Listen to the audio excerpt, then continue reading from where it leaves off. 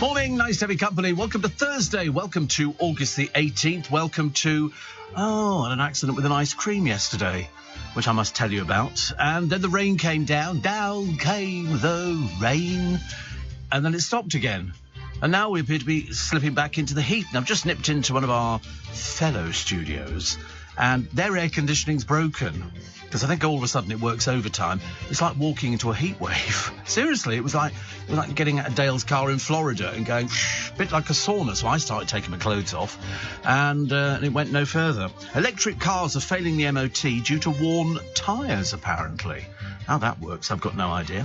Gemma Collins, the new University Challenge host. Only joking. Don't want to raise her hopes too much. No, the bookies have put 100 to 1 on her being the new universe, so I think fairly safe in the knowledge that she's not going to get anything at all. And pollution in the sea. 52 bathing spots, pollution, sewage. I mean, you seriously can't believe it. Plus Mariah Carey claiming she's the real queen of Christmas. And Darius, they've now said, found dead in the flat opposite the hospital. Also opposite a tree, opposite a park bench, opposite the road. I mean, they're trying to link the papers to the fact that he was opposite a hospital. So maybe he had an illness. No, he went over there, apparently, because he was going out with a girl who lived in the area. So he moved over there. Had nothing to do with the hospital at all. As I said, that's why I joked about, and he was also over the road from a tree, over the road from a manhole cover, over the road from other people. I mean, in America, because remember, there's no NHS. It's all fee-paying. You go into hospital, they want to see your insurance. No insurance, nothing. They're not doing it unless you've got a credit card. It's like going private hospital over here. You go to a private hospital, first thing they will ask you is, how will you be paying for this? And a lot of people pay on medical insurance. Some people pay cash. Some people put it on credit cards. But that's what they will say to you is, how are you paying for this? That's their very first question. But so you get exactly the same treatment as in the NHS. It's just that you get it quicker. So if they say it's a 3-year wait on the NHS, week in a private hospital. A week. And it's lovely. I mean, I thoroughly enjoyed my time in it. I really did. I spent all my time watching television, dozing, doing bits and pieces. You had your own bathroom, and it was, eating. The eating bit was the best bit. But all their portions are sort of worked out for you. So, yes, I've been sent a book. It's a lovely book, actually. When I first looked at it, I thought, blimey, I mean, are you going to manage to get mileage out of this thing? He has. And the foreword is by Matthew Kelly. So it's something to do with theatre. So I'll tell you about that a little bit later on. And, God, I said, there's no end to it today. In fact, 2 other things very quickly. Firstly, I've got a little competition for you to win a car. OK? Not just any old car. I'll tell you about that a bit later on. And I'm not here tomorrow because I've got to go and do the speed awareness course. So somebody's got to do it. So I lose the money. But then yesterday I did get my money and I got my pension. 2 exciting things in the same day. And we get paid again very shortly. So it's all looking, but I imagine I've got a VAT bill to pay. So we shall eventually get there. Mariah Carey's in all the papers. She claims she's the real queen of Christmas. No, she's not. Bing Crosby's the real queen of Christmas. And, you'd be anything you like in America. Who cares? You can't sort of differentiate. It's, you could be whatever you want. King, queen. Darlene Love is the real queen of Christmas because she was part of Phil Spector's Wall of Sound. Mariah Carey has thieved the title. Mark in Purley says, no trains today, so I'm not on the 0501 from Purley into the city, starts Brighton 412. Let them strike, I say, makes zero difference to me in the slightest, and they will do themselves out of a job. Well, we've all learned how to do it. So today, there's no trains, but there's buses and tubes. Tomorrow, which is Friday, I have to get this right, I want to get it wrong for you. So we'll just have a quick check, and then because I'm not here tomorrow. So it does make a difference because I have a motor vehicle and I can put petrol in the car and get from A to B, which is just as well. So today, it's a case of it's a national rail strike, but there's tube trains and buses running. Tomorrow, tube and bus strikes in London. And trains? No, so trains are running tomorrow, but they'll start later. If, of course, you can get there, because if the buses are striking, how are you going to get there? And on Saturday, the national rail strike around the country and the bus strikes in London continue. So tomorrow the trains will start a bit later and it's tube and bus strikes. Okay, you will be remembering this because I'll be reminding you throughout the programme. So yesterday it was quite muggy, and there's a shop on the corner in Twickenham at Cross Deep, and it's a cafe. And their coffee's quite nice, actually. I've had that a few times. Very nice indeed. And they have ice cream. They always go, it's a good day for an ice cream. So I thought I'll have an ice cream. And it's £2.50 a scoop, which is, we hadn't had the rain at this time. It had just sort of clouded over a bit. So I said I'll have 2 scoops. 2 scoops. Now, I think he misinterpreted 2 scoops as being 2 separate cornets. And they charge for their cornets. So anyway, before we knew where we were up to £6. But I didn't have £6 on me. So he said, what have you got? I said £5.50. So I'll take £5.50. So anyway, so the girl she does 1 scoop, and then she goes to get another cornet. And I said, because she didn't go to get the cornet straight away. She gave me the 1 scoop of vanilla, because I'm very bland. And she sort of gave it to me. And I said, is that 2 scoops? Thinking, didn't look like 2 scoops to me. And so she said, oh, you want them on the same thing? I said, yeah. So anyway, no, I didn't think it was that weird anyway. So I had the 2 scoops. She gave me the thing wrapped in a thing. I was right by the door. I turned there, and the cornet collapsed in my hand. And my ice cream fell to the pavement. My 2 scoops of vanilla. So I said, are they very old cornets? Because if they're very old, they haven't used words, they go brittle. And this thing was one of those, it didn't look like a normal cornet. It was sort of like what I call posh cornet. And it just crumbled. So my thing was on. So the manager said, oh, how did that happen? I said, well, it just fell apart. It just fell apart in my hand. I didn't do anything. I just sort of picked up the cornet from her. And so anyway, so she said, was it 2 on 1? I said, yeah. I thought, perhaps I've ordered something unique. And so I said, yeah. So anyway, they gave me another one, and I just sort of toddled off into the distance. Another 2 scoops, yeah. And I was so careful with the cornet, thinking I don't want another one to break.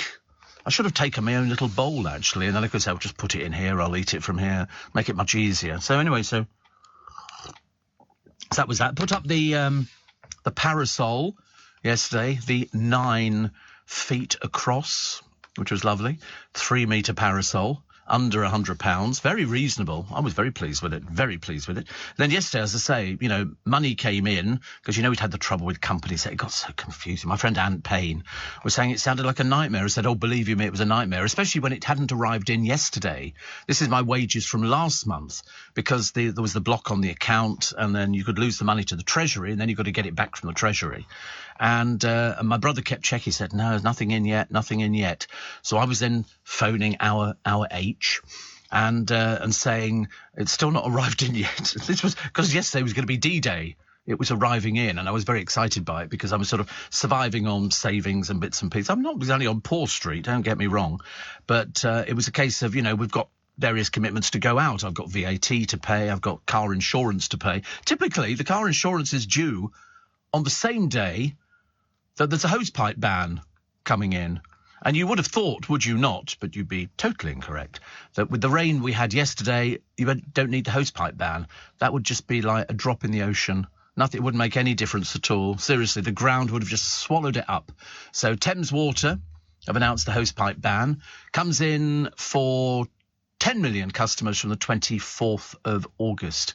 So it's next Wednesday. But that's all right, because my plants are just slowly reaching it. It's like the street baskets you see in the street. You can see that they've reached the end. They've used up all the soil in the baskets and things like that. They've had a good innings, and I shall probably take one more picture today. And it should be fine. And then it doesn't matter, because then I clear the pots out. It takes about a week to clear them all out, because there's so much of it. Throw it in the bin. And then it gets recycled somewhere along the line, I don't know where. And I got rid of the other parasol in the bin as well. But it's quite big, the parasol. It sort of sticks out over the top of it. It didn't make any difference. And then get ready for winter. And I don't know what I'm going to put in winter. Normally it's winter flowering pansies, because they're the easiest things to grow. And even if it's freezing cold, they tip over. Then by the time they've got a little bit of sunshine, boom, there they are erect again. Marvellous, isn't it? Anyway, so, I mean, you look at them, they're pretty, aren't they? Winter flowering pansies. Yes, in the winter, yeah. They're very hardy. I mean, they really are they survive on very little water. Even if they do start drooping and going a bit limp, a splash of water, and there they are up, right in front of you. Look at that, by Jove. And they're such pretty colours. Such pretty colours. David and Tracy. Oh, look at all. I quite like them. I don't know whether or not to get... look at those ones on the bottom there, the purples. They're so pretty. That's, blooming pansy, Den Garden. They're really nice colours. Very clever. And so cheap. So cheap. We don't need summer plants. You can't put summer plants in winter. So David and Tracy had a walk around Costco, and the Christmas trees, lights and ornaments are out. Well, God, well, they would be. It's August. When did you expect them to sell them? Christmas? No, absolutely not. Somebody wrote to me the other day and said, I think you'll find you're incorrect. You know, when we do our transfer from centigrade to Fahrenheit, simple method, double it, add 30. And, of course, the pedants out there go, I think you'll find that's not exactly accurate. It's supposed to be sort of double it and add 30 makes it 90. But, in fact, really, it's 86. And you think, oh, who cares? Can you tell the difference? Of course they can't. They're just pedantics. You know, very important news. So I always like to really wind people up on that one. Ian says, I've got vanilla, chocolate, salted caramel and strawberries and cream. Wow. Do you know what I'm going to go for, Ian? Vanilla. What are you going for? You like... Yeah, no, vanilla today, Ian, please. Thank you very much indeed. We haven't had vanilla, have we? This will be our first try of the vanilla from Haagen-Dazs. Ooh, can't wait for this. I bet it's delicious. Thanks, Ian. About 6 a.m. this morning, so if you're one of those curtain twitchers, we're going to be eating ice cream on air. So don't bother writing in. We just blank you. And it means, because you're obviously somebody who's sort of basically under the doctor and the local NHS community care in the system. So you will get Christmas lights, trees and ornaments out, of course. In the same way I told you, I think the British Heart Foundation in Twickenham, they've had Christmas cards on sale for the last week and a half, 2 weeks. Because, we might as well be like America. Have it out all year round. Who cares? Who cares? Why not deck the halls with boughs of holiday? And the people who moan about it are the people who sit there going, I'm not going to waste my money on Christmas. It's going to be like that. Mind you, this year you won't have any money to waste. It's going to be that bad. So why not see the things you can buy now and then sort of look at... I shall be going to Costco today, I'm telling you. I will. I'm not going to buy a tree. I don't need a tree because I always have a real tree from Paul Cooper. Actually, on the subject of that, I've got another story about there. And this is to do with... Twickenham's parking. Seriously. The council have lost all sense of reality, and we'll tell you about that in a moment, and about this new book, which is to do with theatre, but it's an unusual aspect of theatre. You won't have heard of this before, because I don't think anybody's ever written a book on it, and it's a really in-depth book. Really. 18 minutes past 4. 18 minutes past 4. I should cocoa. Nice to be company today. It's Steve Allen's Early Breakfast. It's Thursday, August the 18th. So still to come, you can win a car. We've also got this new theatre book, but unlike any other theatre book you've ever read. Seriously, I'm looking forward to sort of ploughing through it. It's going to take me forever. Seriously, it's a big book. It's got 300 pages. Yeah, you got some sort of pictures in it. Look, it's seriously in depth. So we'll tell you about that as well, and it's been signed to me by the author. And what else do we have? Oh, the medieval cure for gout. They found one of these books where if you've got gout, I'll do the Twickenham parking for Paul Cooper. This is a really where the council are so short-sighted they can't see past the end of their noses. And so the medieval cure for gout, they found a book. First of all, take 1 owl, bake it, and grind it into powder. Owl must be thrilled to bits. So anyway, we have lots of shops in Twickenham because we have a Tesco's, we have a butcher's, we have the fishmonger, we have all sorts of people, and they have lorries, and they park up on the pavement. Not in the fishmonger's case, but all the other shops. Tesco put a big lorry there, which blocks the high street, and they don't seem to get any parking tickets. However, for Paul Cooper's shop, they have opposite their, or sort of adjacent to their shop, they have parking spaces. There's disabled and then there's loading. And they go to market first thing and they have to load and then unload and then they use the van. It's a big, long wheelbase transit van. They get, no, not the front of the shop, but the side of the shop on a little tiny road there. And they get a parking ticket every day. because the council say the vehicle's there all day. And they said, well, we need it there all day because we have to go out and do deliveries and everything else. They're so short-sighted, the council, and they're really not interested in local businesses. They basically go, stick two fingers up to them. So they keep getting tickets. So Paul Cooper's shop keep contacting them on email, because they hide behind emails, saying, oh, it's been going on for ages. Saying, but where are we supposed to park? And their response is, well, you know, if you are parked illegally, then you will get a ticket. And they keep saying, but where are we supposed to park? You know, you've got huge lorries from Tesco's parked halfway up on the pavement. There's lorries halfway down there when people nip it. Never get any tickets. Never get any tickets. They're a local business, and yet they seem to be bending over backwards, the council, to please the big businesses. They're not helping the local people at all. And so they said, well, put it in the car park round the back. He said, I can't get it in the car park round the back. It's a long wheelbase. It'll be sticking out. I'll get a ticket. We're back where we started. And also, you can only park there for 3 hours. They're there for 11 hours. And it doesn't actually cause any... I don't know who's being upset by it. Obviously, some little minion in the council, like that, you know, to really make it difficult for local people. You know, if you've got a business in Twickenham, you're basically screwed by the council, because to get your deliveries in, you've got to sort of do the deliveries, then sort of magic the vehicle away. I don't know how it's working. It's over £100 for a ticket. I think it's Richmond and Twickenham Council. And you know how mealy-mouthed Richmond Council are. And yet they have loads of lorries in their high street offloading and unloading during the daytime. Nobody gets a ticket. Nobody gets it. What are they operating? Some sort of cartel? Is there some sort of system going on that I'm not aware of? Because many's the time I've been on the bus, you go into Richmond and you have to go round somebody because somebody's parked on the side, or a disabled person. You know, there are usually time limits for loading, but it's just an inconvenience. And because Paul Cooper it's a shop that opens at 6 a.m. in the morning, you know, the traffic wardens just wait and stand there and write out a ticket. They're a bit thick. They don't even live in the area. They're brought in from the outside. Mainly, mind you, there used to be some guy in there years ago. He was really nasty as a traffic warden. People used to beat him up. So I wouldn't encourage it. Well, he's dead now, so it doesn't make any difference. But to be honest with you, he would ticket, you know, straight away. He was really... They obviously have quotas to hit, and the local council go, get out there and get some tickets. And unfortunately, Richmond and Twickenham Council are a bit inept, I'm afraid. You know, if it's got a big name business on it, they're a bit scared, like little girls. But if they're dealing with local businesses, they're not very helpful at all, actually. Could be so much better. Could be so much better. So they still haven't given him a solution. No, they hide. They keep saying, listen, come down to the shop. Show us where we're going to park. Show us where we're going to park. Directly to the side of their shop is where they offload the lorry. Oh, it's not a lorry, it's a big wheelbase transit van thing. You know, show us where we're supposed to park. They say, of course, if you park illegally, we'll get a ticket. And you think to yourself, oh, for God's sake. Carolyn says, Steve, at Spitalfields Market yesterday, I had a humble crumble. What in God's name is that? £6, it was amazing. Blooming well should have been for £6. A humble crumble. There it is. Oh, it's artisan.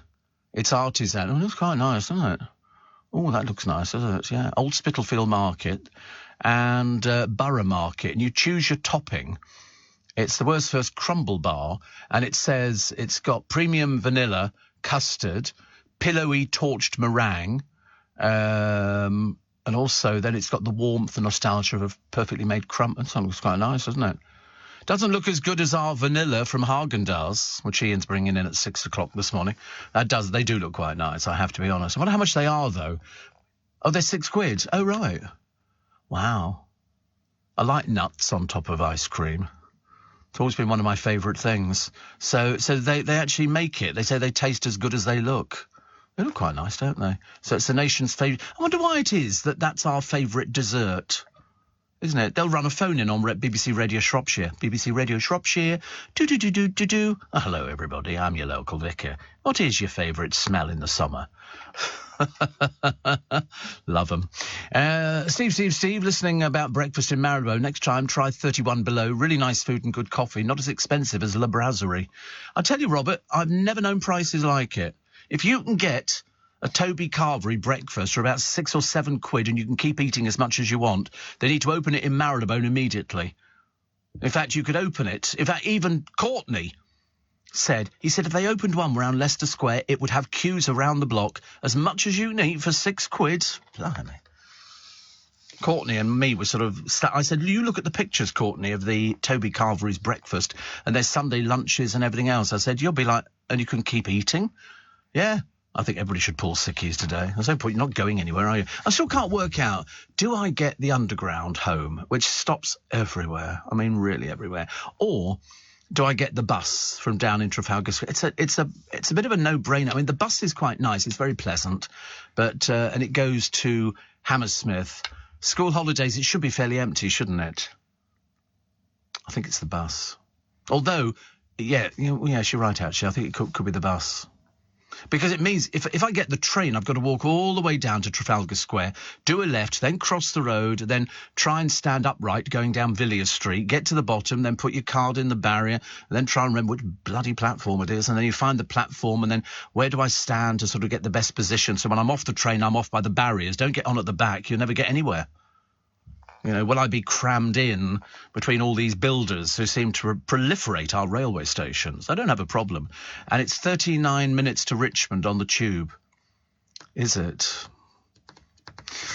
Oh, dear. See, it's cheap. Well, it's cheap. It doesn't take very long. I'm never... Out of the way you put in 7:15. I'm not going to make a 7:15 train. I don't finish till 7. What am I going to do, run?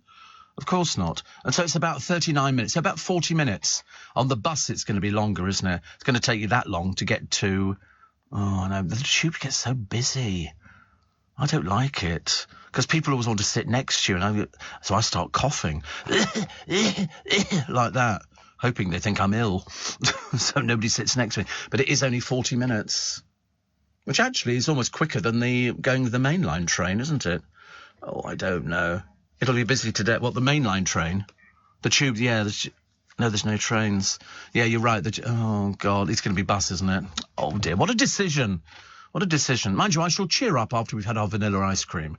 I think that was a very magnanimous decision that we made there, vanilla ice cream. We've never had Haagen-Dazs vanilla, and I'm expecting it to be absolutely... I wonder how many ice creams Ian eats on the way round. Do you think he's got a little refrigerator right in the front? And he just sort of says, I think we'll try this one, strawberries and cream, which is very nice indeed. So now I've sorted out, I can go to Costco today and have a look at the light. Actually, the lights in Costco are not particularly brilliant. I've seen lights before, and they're not particularly brilliant. They're okay, but they're not. They do the same ones every year. It's the ornaments. But where do you start storing all this stuff? You know, I do like the Christmas tree ornaments. I mean, some of you could go mad, couldn't you? Absolutely mad. Steve, I hope you are well, says Kevin in Chester. I think you should try crumpets with butter, orange marmalade, and then some sliced cheese on the top. Can't do marmalade. I'm diabetic, Kevin. I would absolutely keel over with marmalade because the key ingredient, apart from the fruit, is sugar. You know, doesn't do me well at all. And another Kevin... Is everybody called Kevin today or something? Obviously missed out on this one. Had your favourite yesterday, 2 crusty bacon rolls from the best bakers in London, Wenzel's. They were delicious. They do keep opening new branches, so I do hope Peter Wenzel is listening to this. Go and have a look in Twickenham for a site. Yeah, look at that. Oh, look. Oh. A bacon roll with sausage and a hash brown in it. That's a bit nice, isn't it? That's a nice-looking roll as well. That's a nice... He said, I do love how Will Guyatt always gives you a little mention every week on his chat with Darren just before you start. Well, he would. He's cuz. He's sort of cousin, so, you know, he has to mention me because otherwise we have a bit of a deal.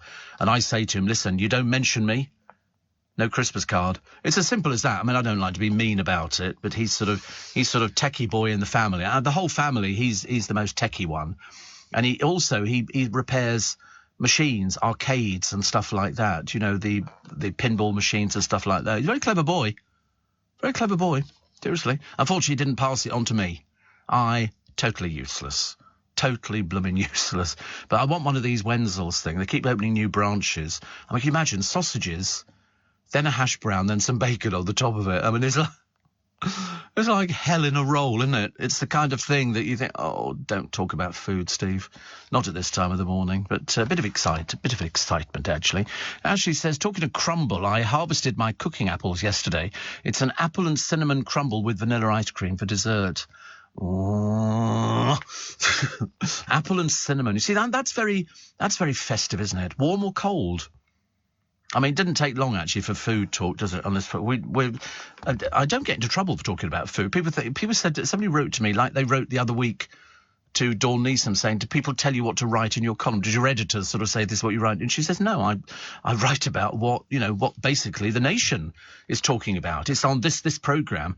We only do stuff that people talk about in the newspapers, or people write in and say, oh, did you ever see this on television or whatever? We only deal with things that to do with the members of the public. I don't do any self-indulgence, as you know. I can't do anything like that. It's not my sort of thing at all. Wouldn't make it the same sort of programme, would it, really? Daisy says, with all the rain, was it enough to fill the water butt? No, I filled the water butt the other day. Now it's overflowing. But I've filled up 2 watering cans in case we get more rain today, so I've got a full water butt and 2 watering cans full, so I could keep them going for about another few days. Here in the UK, we sell amazing products and services the whole world wants. At the Black Farmer in Devon, our produce is enjoyed on both sides of the Atlantic. We're McKinnon and Saunders from Manchester, and our puppets are watched on 6 continents.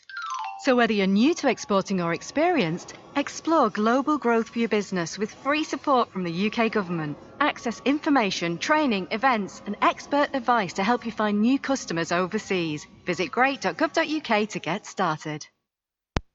Steve Allen on LBC. Text 84850. Morning, Sula says, Steve, Haringey, Barnet and Enfield councils are the same. It's like they're going out their way to destroy small businesses. But it's a case of it's not causing any harm at all for them to unload. They've been there for donkey's years, longer than some of these people at the council have been alive. And you think to yourself, so, I mean, what is the problem? It's like, you go and park in some car parks and they go, it's only 3 hours or something like that. And you go, what for? Why is it only 3 hours? Why is it not as long as it gives somebody else a chance to park there? But in the case of Paul Cooper, it's a case of who else is going to want to park there and unload? There's nothing else to want unless they're unloading stuff for the vet, which is next door. I mean, it's just ridiculous, but they won't meet people. They do it all hidden behind emails. It's really not good business at all. Kay says, no tube trains in or out of Richmond today. Last stop, Turnham Green. I know. In fact, we've just checked that. And somebody says, Steve, I wouldn't risk the district line as it runs on sections of track shared by normal trains near Richmond, and the network risk signallers are striking, so likely to be affected. Yeah. So district line, no service between Wimbledon and Parsons Green and Richmond and Turnham Green due to the National Rail strike. Good service on the rest of the line. And Joanne Webb will keep you posted. So, but people will still get on the trains, it doesn't matter, because just imagine that you're over here on holiday and you don't really speak the language. You're not going to have the faintest idea. It's like sometimes you see people sitting on a bus and the driver said, this bus terminates here. And they sit there like lemons. You feel like saying, get off the bus. It really is just ridiculous. Steve, I've just had 2 sourdough toast with butter and Co-op orange marmalade, says Reggie.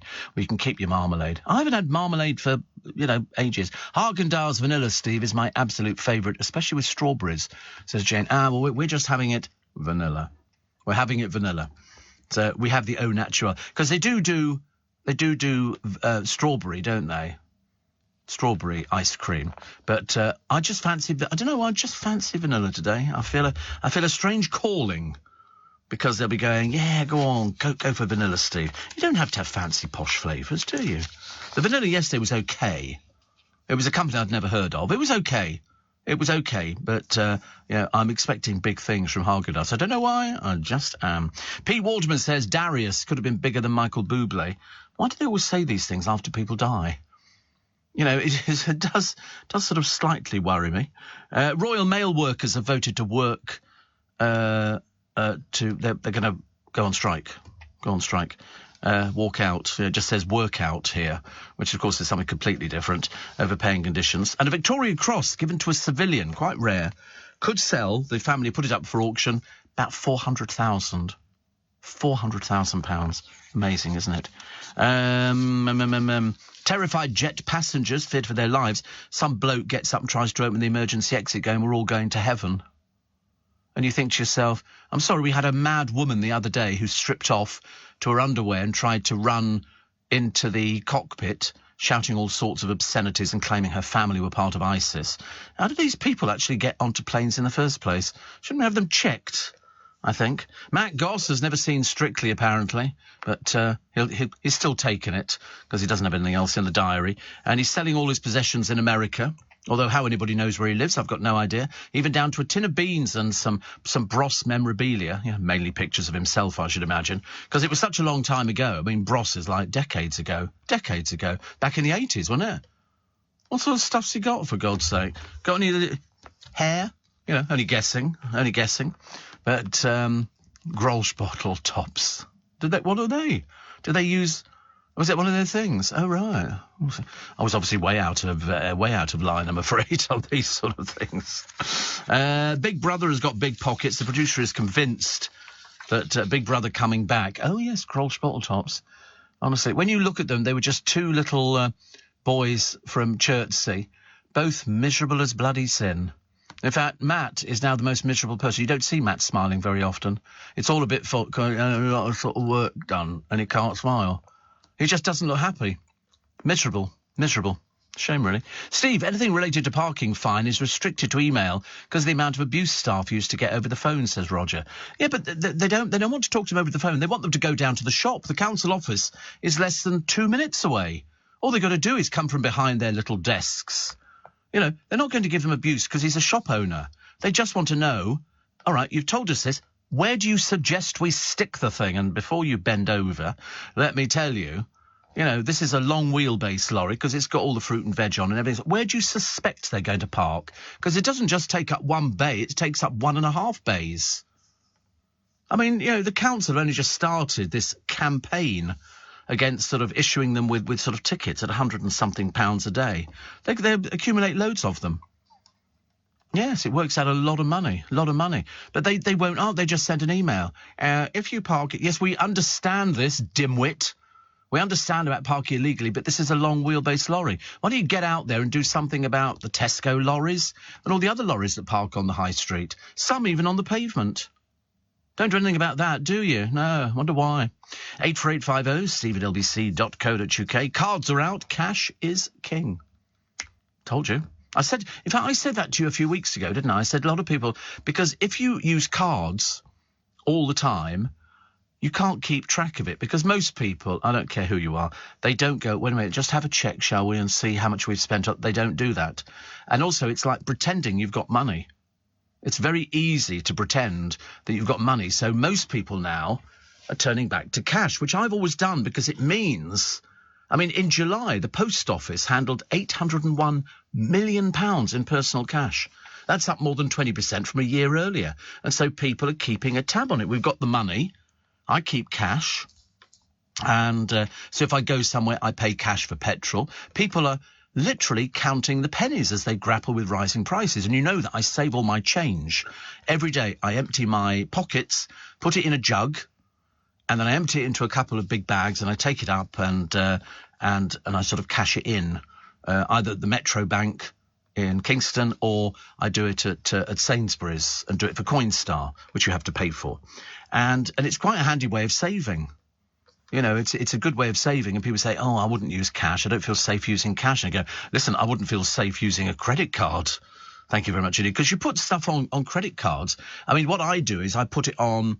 If I'm buying stuff over the internet or on the telephone, which I do quite frequently, I put it on PayPal, and I can see it coming out of the account straight away because I've got the app which has got all of my different accounts on there. I mean, loads of banks have very good apps, but I spent ages looking at mine. So, in fact, when my pension came in yesterday, I'd completely forgotten about it and completely forgotten that they pay at this time of the month. And I sort of looked at it and I went, I wonder what that is. And I clicked on it, went, pension. I went, oh, good. It's like free money as far as I'm concerned. Gary, who's from Leicester, he says, Highside Motorcycle Transport. He's delivering motorcycles in Chelmsford and central London today. He says, I love listening to you in the morning. See, if you still had your Piaggio Hexagon, you wouldn't have the issue of how to get home. Oh, I would. I mean, I was an accident waiting to happen. I'm frightened to death of them. And when it rained, it was even worse because every white line down the middle of the road became like a skid patch. I don't know how people can nip in and out of traffic and stuff. Me, no, absolutely. I stick right behind them on the road. I'm not messing around with anything at all. It was quite powerful, I thought. Quite a powerful machine. And it was lovely, but not for me, thank you very much indeed. I need Well, you do need to do a test. What they do, all these people driving around with L plates on, most of them are illegal. Because you can drive for so long on an L plate, then you're supposed to take your test. So what they do is they go, oh, no, I've only just started riding it, and all this kind of stuff. So all the people doing deliveries for all the different companies, mainly, and also, have you seen these people who are literally, faffing around with your food? It's, I don't know, I wouldn't want my food anywhere near them, thank you very much indeed. Steve, Haagen-Dazs vanilla is my favourite. Thank you. I'm looking forward to it already. Prince Charles has launched his own perfume. It's in conjunction with Penhaligon's. We love Penhaligon's shop in London. We've been in. I don't know what it's called, actually. It's 152 quid a bottle. So it's obviously appealing to the lower end of the market. Because my Creed Aventus, the small bottle, is worth more than that. But anyway, it's just, I do like Penhaligon's. They've got all these old-fashioned bottles in there. And the shop in Covent Garden is lovely. Wooden floors, testers, lovely candles. They're not cheap, the candles, and they're not cheap all their other bits and pieces. But I do love the shop. It's very nice. It's very old-fashioned, and people like going in there and sort of buying lovely things. So people will be buying this one here, and it's Eau de Parfum, and it's called Highgrove Bouquet. What it is, let me just explain this before you start thinking that it's okay, it's a little bit. It's a money-making concern. He will sell it, and he'll line his pockets with it. It pays homage to Highgrove Gardens. Ever been? Me neither. And it boasts notes of geranium, lavender, and weeping lime. Weeping lime, have you heard of that before? Weeping lime. I don't want to go into a bottle. Oh, pull yourself together. I don't want to go in there. So they've linked up to produce the scent, chosen by Charles, 73. This new scent will pay homage. The Highgrove Bouquet Eau de Parfum. I must go and smell it, actually. And also the packaging is made of 100% recycled and recyclable paper. Lovely. We do like Penhaligon's, though. It's a lovely shop. Lovely shop. They used to appear on the television doing, I think, QVC, and they do lovely stuff on there. And it was really nice, but I've not seen them for ages and ages. The Super Bowl's moving to ITV. Vernon Kay will be fuming, but because they didn't ask him to be the presenter of it. No, I'm not into the Super Bowl. I don't understand the Super Bowl.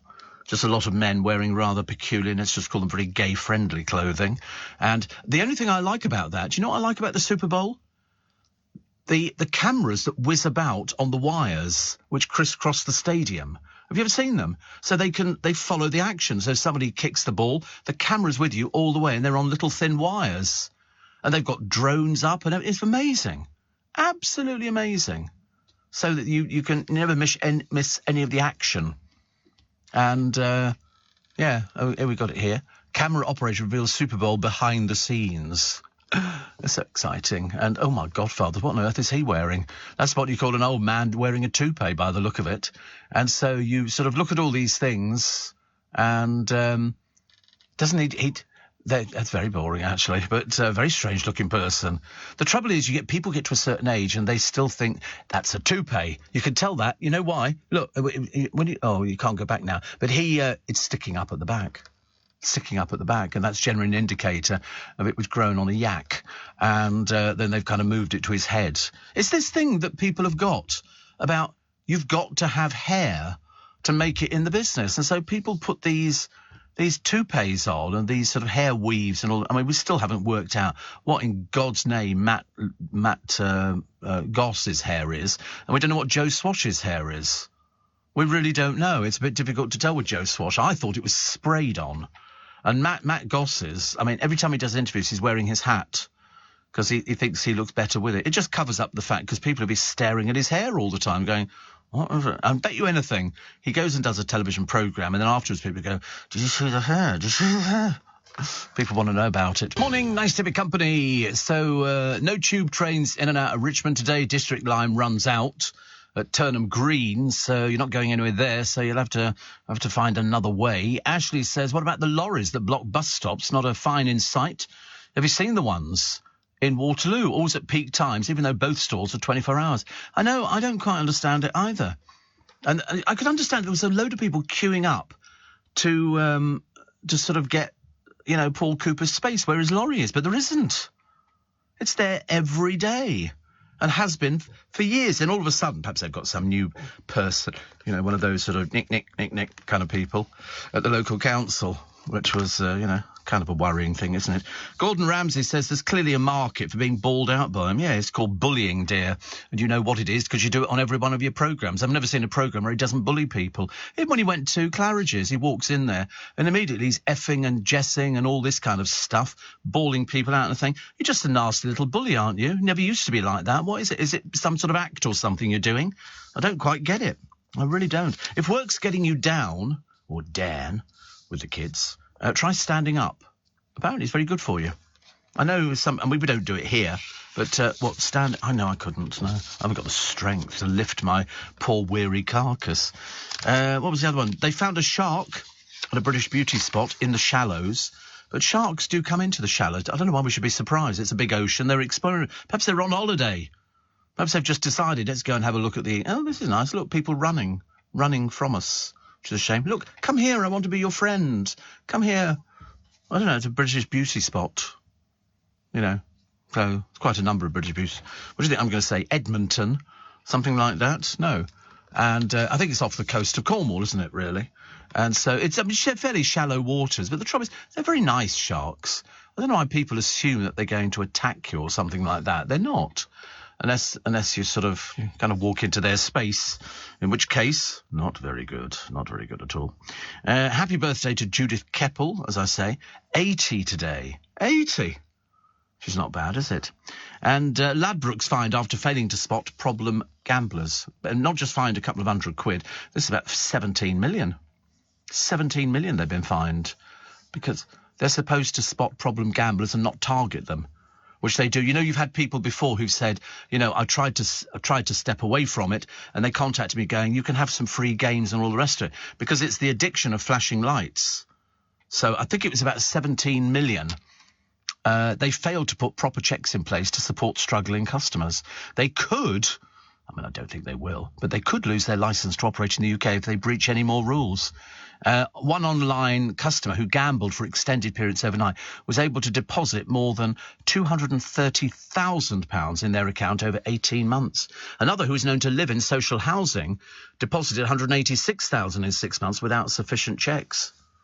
These are people who have a problem with gambling. And once these companies target them, they offer... It's like you go to Vegas, as we said the other day. If you're going to be, you know, a gambler who really is going to push the boat out, they will supply you food, drink, accommodation. They'll do anything to get you to gamble.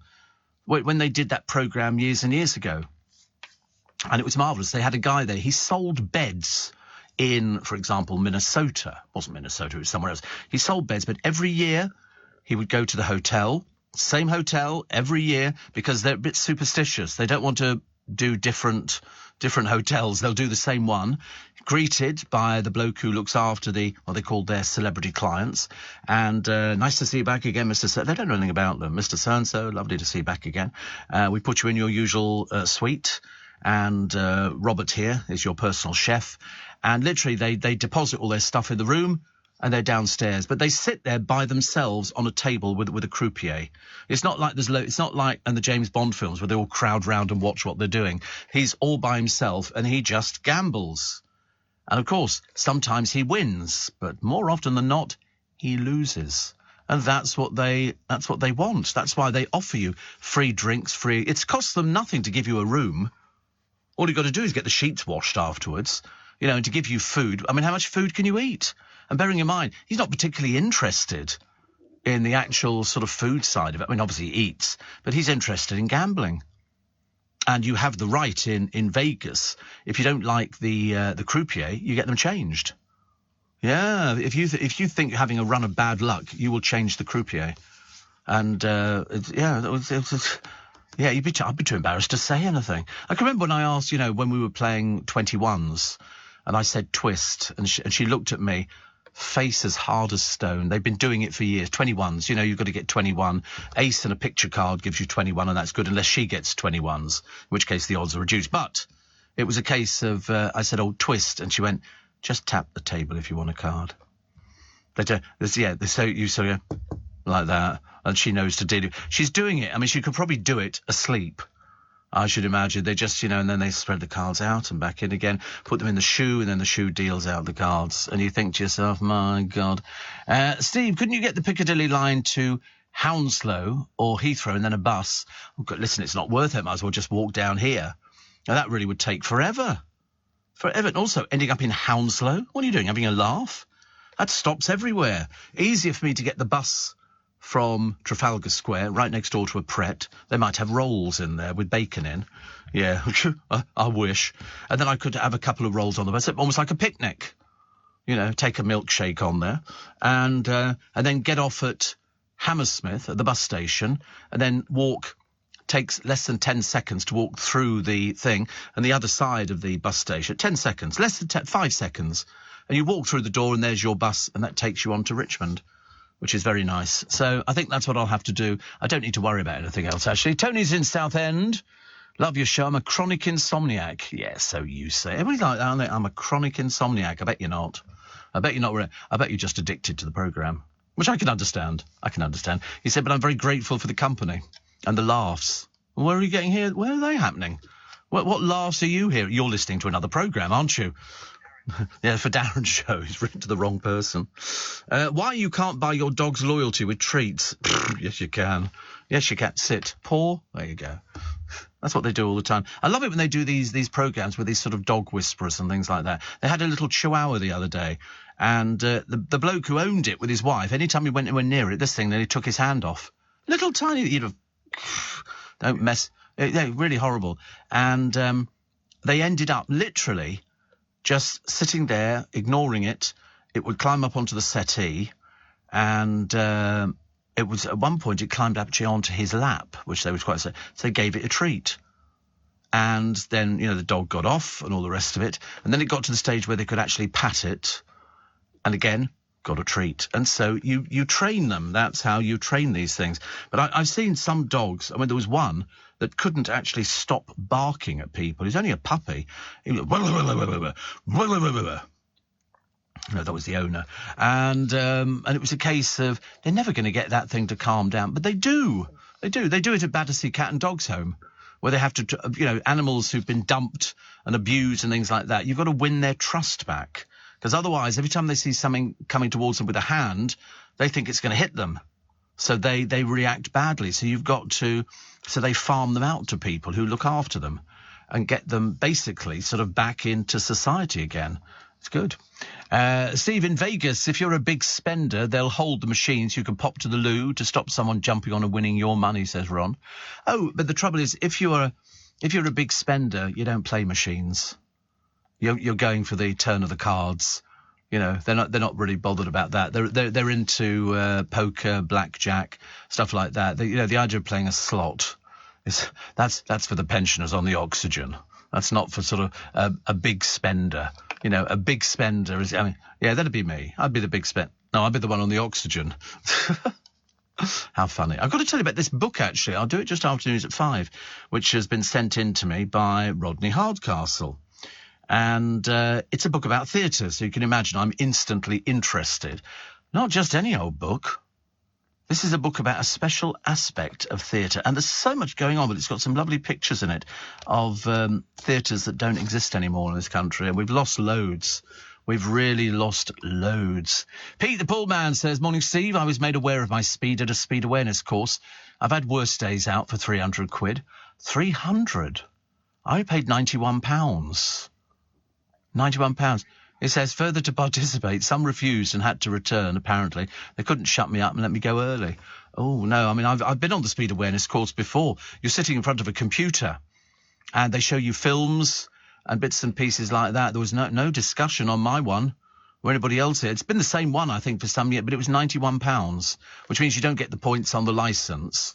But no, they sort of show you scenarios. Sometimes there'll be a woman pushing a pram on the street and then she just steps out into the road and they're looking for your reaction to it. How quick were you to react? Were you too late? It gives you scores.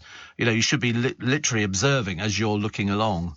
It's difficult, really. So how on earth did you pay £300? How on earth did you, as I say, it's 91 now. Yours must have been a long time ago. But I didn't pay even £300 last time. Did you ever get the Pret a Manger monthly offer, and is it worth it, says Ron? I didn't get it, but it's got to be worth it. It's so cheap for what it is, and you can have, it's up to 150 drinks a month for, what is it, like under 25 quid or something. I'll give you the details the other side of the news, because I thought it was the best value ever. Fresh coffee, all their other drinks, the subscription, there you go.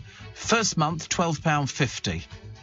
That's £12.50 for up to 150 barista-made drinks. And that's not only coffee, organic coffees, teas, frappes, hot chocolate, more, smoothies, all of it. That's all included. I mean, for £12.50, blimey, you'd spend that if you bought one drink, every couple of days. You're way ahead of it. So, not, but I think I'm going to have to. I think so. Are you receiving tax credits? If so, this message is for you. Tax credits are coming to an end, and most people will be asked to apply for universal credit instead. The Department for Work and Pensions is writing to tax credit claimants. You won't be moved automatically, so look out for your letter explaining what you'll need to do and by when. And there's also lots of support to help you make the move. Get ready for your universal credit switchover. Search Understanding Universal Credit today. Eligibility criteria apply.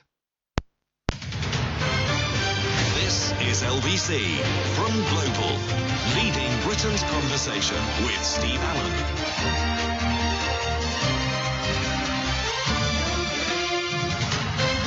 Morning, everybody. Nice to have your company. 3 minutes past 5. Steve Allen. Oh, wait a minute, sorry.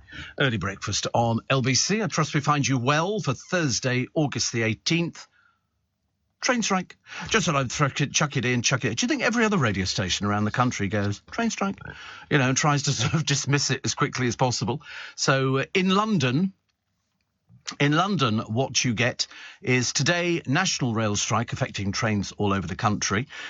Check the tubes. They might not be going to where you think they're going to be going.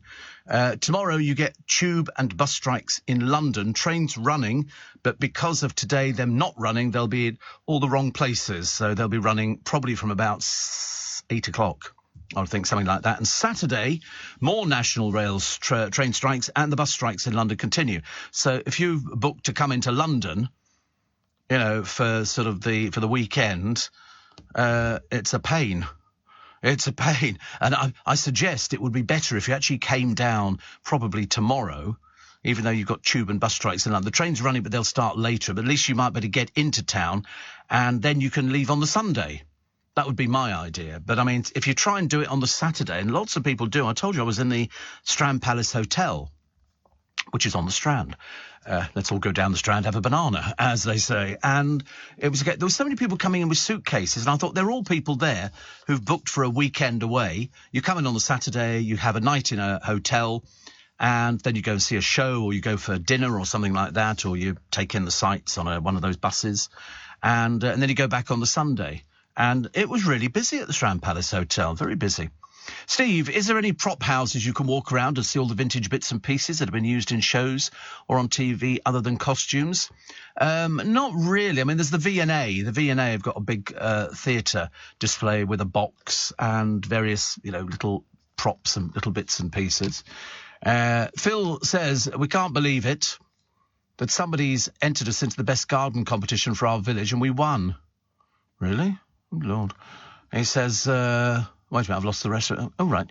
He says, we won the best small garden space and said we brighten up the street. We get a trophy and a voucher. He said, I'm very grateful for your Tomorite tip as they're fed every Sunday.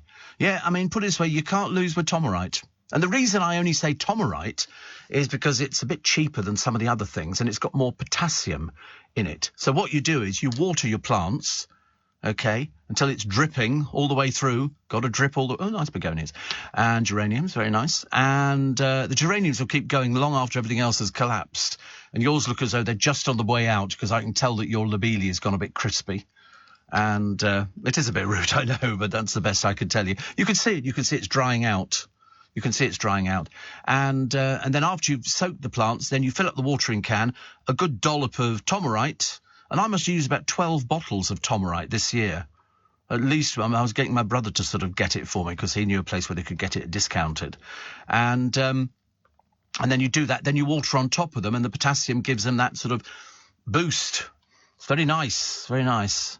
Yeah, nice dog, halfway in and out of the window by the look of it, or a door. Could be the door. Steve says, Shane, I did a speed awareness here in Sydney, $400. Well, perhaps I got a discount because they like the sound of me or something like that. But mine was only £91. Only £91. And they've sent me 4, count them, 4. I've had 2 texts and 2 emails saying, hello, Stephen, looking forward to seeing you. I don't think there'll be anybody there. There's a blooming strike. I don't know how people are going to get there, especially, I don't know where they're coming in from.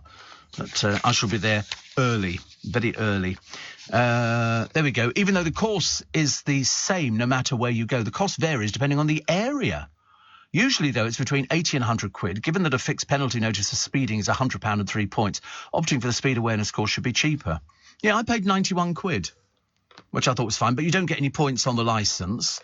And I'm going to take sandwiches and probably a drink of some sort. Why not? I'm going to be in there for blooming 3 hours, for goodness sake. But definitely sandwiches. I might go coronation chicken. I don't know, actually. Whatever I can drip onto the computer. But I seem to remember from last time there was about 20 of us in a room. I don't think there's going to be that many this time around because you can do them from home. You can do them from home. Oh, so here we are. Oh, this is interesting. This is the fees. They're all roughly the same, actually. Between 88, Avon and Somerset, Bedfordshire, Cheshire, they're about 80 to 90. Hartlepool, very cheap in Durham, 73 quid. There you go. Look, Powys, £92, £90 in Essex, £95 on Humberside, £91 London, Drive Tech. That's what I've got, 91 quid. And the rest, they all seem to be about much of a muchness. You know, between 80 and £100 seems to be. No, not 300. No, we've never had that at all. But it's that you know they've offered. You don't negotiate with them. They tell you if they can offer it to you, so you don't get any points on your licence. So in keeping with it, I suppose it's actually quite good value. You know, if you look at it like that. I mean, I'm looking forward to it really. I mean, only because I'm taking a sandwich and a cup of tea with me. And I shall wander in there. Hello, good morning. You know, say hello to people. I wonder how long it'll be before somebody says, you Steve Allen. So that's it. You sit there and it's like being back at school. You're sitting in like a classroom. They will have rented a room at this particular hotel. And because they do them in either tower blocks or hotels or things like that. This is a hotel. And my one, there was about 20 of us. And you've all got computer screens. And you've got the person at the front who talks you through it. And then they start showing you, yeah, there's a break. You know, but because you can't sit there for 3 hours, drive you mad. Can't wait. Yeah, you can go for playtime and a cigarette. Unfortunately not. But you do get a break in it, and you can probably get a cup of tea or something. But it's it'll be 3 hours, so I'll be home by 12, which is okay. And then I can go whoopee-doo and excite myself over the weekend. But I'll have to bring my car into town if I'm coming into town over the weekend, which I don't think I will this weekend. I don't think. But we were looking for the bad weather again. Because after different people, Andy Ivey, who was reading the news for us yesterday, he is in the building today, and he's in Bromley, and he said, we just got a little dribble. Us. It was like a monsoon. So Monday is the next time we're going to get a bit of rain. But the temperature today 25 degrees, tomorrow 25, so double it and add 30, 80. You know, if you want to be pedantic about it, it's about 8. It doesn't make any difference. Nobody cares. You can't tell the difference. Saturday, 24. Sunday, 23. And then up we get Wednesday. You're going to hate Wednesday. 28 degrees. Just under 90. Just under 90 degrees. Thank you. No, thank you. We don't want temperatures like that again, do we? We want loads more water. Faye Barker. Oh, sorry, Faye, hang on. This bloke sweeping. And somebody said, can somebody tell us who he is? Because he's either a complete and utter idiot or he's trying to keep the few leaves. Yes, it's outside King's Cross. And he's there. I don't know if he's a shopkeeper or what he is, but he's sweeping the water away. And yet it should go down the drains. But because the council are very tight and mean and they can't get all the leaves up, and because we've had this autumnal type weather, it's a case of the drains get blocked up. You imagine how much water we waste. Can't you? Couldn't they recycle it? I love the way people are still speeding past him, and he's just basically sweeping water. Yeah. Faye says those speed awareness courses, and she's quite right, of course. feel like a room full of naughty kids in detention. I know. I did do it, Faye, years ago. I did it many, many years ago. And it was like that. But I told you that, or you probably wouldn't remember, but there was a woman at the end of it, and she said, oh, excuse me. And the instructor said, yes. She said, I've just been done for speeding again. Do I come back to here again? And he went, no, you don't. Because you can only do it once. There's got to be a gap between each speed awareness course, and I don't know whether or not it's a 3-year gap or something like that. Don't tell me you've done it as well. I wouldn't believe it if Faye Barker had turned out to be done for speeding. That's the trouble when you're a presenter, reporter and podcaster at ITV News, and occasionally LBC. Ron says, my mother is addicted to listening to your show. Today she's 81, but unfortunately she appears not to have a name. So we have no idea what her name is. Fancy forgetting your mother's name. Goodness sake, honestly. No, you're having a birthday, so you have to sing happy birthday, dear unnamed woman. Happy birthday to you. Doesn't quite work the same, does it, really? Anyway, I got sent a book. I like getting sent books if they're things I'm interested in, and this I'm very interested in. And it's a man called Rodney Hardcastle. And Rodney Hardcastle says, for many years, the Hardcastle household has woken up to your dulcet tones presenting your early morning breakfast show. An excellent way for us to start the day appreciating your light-hearted slant on life. Anyway, he has a fanatical interest in theatre since the age of 8, not as a performer, but as a member of the audience, and being fortunate to experience and appreciate theatre magic for the past 72 years. So he's had a number of theatre articles published in magazines, but he decided to concentrate solely on writing his first book, which is now published. He said, as you regularly speak of your interest in theatres, particularly Chiswick Empire, hope you may be interested in my book. And it's not just a book on theatres. This is a book on the history of British theatre fires. And it's called Fire, The Theatres on Fire. And it's about 300 pages. And it's I was going to say little writing. There's an awful lot of work gone into this. And there's pictures of the inside of the theatres and when they had their fires and how it affected people. I mean, it really is quite amazing. He said it concentrates on the many fires experienced by 18 theatres in the UK, including the Chiswick Empire, and he's done anecdotes concerning each theatre under the section Did You Know? He said it's available from Amazon, Waterstones, WH Smith, Foyles, or direct from the publisher, which is www.ypdbooks.com. And it's only $12.99. I mean, there's so much work gone into this. I mean, seriously. I mean, a serious labour of love.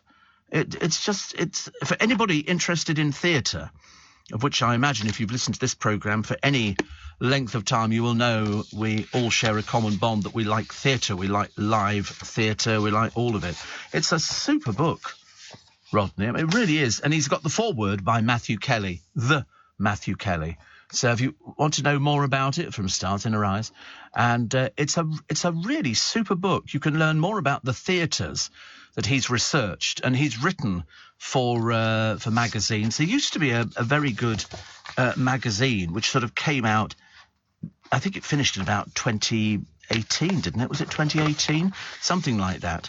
And again, you know, some of these webs. I used to subscribe to a lovely website which was about circus. And again, they don't get enough people who subscribe to these things, and they have to, for them. It's everything here from the Sheffield Theatre Royal, Sheffield Empire, the Rotherhithe Hippodrome, the Kingston Empire, which of course you can still see in Kingston as you go in. It's opposite a nightclub. It's got Empire written above it in tiles on the wall, and it's now a bar, I think. And it's round. It's very near the bus station. And if you look up, there it is, Kingston Empire. It's another Wetherspoons, is it? Oh, right. But it's, you know, theatres like that. I always get very depressed because the Wetherspoons turn the interior of these places. They try and keep as much as they can. It's phenomenal. On this one, they haven't, but they've kept the tiles on the side of the building saying Kingston Empire. So next time you're there, have a look. It's well worth it. But a great book, Rodney, great book.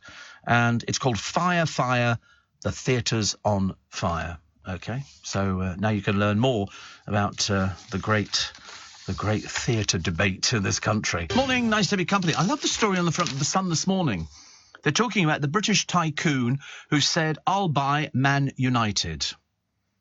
Well, you know, which is a great story because they say crisis club Man United is being targeted for a takeover by one of Britain's richest men. He's called Sir Jim Ratcliffe. I've never heard of him. I've no idea who he is, but he's a billionaire fan. He's confirmed he wants a stake in United.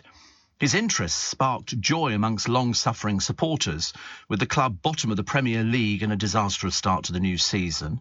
Sir Jim, chairman of the Ineos Chemicals Group, would pump cash into the squad. A spokesman said, if the club is for sale, Jim's definitely a potential buyer. It's not even up for sale. It's a total non-story. It's a case of, you know, if they wanted to sell Tower Bridge and Buckingham Palace, he'd be interested. I mean, it's the biggest pile of rubbish I've ever read. So I'll buy Man United. The Glazers hint they will sell. But they haven't actually said that yet. They're hinting, and a hint is not quite the same. By the way, Ron's mum, who's 81, finally has a name. She's called Anne. So there you go. She's called Anne, so many happy returns of the day. And a happy birthday to my aunt, says Dave. Isabel, who's 65. She's a very special woman. Well, there you go. Dave is in Caerphilly. Well, somebody's got to be. I've never been to Caerphilly, but it always sounds quite nice. Matt Goss, flogging all his stuff, still looks miserable about it, which is a shame. Guess whose birthday today? Victoria Corin Mitchell. Celebrates her birthday today. Producer, big fan of hers, big fan. 51? No, she's 50. And the pop singer Mika. I don't know who Mika is, but I think I do. Yeah, I do, actually. Christian Slater. Robert Redford. Go on, Robert Redford. Go on. 70. Good guess. 86. 86. Wow. No, it wasn't good at all. You're right, actually. It was terrible. That's Caerphilly, is it? Caerphilly Castle. I love a castle. Don't you? Don't you? I love a castle. And you can look into the dragon's lair and all these... and Caerphilly itself. Looks lovely, doesn't it? There's a lot of watering goes on there, I suspect. The town centre in South Wales. And I like the look of that, actually. Looks very nice indeed. Very, very nice. I could happily go there. I think we did go to Wales some years ago, but it was only because we had a caravanning holiday there. We'd sort of all blooming hills up and down. You can imagine drivers stuck behind us pulling a caravan. Oh, sometimes you'd sit there and you'd cringe and try and sort of because people used to hoot as they went past and everything. It was horrible. So anyway, so Matt Goss is flogging everything. But as I say, I'm not sure if he's selling the house. But the dog's not over here yet. He hasn't managed to organise that, so he's obviously very unorganised, I'm afraid. But there's all sorts of loads of things. I mean, why you want a tin of beans that was owned by Matt Goss? I can't imagine, but I suppose there's some people who are desperate enough for these things. The search is on to find the 1972 Rolls-Royce used on the Oasis album cover 25 years ago. Michael Spencer Jones wants to buy the white roller that he shot in a swimming pool in 97. It's got a number plate. Can we try it on the number plate thing and see what it comes up as? There it is. No, the number plate I've got is MDH119K. And yet they put a different number plate on the car. So but it says the car with the number plate has run cold. So do you think there are two? I mean, what they could have done is taken a car which had the number plate MDH119K and put on that number plate for it. They might have done. You can never tell. So MDH119K. See what that comes back as. There we go. It comes up as a white Rolls-Royce. Why are they trying to find it? It's here. It's been untaxed since 93. MOT, no results. And I suspect, to be honest with you, it hasn't got anything with it at all. Hasn't got anything with it at all. And now he's trying to find... No, is that Sio or Sid? Do you think? You put Sio in. Do you think it's Sid? You think it's Sio, is it? Well, we had this trouble the other day, didn't we? Yeah, put Sid in, SYD. Why would you want Sio on there? That doesn't make any sense. Then 724F. The other one, there you go, nothing. I mean, basically the car's been ditched. But it did come back as a white Rolls-Royce, but it's got no markings on it at all. They tell you what the Rolls-Royce is, but it doesn't tell you anything else, I'm afraid. Bit of a shame, isn't it? Sporty Kate, Duchess of Cambridge, and former number 1, Roger Federer, to raise money for disadvantaged children, which is lovely. So that's good news. Keeps them busy, doesn't it, really? And apparently The Economist is in bother. They ran an article asking why Arab women, this is The Economist, are so fat. The Economist.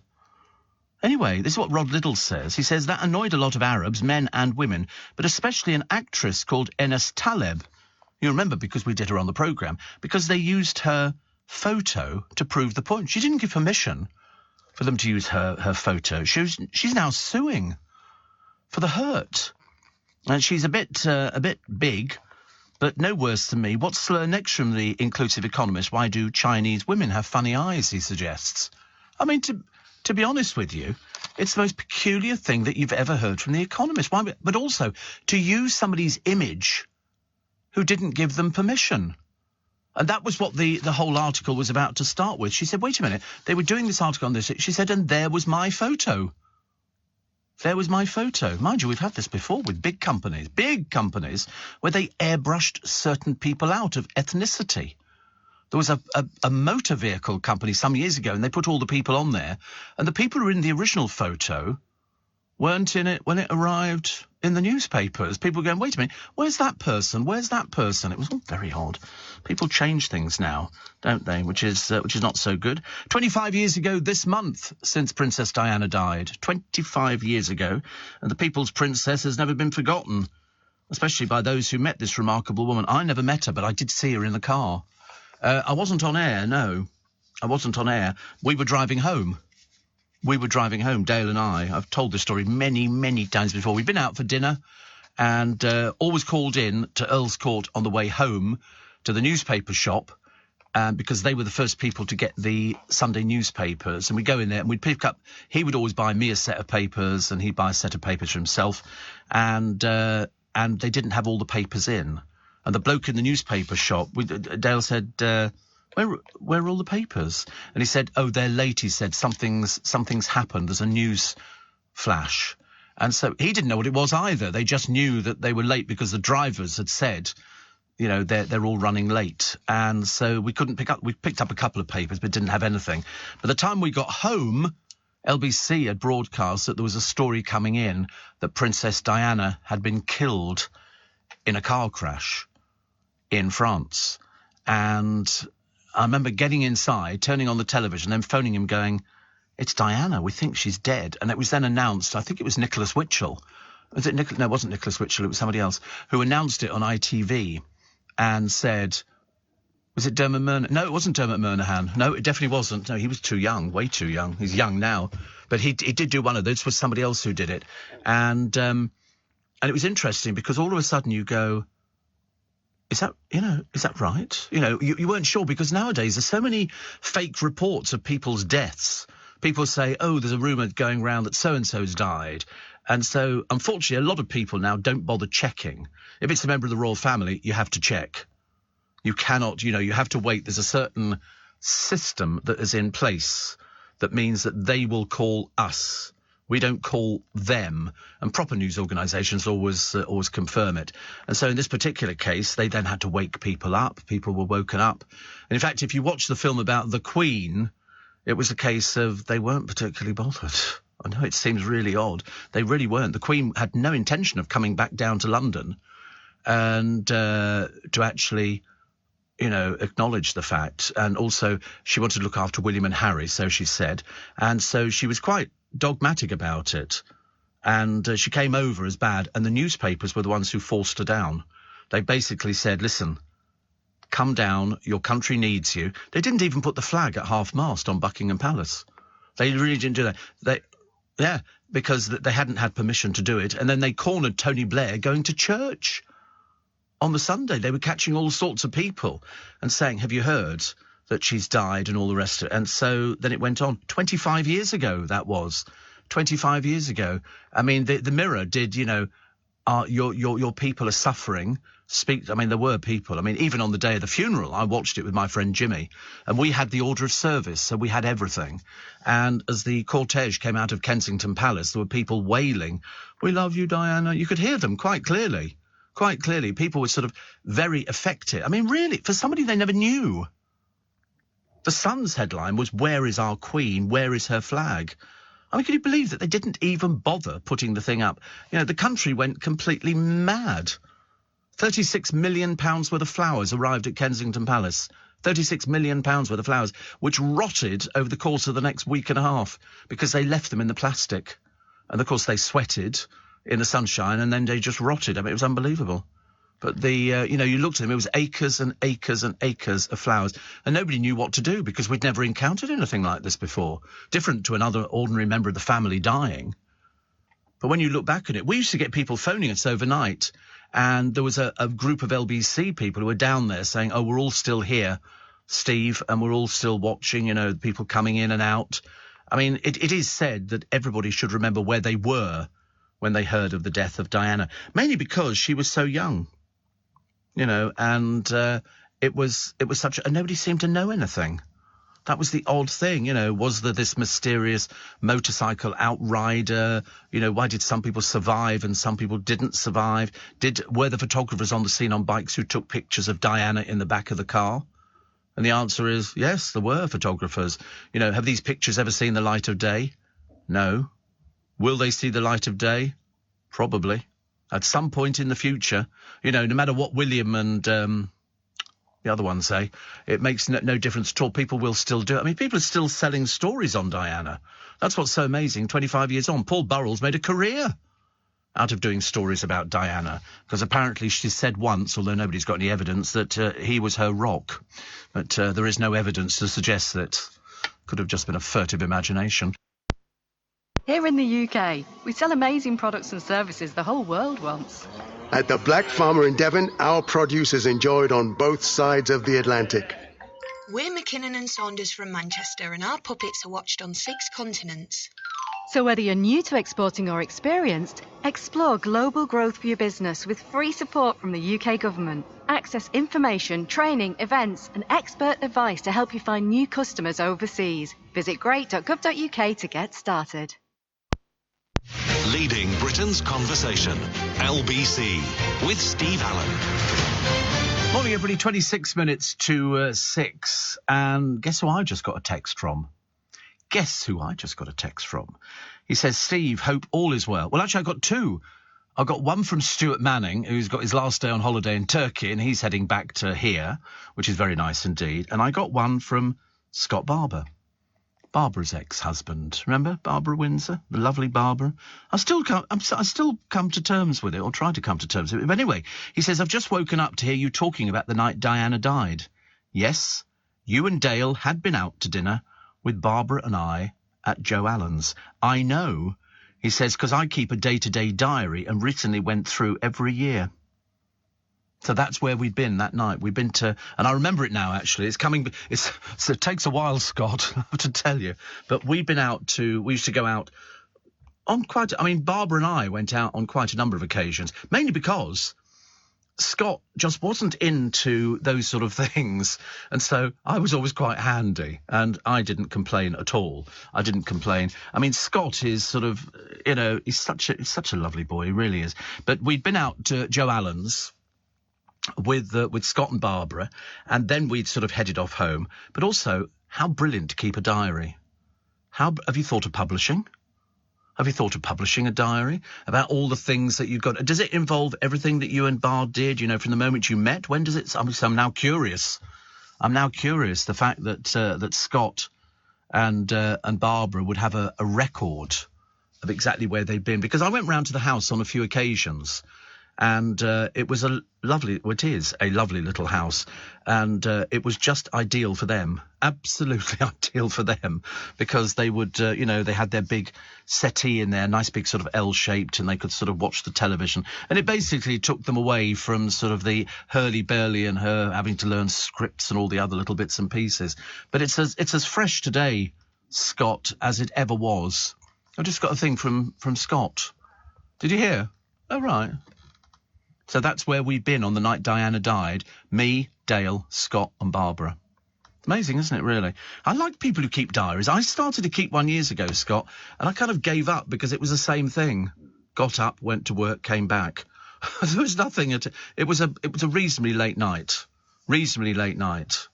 But we did it on quite a few occasions, actually. It's funny to when you look back. I was thinking about this the other day, and I was saying because people said to me, well, why don't you write a book about all the experiences and who you've met and things. I said no, because there's loads of people like me.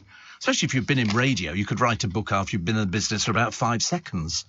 But you meet people, and I always remember, and I think the first time I saw Scott was at Dale's This Is Your Life. Now, you might have to check the diary for that one. I might have got that wrong. But I remember, because it was up at Teddington Studios, and they'd sort of got him at the Beeb and all the rest of it. It was another one of those bizarre sort of evenings, and they brought sort of people on, and, I was on it as well.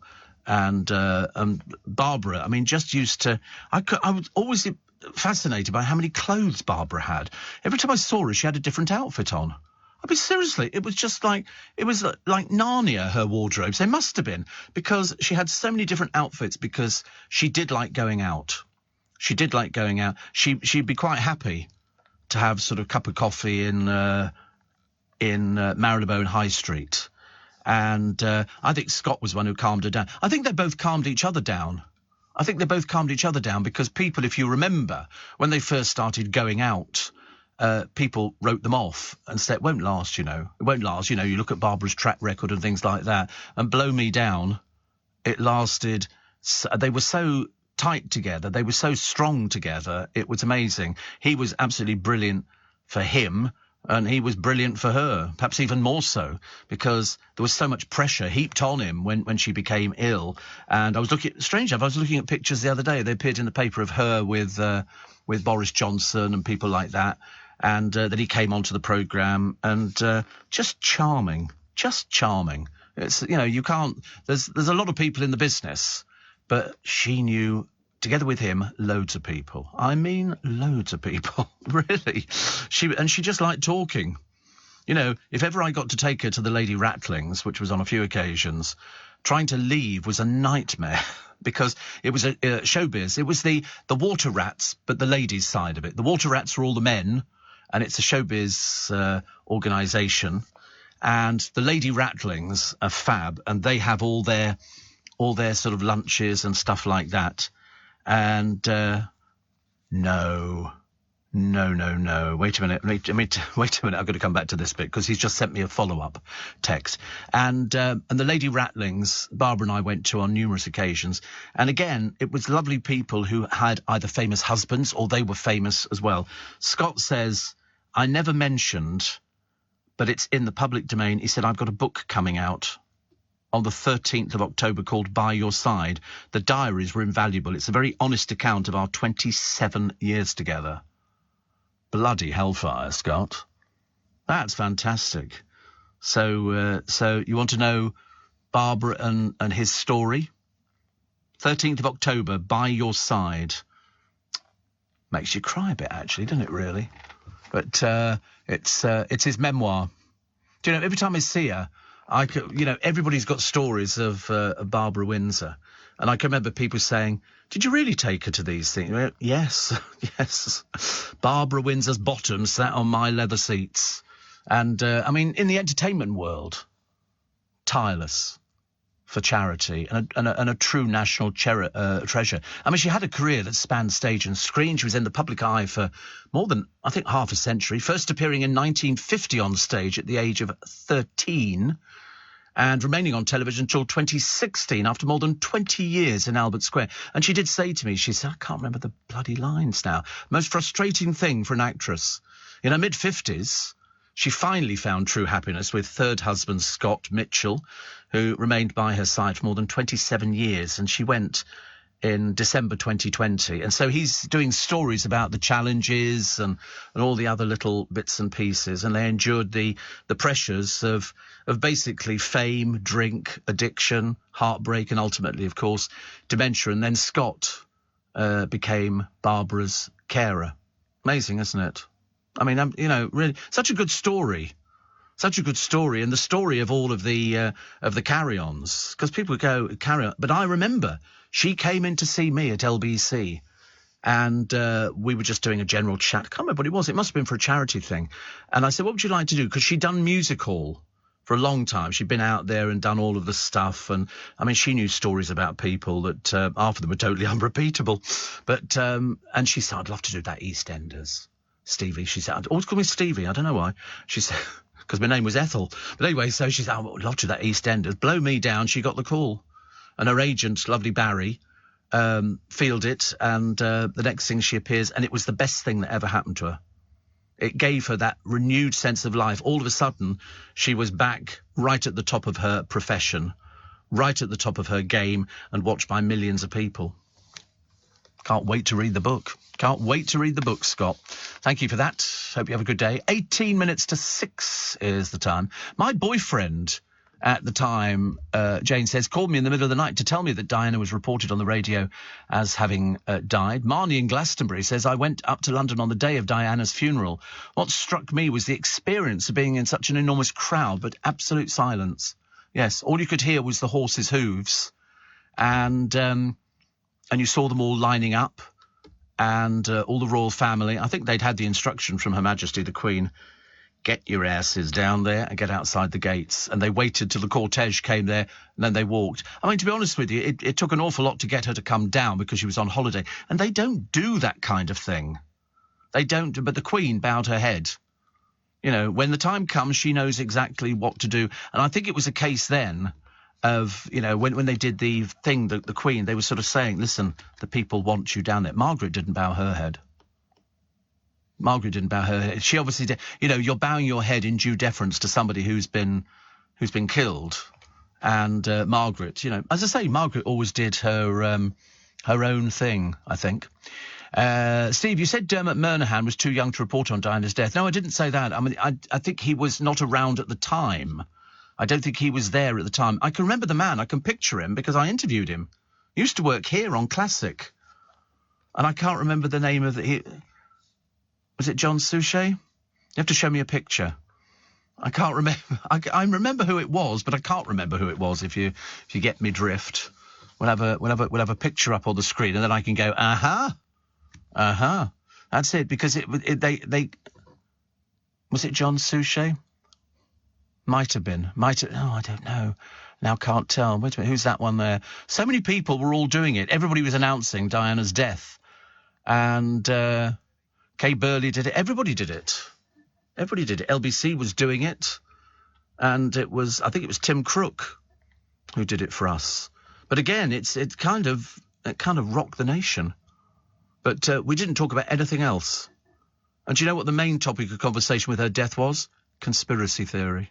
That was the main topic of conversation. People couldn't believe, you know, they said, but she'd always been, because she'd separated from Charles, she'd lost all sorts of titles, and then they had to kind of backtrack a little bit on it because it just didn't sort of work. And they were sort of, you know, people were very sceptical of how certain people in the car lived, and she didn't. But it was the photographers who they say took photographs, but nobody would dare print them. Nobody would dare print them. But I mean, every time, there's another thing coming out very shortly, which I don't think William and it's the name of that brother won't enjoy. But the trouble is, if you're a member of the royal family and something happens to somebody, it becomes in the public domain, and that's what happens. Steve, I shall definitely be reading Scott's book. Babs was a true legend. Yes, I mean, without a shadow of a doubt. And Helinka says, and I saw it as well, I watched One Foot in the Grave yesterday. Barbara Windsor appeared in the episode as a saucy greengrocer lady. Very funny. Thank you, Ian, very much indeed. It has arrived. This is the Haagen-Dazs vanilla. We've never had vanilla before. Oh, it's rock hard, isn't it? Honestly, your wagon must be like a freezer. It is, seriously, it's amazing. We just have a little try, just to sort of get to grips with it. It's lovely. It's very nice. There's something about ice-cold things. It's like water, isn't it? But we've got a spare. Henry's coming round, is he? Oh, I can't believe it. To try and keep Henry away. Does he know it's vanilla? He'll be moaning about it's vanilla, not strawberries and cream, I bet you. I just fancied vanilla today. Yeah. Not any good for the diet, of course. Can't believe his luck, can he? I know, isn't it? Oh, it's delicious. It's very nice. At Alinka, I definitely remember Barbara doing the Saucy Gringos thing as well. And the book's out October. Kim says, yesterday when I was walking out the local Morrison's, the anti-theft alarm started beeping. Like the good citizen that I am, I went back into the shop, went to the checkout, produced the receipt and explained the situation. Turns out the checkout lass had forgotten to remove the security tag. I never even got an apology. In fact, she scowled at me like I did something wrong. I mean, anyway, I'm so glad I kept my receipt. Always make sure you get and keep the receipts. I know. It's the amount of people who do generally walk out with stuff and thieve. That make sure you get the receipt and hang on to it until you're well clear of the shop and no alarms have gone off. Tony says it was Dermot. There's a famous clip of him on YouTube being fed the line in his ear. She died. You can see he was clearly shocked. Was Dermot reading for ITV or was that BBC? He was reading ITV, was he? Honestly, 25 years ago. It's amazing, isn't it, really? Don't forget, coming up after the news at 6, the chance to win a shiny new electric car. I know, I can't believe it either. A shiny new. We are too generous to you. So, there you are. We've got sort of Dermot. Was it Dermot, though? Was it not? Oh, it might have been. I can't. Now I'm doubting myself. But he's got his earpiece in, and then he's basically going to be repeating exactly, what was being said. Interesting. Ash says, Steve, I was a paper boy in my youth, and remember the day Diana died vividly. When I arrived at the newsagents, the people I worked for said that Diana had been injured and her boyfriend Dodie had died. Then the news came through Diana had died. Just awful. I did 2 paper rounds that day as I had to print the papers twice to bring the nation the tragic news. Yes, because it wasn't in the first lot, was it? Really terrible time. Sue says, I was awake during the early hours after Diana was killed. I had ITV on and remember Dermot with the early newscasts. Well, if you're all saying it was Dermot then. Okay, I'll stick with that one. So, who's going to replace Paxo? It's amazing when you look at all the people that they've had on, is it University Challenge? They're amazing people. They've had politicians, Boris Johnson in the posh broad seats 4. And then you look at the other one, the tabloids, Hitchens, Moore, Leslie and Parsons. But who can take him on? Also, Miriam Margolyes in her early days, Stephen Fry in 1980, the late Clive James, 1968. Everybody did it. Because we used to think, as everybody did, that in fact they were sitting on top of each other. And of course they weren't. It was 2 separate bits of the studio that Nicholas Owen, that's who it was. Nicholas Owen, thank you. I knew I'd get there eventually. Nicholas Owen definitely was one who was called in. He was called in because he sat here in the studio, not this studio, but one very similar, downstairs. And so Mark got that on email. Thank you. Nicholas Owen, yeah, because he used to work for our sister station downstairs, Classic, and he was telling me all about it. So there you go. Oh, God, there's a bit. I thought I'd gone bad. I thought I'd gone completely mad. So who can take over on University Challenge? As I said, we used to think it was 2 teams sitting on top of each other, but they weren't. They were opposite sides of the studio, and they and it was just sort of moved over together. It looked quite good, actually. Here we go. You can tell it's all set up, can't you? Maisie Smith going out with Max George. I mean, she's 21. She's not really old enough to understand how the press works in this country, but it's almost like a set-up picture. How did they know she was coming out of rehearsals? It's just... yeah, of course I'm cynical. It's a case of they're milking it for all the publicity. Although, darling, I have to tell you, Maisie, ripped jeans, dear. So last few years, it's not really current at all. I saw somebody the other day wearing a pair of ripped jeans, and I wanted to stop them and go, you're really out of date with fashion. I'm sorry, nobody wears ripped jeans anymore. It's not very good at all. The Super Bowl is moving to ITV after they've signed a 3-year deal with NFL. Presenter Laura Woods will host with former players Ossie And Jason Bell, she said, I've been a fan of the NFL for many years. I'm so thrilled because the BBC had it from 2015. I don't know why we bother, actually. Haven't we got anything we can run in this country? Couldn't we do synchronised swimming or something? Would that not be quite nice? You know, I mean, who's interested in the Super Bowl? Is anybody interested? They have Super Bowl games in London, do they? How dreary. God, imagine, in London. Bring over the Super Bowl, people. Hooray, come on, hooray. Not for me, thank you. Steve, I remember the day Diana died. We were relocating from Manchester to Hertfordshire. We'd been at a family wedding in Manchester, but the eerie drive back to Hertfordshire the following day will stay in my memory forever, listening back to mournful music on all the radio stations. We also visited the vast array of flowers, and I can remember, said Kath, in Derbyshire, the sweet smell. What a historic occasion it was. Yes, absolutely. I mean, but you don't forget it. I was 17, Steve. When Diana died, I'd been out to the pub, went on to stay at my friends. I wasn't drinking, so I put the TV on and watched the news flash in real time. At the time, I remember feeling like I'd lost a family member. Wow. The freezer, says Ian, is minus 36 degrees. That's what you call cold. That's what you call really super cold. Minus 36. Lovely. Jane says, I parked in a local car park and paid for the ticket and displayed it. Later, I received a parking fine from the private company saying I hadn't paid. Luckily, I kept the ticket in my car, so they had to cancel the fine. Always keep the receipts. Yes, yes. Stu in Norfolk says, did you ever see the Young Ones episode, Steve, where they were on University Challenge? Very funny, and they were sitting on each other.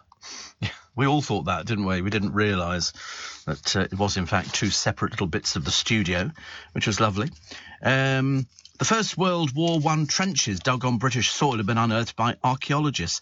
The fortifications ran 8 miles from the Isle of Sheppey to Maidstone in Kent and would have been the country's last hope had Germany invaded. They were filled in after the war, but some have now been revealed near Sittingbourne. Wow. Amazing what's there, isn't it, really? And they've also found a gold crucifix on a chain, thought to be the biggest in the UK. It's 21 centimetres, 9-carat gold. It could fetch 30 grand at a Derbyshire auction. I don't know. Most people used to wear crucifixes. You don't see people wearing them anymore now, do you? I don't think so. And 2 children found a gun whilst playing in a dried-up reservoir. What parents let their children play in a dried-up reservoir? This is a 7-year-old and a 6-year-old looking for treasure. In a dried-up reservoir? Are you mad? We're just going to go and play in the reservoir, Mum. Yes, all right, off you go. See you later. Do you want to take your fags with you? You want a bottle of whiskey? Unbelievable, isn't it? They had a thing on the television the other day. It's another one of these 999 emergencies. And this was a woman who'd gone on holiday, and she'd left her 14-year-old son by himself in the house. She said, but I left him food. She went to Spain.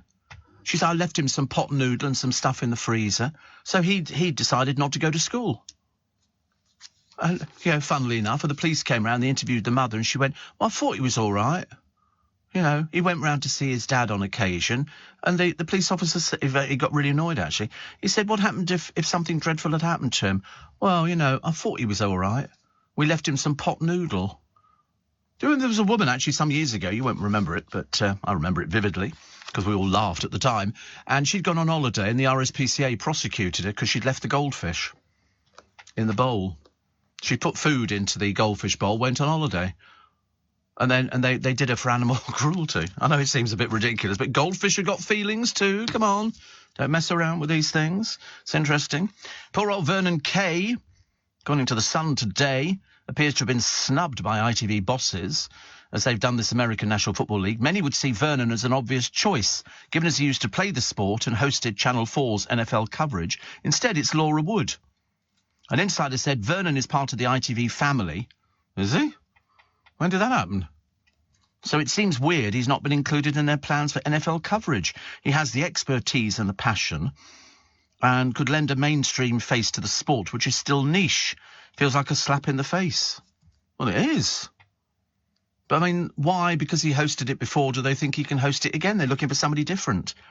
Not so much for Sports Presenter of the Year, Laura, who is bound to do a great job. And, of course, Vernon is busy covering the summer shifts on This Morning. Not all of them, of course, just a few. So he's got no time for doing the NFL anyway. But, I mean, they put all these stories out, don't they? And you think to yourself, my God, people are so ungrateful.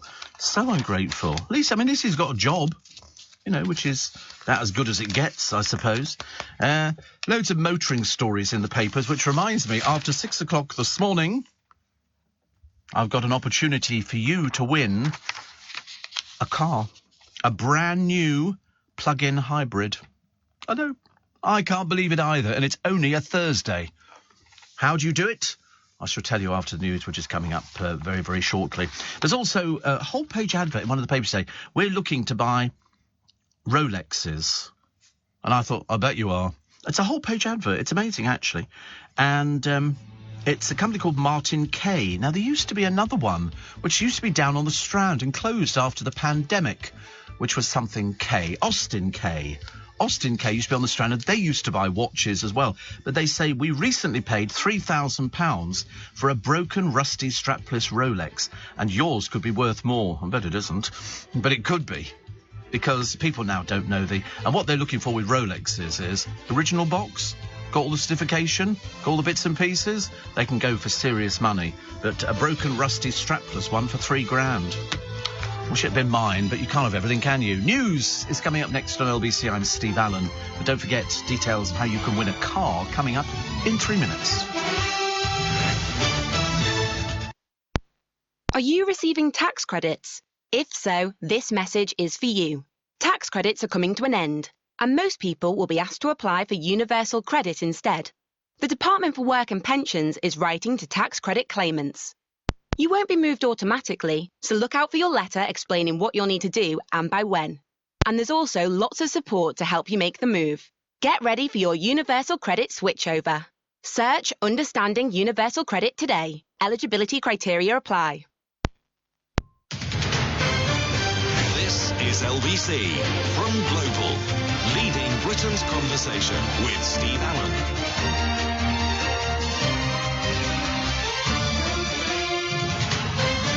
Morning, nice to have your company. Who did Emma Raducanu be? I'd never even heard of her.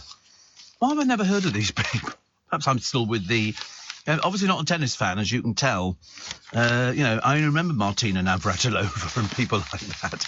But this sort of later one, they said she former world #1, and I thought, well, I've never heard of her.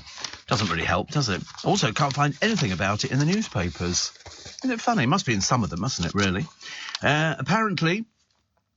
wannabe PM Liz Truss says we don't all graft enough. Oddly, she remains tight-lipped about the 13 weeks holiday the MPs are entitled to. But, they have to do things like that. She says that Britain workers should show as much graft as the Chinese. Was this sort of... they got this sort of recording, didn't they? They actually found it from 5 years ago. I mean, seriously, do people hang on to these things from years and years ago? It's amazing, isn't it, really? Cristiano Ronaldo has been cautioned by police after smashing a mobile phone out of a fan's hand. I can imagine, actually, he must get really sick to death of people coming and shoving a phone in his face. That must drive you absolutely mad. And they've got here a best-selling Italian wine featuring Hitler and Mussolini on the label will now no longer be sold. The vineyard began marketing its Dictator wine in 1995, but has now been taken over. The new owner will cease production next year due to constant controversy. The vineyard denied claims of backing Nazism by saying it also produces bottles containing pictures of Marx, Lenin and Stalin. Very odd vineyard, isn't it, really? There's me hoping Winnie the Pooh or something like that, but not likely. And set-up picture today is 3 women running in Highgate, luckily in very tight tops, which are soaking wet. And they're running through all the rain, and there happens to be a photographer there at the same time as the rain came down to take a picture of them, and they were caught out. Of course they were, because it's so set up. It's unbelievable, really. It really is. And especially as they're all wearing sort of little skimpy T-shirts and everything else showing their oversized boobies, which makes for a better picture, I suppose. Tony Blair has warned compulsory masks may be needed to avoid the worst winter crisis in NHS history.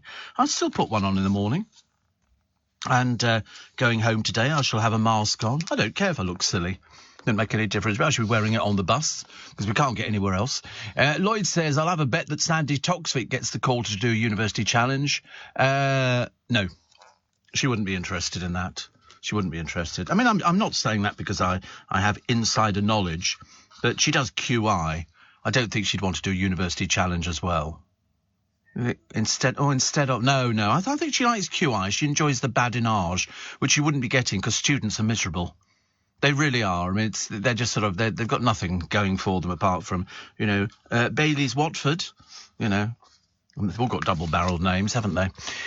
Steve, did you ever see the Young Ones episode? Yes, I did. Yes, we've done that. I remember waking up on the day of Diana's death, says Graham, and hearing all this sombre music, wondering what happened, a day nobody could believe. No. And Tony says, I'll never know how Elton John managed to sing that song without breaking down. I know. I watched it, strange enough, I watched it the other day because I was watching the speech that her brother made and the reaction of the royal family, which was nothing. Everybody applauded except the royal family. In fact, you could hear the applause coming from outside of Westminster Abbey, and then it filtered through, and then all the congregation clapped and everything like the royal family. Nothing. They sat there looking straight ahead.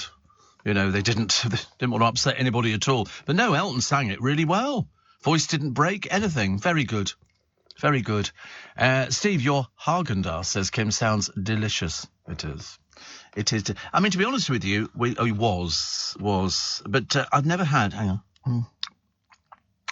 I've never had vanilla before. And it's very nice. And in fact, because I only get to eat it every so often, because unfortunately I don't have the luxury of... And here's Rachmaninoff or something like that. So I have to kind of eat. But it's very nice, very soothing. Very soothing. And I'd forgotten that really years ago we only had vanilla, then you could buy sort of strawberry and chocolate in little tubs and things like that. Yeah, during the war. And it was very nice. Who was doing a joke the other day about that? Somebody was doing a joke. I was watching The Repair Shop, and somebody had brought in an old barrel organ.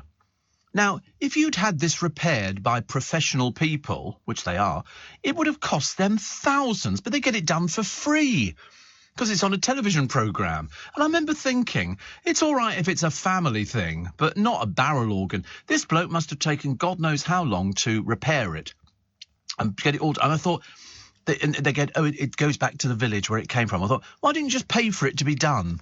Oh, no, let's get it done for free on a television programme. I thought they were really cheap. Really, really cheap. Steve, I was very distraught the morning that Diana died. My husband insisted we go for a walk in the Malvern Hills. It poured down, and then we were standing in a bus shelter the whole morning. We travelled home, and there were still reports of her death being broadcast, says Francesca. Oh, it went for... I mean, on LBC, it went for weeks. I mean, literally weeks. People didn't want to talk about anything else. And then you got the people going, oh, how can all these people be upset? They didn't even know her and all this. It didn't make any difference. She made an impact on so many people's lives. She was the first one to sit with AIDS patients. Nobody else in the royal family had ever done that. They'd all been too scared. She did it. She did all sorts of things. All right, so I appreciate the fact that, she would sometimes have somebody who would phone the press and say she's going to be here, there. But Matt Goss does that. He tells the press, I'm coming back into Heathrow Airport. We'll go, oh, boring. With her, it was interesting. People wanted to see her. Dean says, yes, it was John Suchet who did the rolling news coverage. Did we say it was John Suchet? No. Who? Dermot Murnaghan. No. Who? Nicholas Owen. Yeah. Apparently... says, I think he'd done 6 or 7 hours non-stop coverage. A documentary about the night showed Suchet nearly collapsing at the end. Dermot Murnaghan, the bulletin after. No, it was definitely... They all chipped in. They all had their little bits and pieces to do, actually. We were visiting, says Robin Sally, Paris on the tragic day when Diana was killed. We were staying on a campsite. We found out the news from a message on a chalkboard at the campsite reception. We had no radio or television. On the way home to the ferry, my wife Sally was in tears reading the newspaper. Such a sad time. Well, it certainly impacted on the country. Absolutely. I mean, you only had to look at the turnout for the funeral. But, of course, Diana's funeral was the Queen Mother's funeral because they didn't have a funeral in line for Diana, but they had one for the Queen Mother. It was all planned. They'd rehearsed it only a few weeks beforehand so that they knew exactly what they were doing. So, of course, when Diana died and the Queen Mother was still alive, they put it into plan. And that was the way it worked. John in Birmingham says Truss doesn't know what she's talking about. I leave at 4 a.m. for work and I don't get back till 8 p.m. 8 p.m. Andy says we were on the Champs-Élysées, drove through the same tunnels Diana drove through as we went back to Calais for the ferry. When we arrived in Dover and stopped for fuel, the lady in the BP was crying and told us Diana was dead. Yes, I mean, it sort of knocked everybody sideways. We're from West Yorkshire, says Jane. Collectively, my husband and I worked for 100 years and have very strong work ethic. Both of us are 58. The only thing I'll say, when young people seem slightly reluctant to work hard to obtain what they want. Yet people don't want to work nowadays. We notice they want to go on a reality show. It's easier to put a pair of high heels on and mince about. Most young people, they were asked at school. Most young people said they wanted to be famous. They had no interest in being anything else at all. They just want to be famous, go and put some high heels on, slap some makeup. This is the boys. Slap the makeup on, go on a show, mince up and down, and then go, I'm now famous. And we go, yeah, but for what? You go, well, I don't know. They just go, I'm just going to be famous. I'll be invited to nightclubs and I'll meet women and I'll get a flashy car. I didn't want to be anything as a kid. I was never lazy. I was working at 15. I was working full-time at 15. And, in fact, working actually before, at 14. So, and I've worked constantly ever since. I've never actually sort of skived off and never not worked. Always worked. I'm just one of those lucky people who has it drummed into me that if you don't work, you don't get paid. Work, you get money. Don't get me started, Steve, on parking fines. I could fill a whole show with some of the ridiculous parking fines we got at the dairy. Most are doled out from those cameras up on posts that are meant to prevent crime. The operators check through the footage during the day and send the fines out. I got a fine for stopping for about 15 seconds in a totally deserted street at 3 a.m. to deliver a single pint of milk. I've got a couple of customers that have to park at least 100 yards away to deliver because of 24-hour parking. It's ridiculous. 24-hour parking is everywhere. I mean, it's like the 20 miles an hour, isn't it? The 20 miles an hour, you know, and you think this is just pathetic. But, I mean, you just as easy can knock somebody down at 10 miles an hour as you can at 70 miles an hour. We were in Florida, Steve. Says Andy and Sean, when she died, we got caught in a downpour and we were soaked to the skin. We put the TV on, watched the whole event unfold. From them reporting she'd been slightly injured to reporting that she had died. Went to Epcot the next day, visiting the UK showcase, and the Americans kept saying how sorry they were for our loss. It was like we'd lost a family member, all very sad, but remember it like it was yesterday. Amazing, isn't it? And Graham the chauffeur says, have you had Bailey's Häagen-Dazs? OMG. It's amazing. I'm type 2, so you've got to be careful. Yeah, I don't drink Bailey's anymore. They do. I saw one in Costco the other day. It was a Bailey's strawberry. Bailey's with strawberry. And I nearly bought it, and I thought, no, you won't like it. It'll be too sweet. Way too sweet. And now my little Häagen-Dazs has melted. It's like standing on a glacier and slowly slipping into it. I love glaciers. I'm very interested.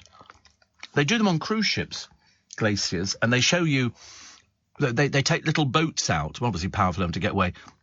As the glacier gets in, of course, it moves. As you know, glaciers are constantly moving. And then the ice all breaks off and it falls into the ocean, and the wave it creates is phenomenal. Absolutely phenomenal. I've done what I forgot to do, and I know what you're shouting at the radio. You're shouting at me. I forgot to do you my, how would you like to win a car? How would you like to win a plug-in hybrid car?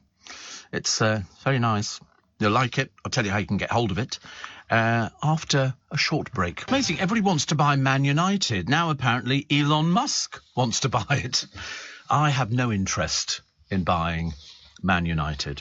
No interest. But anyway, here is now your opportunity at 19 minutes past 6 on Steve Allen's Early Breakfast to win a brand new Ford Kuga ST Line Edition plug-in hybrid car, thanks to Auto Trader.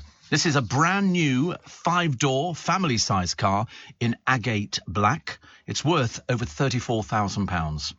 The ST Line Edition features a 2.5-litre engine and accelerates from 0 to 60 in just 8.6 seconds.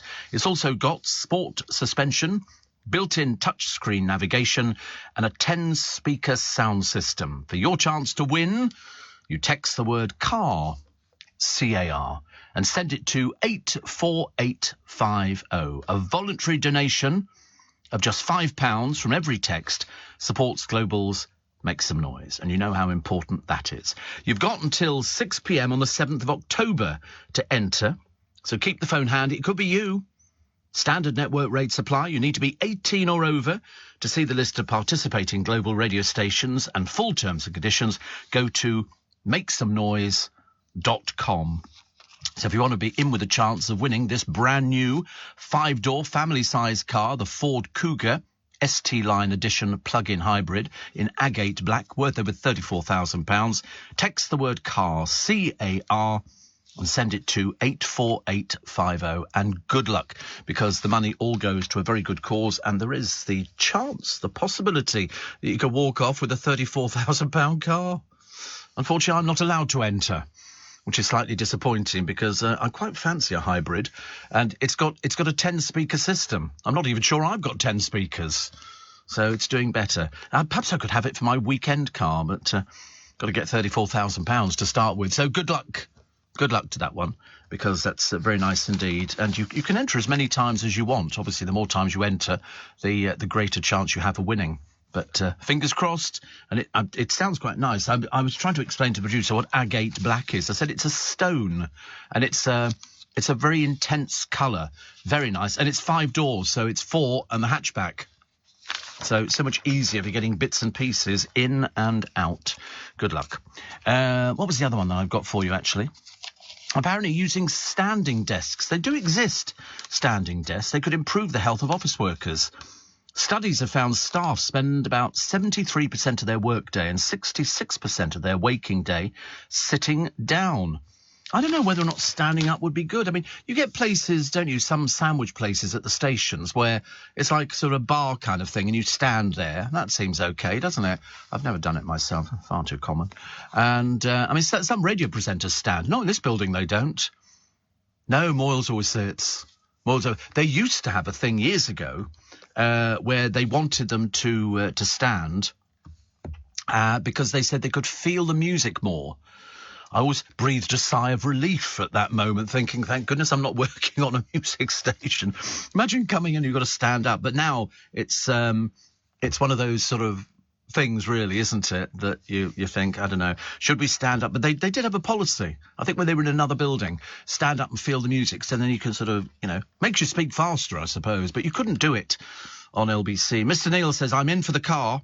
And a great, great charity. Do you know, when I think about how much money we've raised over the years now, it's millions and millions of pounds, and it goes to help all sorts of little charities. Nearer the time, you'll hear, as Mr. Neil will testify to, some of the fantastic work that these charities, that some of them you've never even heard of, but they rely on donations from the public, and every year it's a bigger stress and a bigger strain to try and get the money in from people to keep things going, which can offer help to sort of young people who, maybe don't have as much time to live as many other people, and homes and things like that. It's a fantastic charity.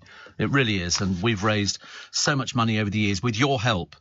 You're the ones to actually do it. If you think that you're in a position to be able to offer, £5, then thank you. That's all I can say. Clive says, I was coming back from a holiday in Tunisia, and we sat on the bus to go from the hotel to the airport. The rep stood up and made the announcement. The bus was silent the entire journey. I mean, I don't think people ever realise. I mean, if you can remember back 25 years, I mean, some of you are reminiscing very well this morning, and it's a case of 25 years ago, it knocked us sideways. It really did. It was a case of, but wait a minute, she's always been there. It was like, I know it sounds a bit ridiculous, but when Darius died, it's a case of, he was only 41. How come these people don't? And we've had a spate of losing people, and you think they're going to go forever. I mean, I don't think there's been any more shocking news in our lifetime. It was certainly up there with it. I think the beheading of Mary, Queen of Scots, didn't go down particularly well. But, I mean, in my lifetime, I remember saying to them, are you sure this is right? I mean, do we want this to go down in history? I have another chance of doing it. But it is one of those things. We were absolutely amazed. It was something that you don't expect to happen. You expect these people to go forever and ever. I wonder what she would have been like. We'll never know. That's the problem. You never, ever know. Steve, you say you're lucky to work, but you're very lucky that you love your work and you're very good at it. Well, there is that as well, I mean. Do you know that fish and chips is off the menu for youngsters? With so many looking elsewhere for their takeaway fix. What do you mean, what else? I mean, what else is there? I mean, fish and chips is fairly unique. Chinese food is top takeaway for youngsters, followed by pizza, which is amazing, because they say an awful lot of fish and chip shops could close. It's so expensive. So expensive. We should get a lot of our fish from Russia. Can't imagine why. Must be other places to get it from. Steve says, Pete the Pool Man. Oh, actually, wait a bit. For cod's sake, young Brits are less likely to pick fish and chips as their favourite takeaway. 1 in 14 under 25s. Do you know, I nearly had it the other day. I went to that sort of stage where I thought I could just go fish and chips. I could just go fish it. And I never got it. I should have done. But I never did. Which is something I regret. But maybe I can do it today. I just fancy buying fish and chips. I don't know why. Pete the Pool Man says, I'm 53. I've worked since leaving school, and after various other jobs, I've run my pool business faultlessly for 27 years. I've had a good life funded by me. Laziness is not a word in my vocabulary. No, me neither. Me neither. Although I have to be honest, as I've got a little bit older, only a fraction older, I've sort of decided that, you know, things that I would normally have done years ago as extras, I think about now, and I think, do I really want to do this? Is it absolutely necessary that I do it, or is it absolutely necessary? And most of the time I'll say, no. I'd rather live a bit longer. And, you work to get to that position. So I'm able to sort of say, I don't want to do that, or, I'll do this or something like that. In fact, it's a bit difficult, really, because a friend of mine is getting married in November and is in radio, and there's lots of other people going.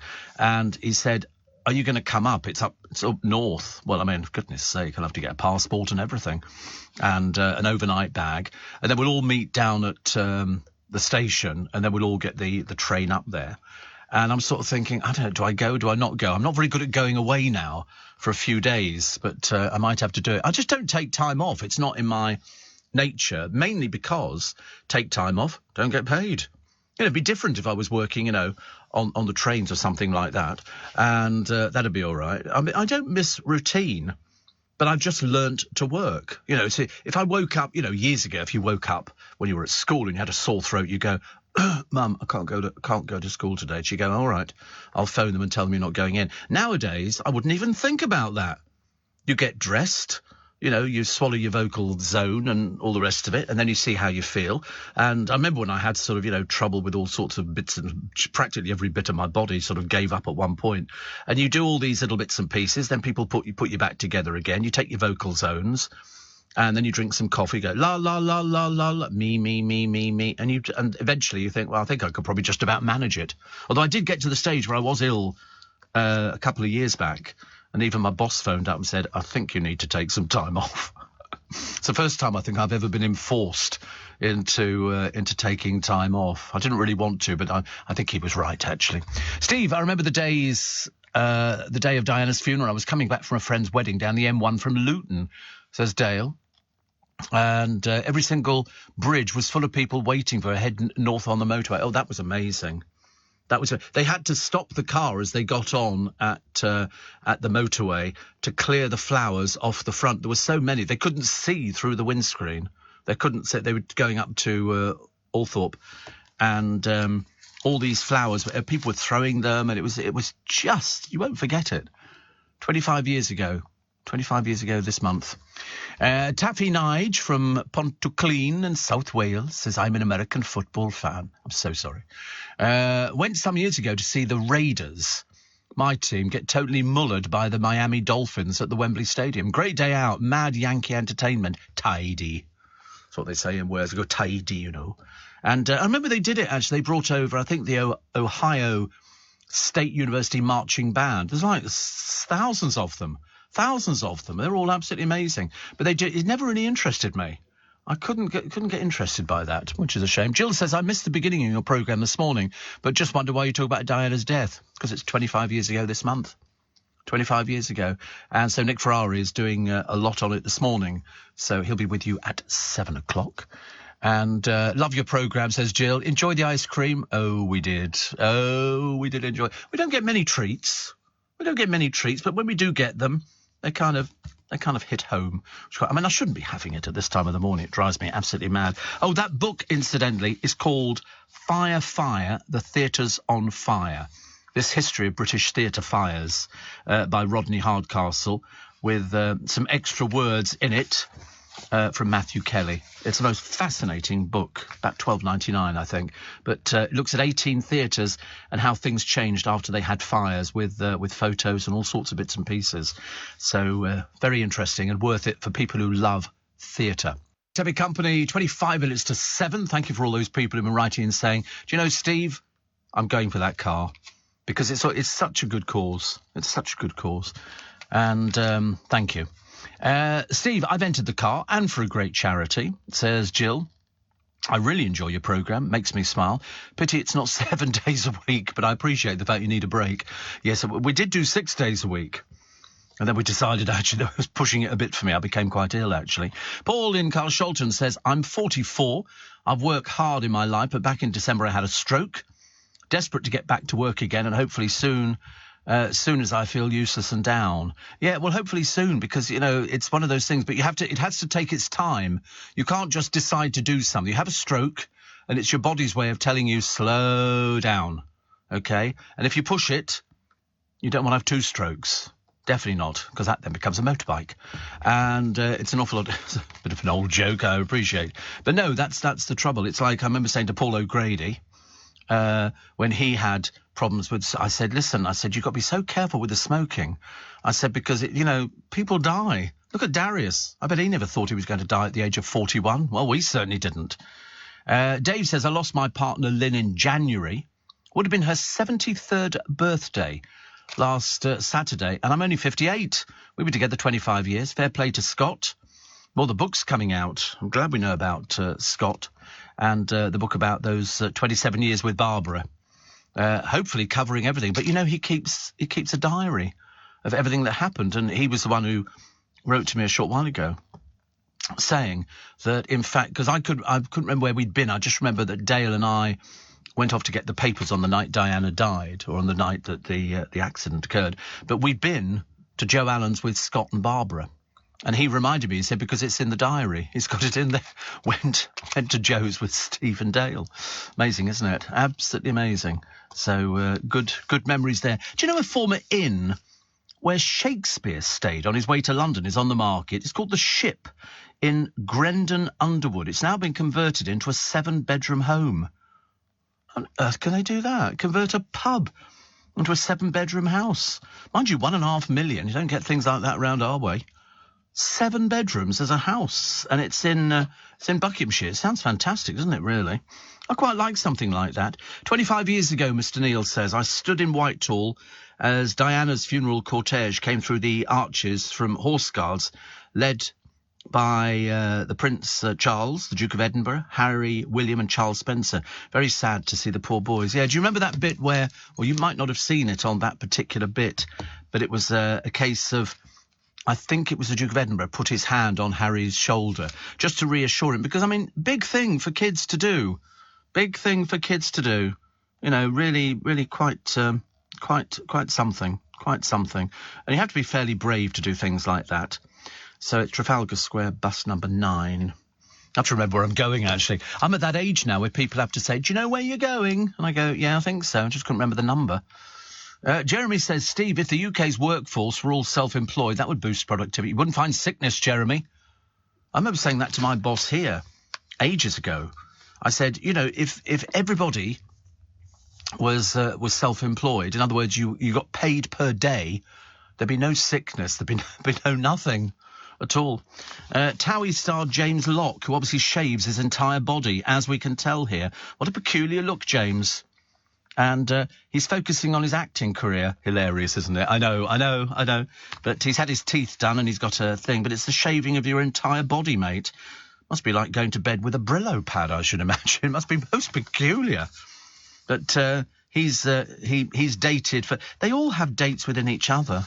That's sort of the worrying thing about Towie, is it's like sort of some bizarre place. Season 30, it should have been pensioned off at about season 10, because there's some really odd people, I'm afraid, in it at the moment. Married at First Sight is set to be a combination of Love Island and The X Factor. Ooh, ghastly. And Yes, that's it. They said one of the wedding warblers is a groom who sung with Russell Watson. Love Russell Watson. I'm not sure about, a warbling. Not sure about the warbling bit. That's always slightly bizarre. Anger mounting last night over the tide of violent crime, especially after this 87-year-old was murdered. They've got a picture. This man is clearly identifiable. Somebody, somewhere, will know him. You can see him. You can see who he is. He's the person that they're looking for. It's an act of unprovoked violence. They want to identify him as a matter of urgency. Somebody will know who he is. All the papers have got great pictures, and they're very clear. Very, very clear. So if you know who he is, to do the decent thing. No reason why this busker, he used to go busking with his organ every single day, why he was knifed by this man. You can even see a picture of the knife in his hand. This man needs to be caught as quickly as possible. Really. And what do we say? Oh, you go to prison for 10 years. Seriously, life's so cheap in this country. So cheap.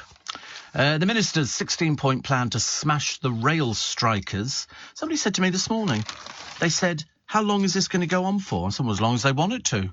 Could go for years. But I suspect it probably won't. But every time they don't go to work, they don't get paid. It's as simple as that. Well known for her classic Christmas hits, which have earned more than 50 million quid in royalties, but Mariah Carey's attempt to claim the title of Queen of Christmas has met with a backlash. She filed a bid to trademark the phrase in March, but it's only recently come to light and is still under consideration. Her 94 album, Merry Christmas, is one of the best-selling Yuletide albums of all time, with more than 15 million copies sold worldwide. It includes All I Want for Christmas Is You, which got to number 1 in the UK charts for the first time in 2020. However, US singer-songwriter Elizabeth Chan, who's produced 9 Christmas albums, has filed a formal objection to the trademark claim. She says, I feel very strongly that no one person should hold on to anything around Christmas or monopolise it in the way that Mariah Carey seeks to in perpetuity. She said, Christmas is for everyone. It's meant to be shared. Another US singer, Darlene Love, who's 81, also stakes a claim to the title after David Letterman declared her to be the Queen of Christmas. She recorded the Christmas Baby Please Come Home in 1963, later covered by Michael Bublé, and wrote on Facebook, at 81 years of age, I'm not changing anything. I've been in the business for 52 years. I've earned it and can still hit the note. If Mariah has a problem, call David or my lawyer. So there you go. Oh, they had breaking news just in. This will please you. A 44-year-old man has been arrested on suspicion of murder after that grandfather was stabbed to death on his mobility scooter. Arrested at an address in Southall in the early hours of this morning and remains in custody. That's how fast we can move. That's good news. That's very, very good news. So we'll wait and see what or where it goes to from there. Darius, all the pictures. They say he was found dead in a flat opposite a top US hospital. But America is full of hospitals. You know, you could sort of say, and just, the other side of town was a hospital. It's interesting how it goes. Then there's all these people who got stuck in a station. This is in Oxenholme station in Cumbria. 30 passengers find themselves stuck behind gates. There were no staff. They'd all gone home and locked up. I mean, how they were there, I've got no idea. I mean, don't they do a check on stations? Anyway, in the meanwhile, the train driver got off the train and said the only solution was for us to get back on, and she'd let us off at Penrith. And then we could get taxis back again. As you can imagine, they basically went, I don't think so. There was lots of swearing. Luckily, the police found her maintenance worker up the track who had a key. I mean, it's ridiculous, isn't it? This is Avanti. Faced intense pressure after introducing an emergency timetable that basically cut hundreds of daily services. A spokesman for Avanti said, we're very sorry to hear about the experience of the customers who were at Oxenholme station. We're currently looking into the circumstances. Somebody locked them in, dear. Somebody locked them in. It's not circumstances. OK, somebody turned a key, click, and didn't bother checking if there were still people on the station. God, it's true, honestly. We are investigating, and, if a crime is... Oh, goodness sake, honestly. Alistair says, go to the wedding and take time off. You'll have a great time. Like you, if I don't work, I don't get paid. But the one thing a colleague told me to remember about making money was this. Making money is great, but there are no pockets in a shroud. Oh, exactly. I mean, somebody said to me ages ago, even better, who wants to be the richest corpse in the cemetery? You know, I mean, I'm not really just a holiday person. I've got no idea. I don't know what to do on holidays. I don't do sunbathing.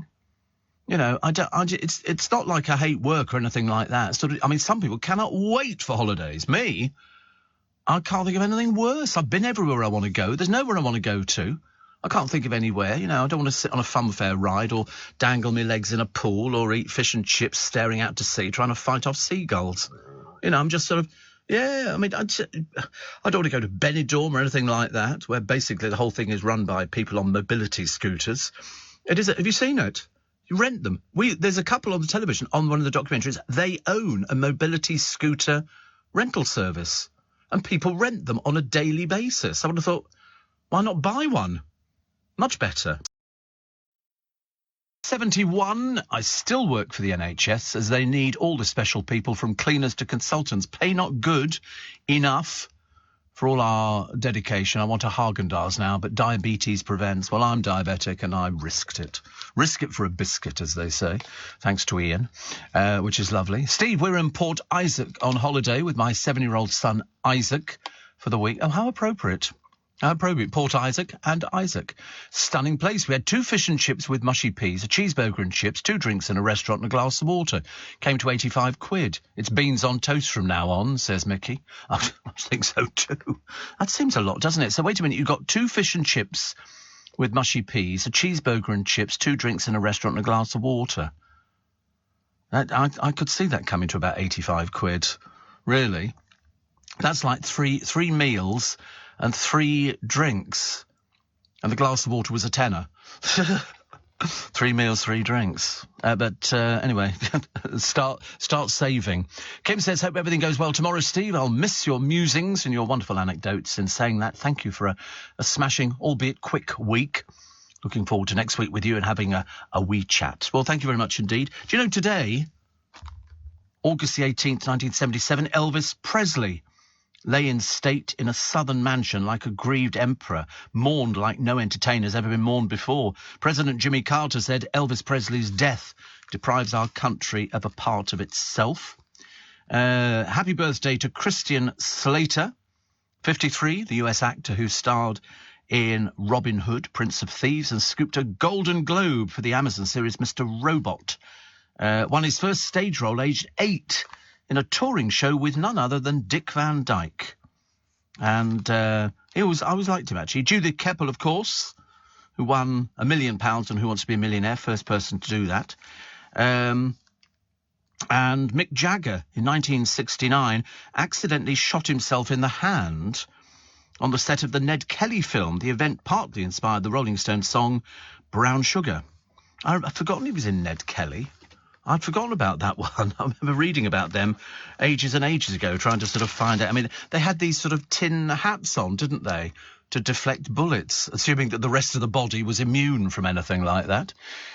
Steve, off to my friends today, says Rez.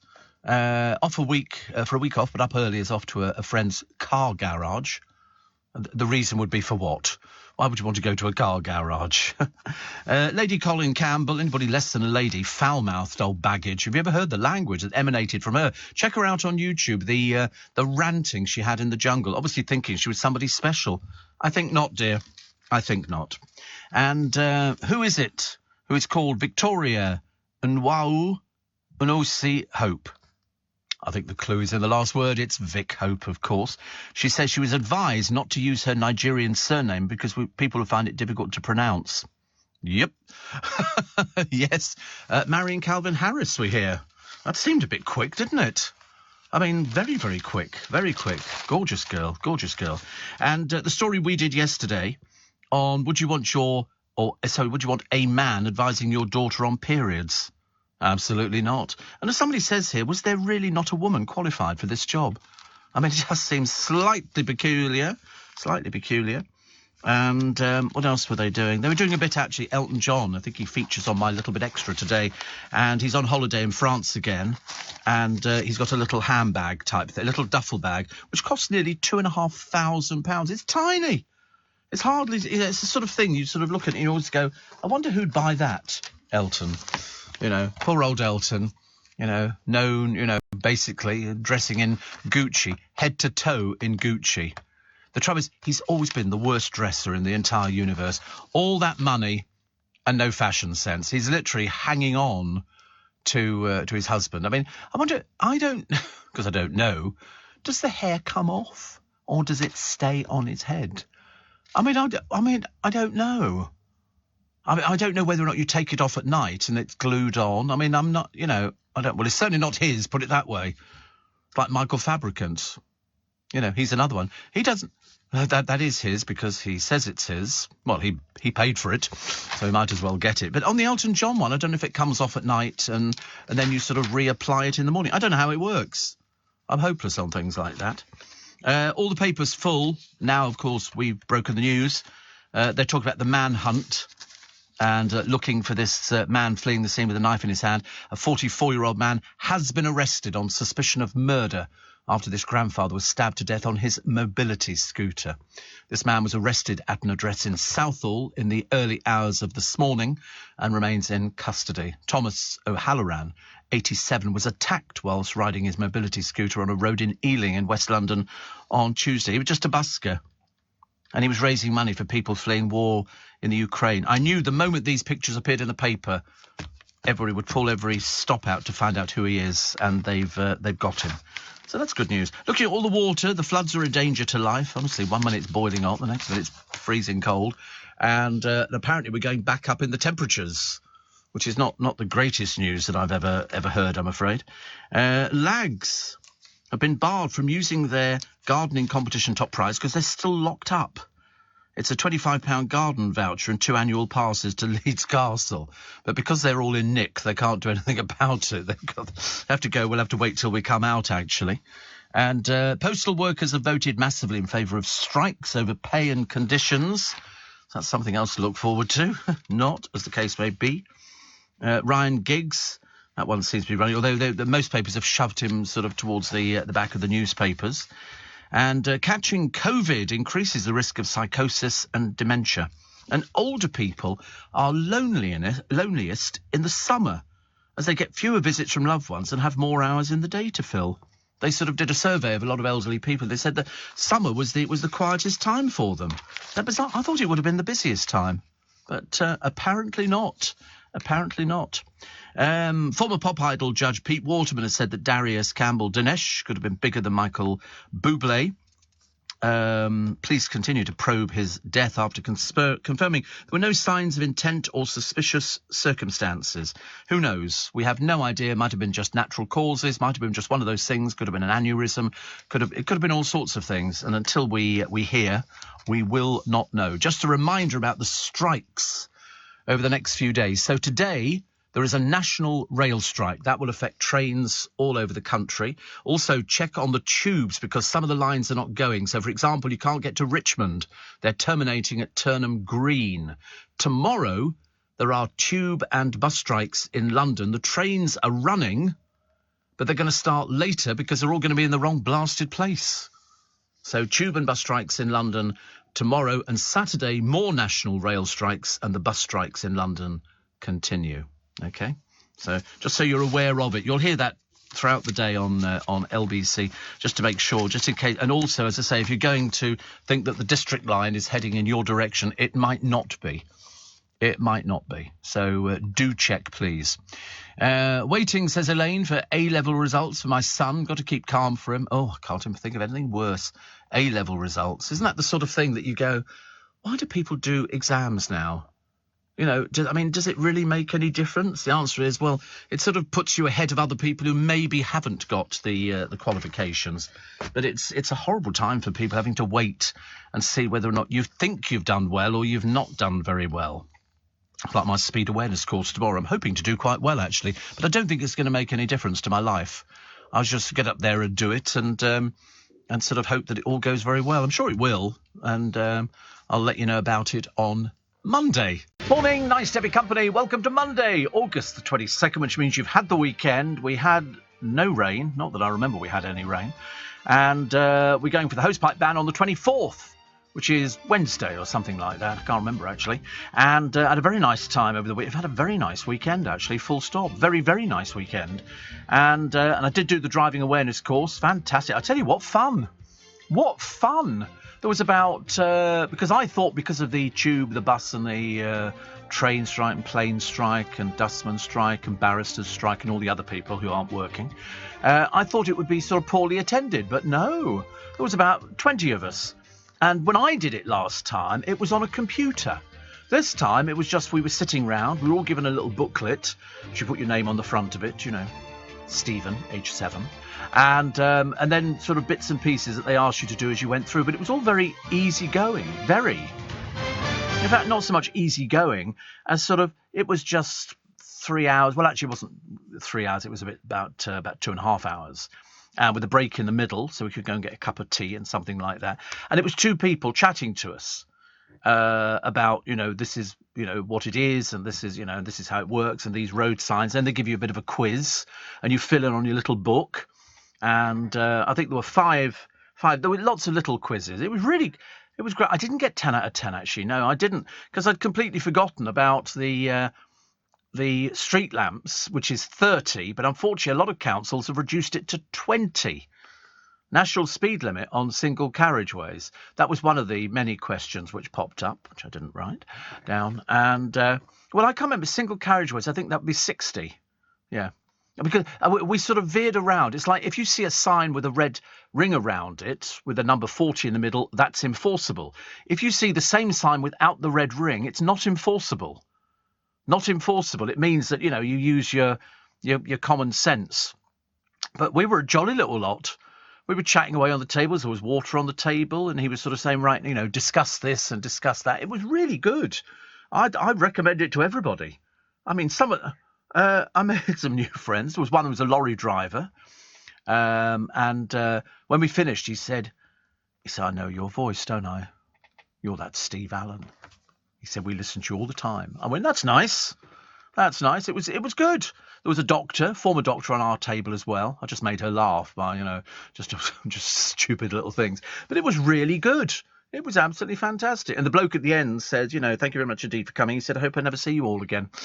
And we were all echoing that sentiment. So from there, I left and came home, went out and do some shopping.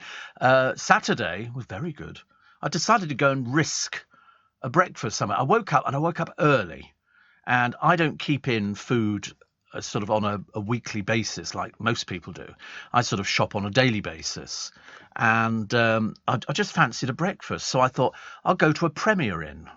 So I went to a Premier Inn very local to me, and they didn't start breakfast till 8 in the morning. Well, this was 7, so I drove down and I found a Premier Inn at Hogarth Roundabout. You don't have to stay there. In fact, the slogan of the Premier Inn is, you can come and eat our breakfast. You don't have to be staying here as a guest. And it was lovely. £9.50, eat as much as you like. Seriously, if you want to eat 10 sausages, eat 10 sausages. And I certainly tried. No, I had hash browns and beans and sausages and bacon and egg, 2 slices of toast, and I went back for 2 croissants. And it really, for £9.50, what sort of egg? You have whatever you wanted. They had fried eggs, but if you wanted scrambled, they do you scrambled eggs. It was really good value for £9.50.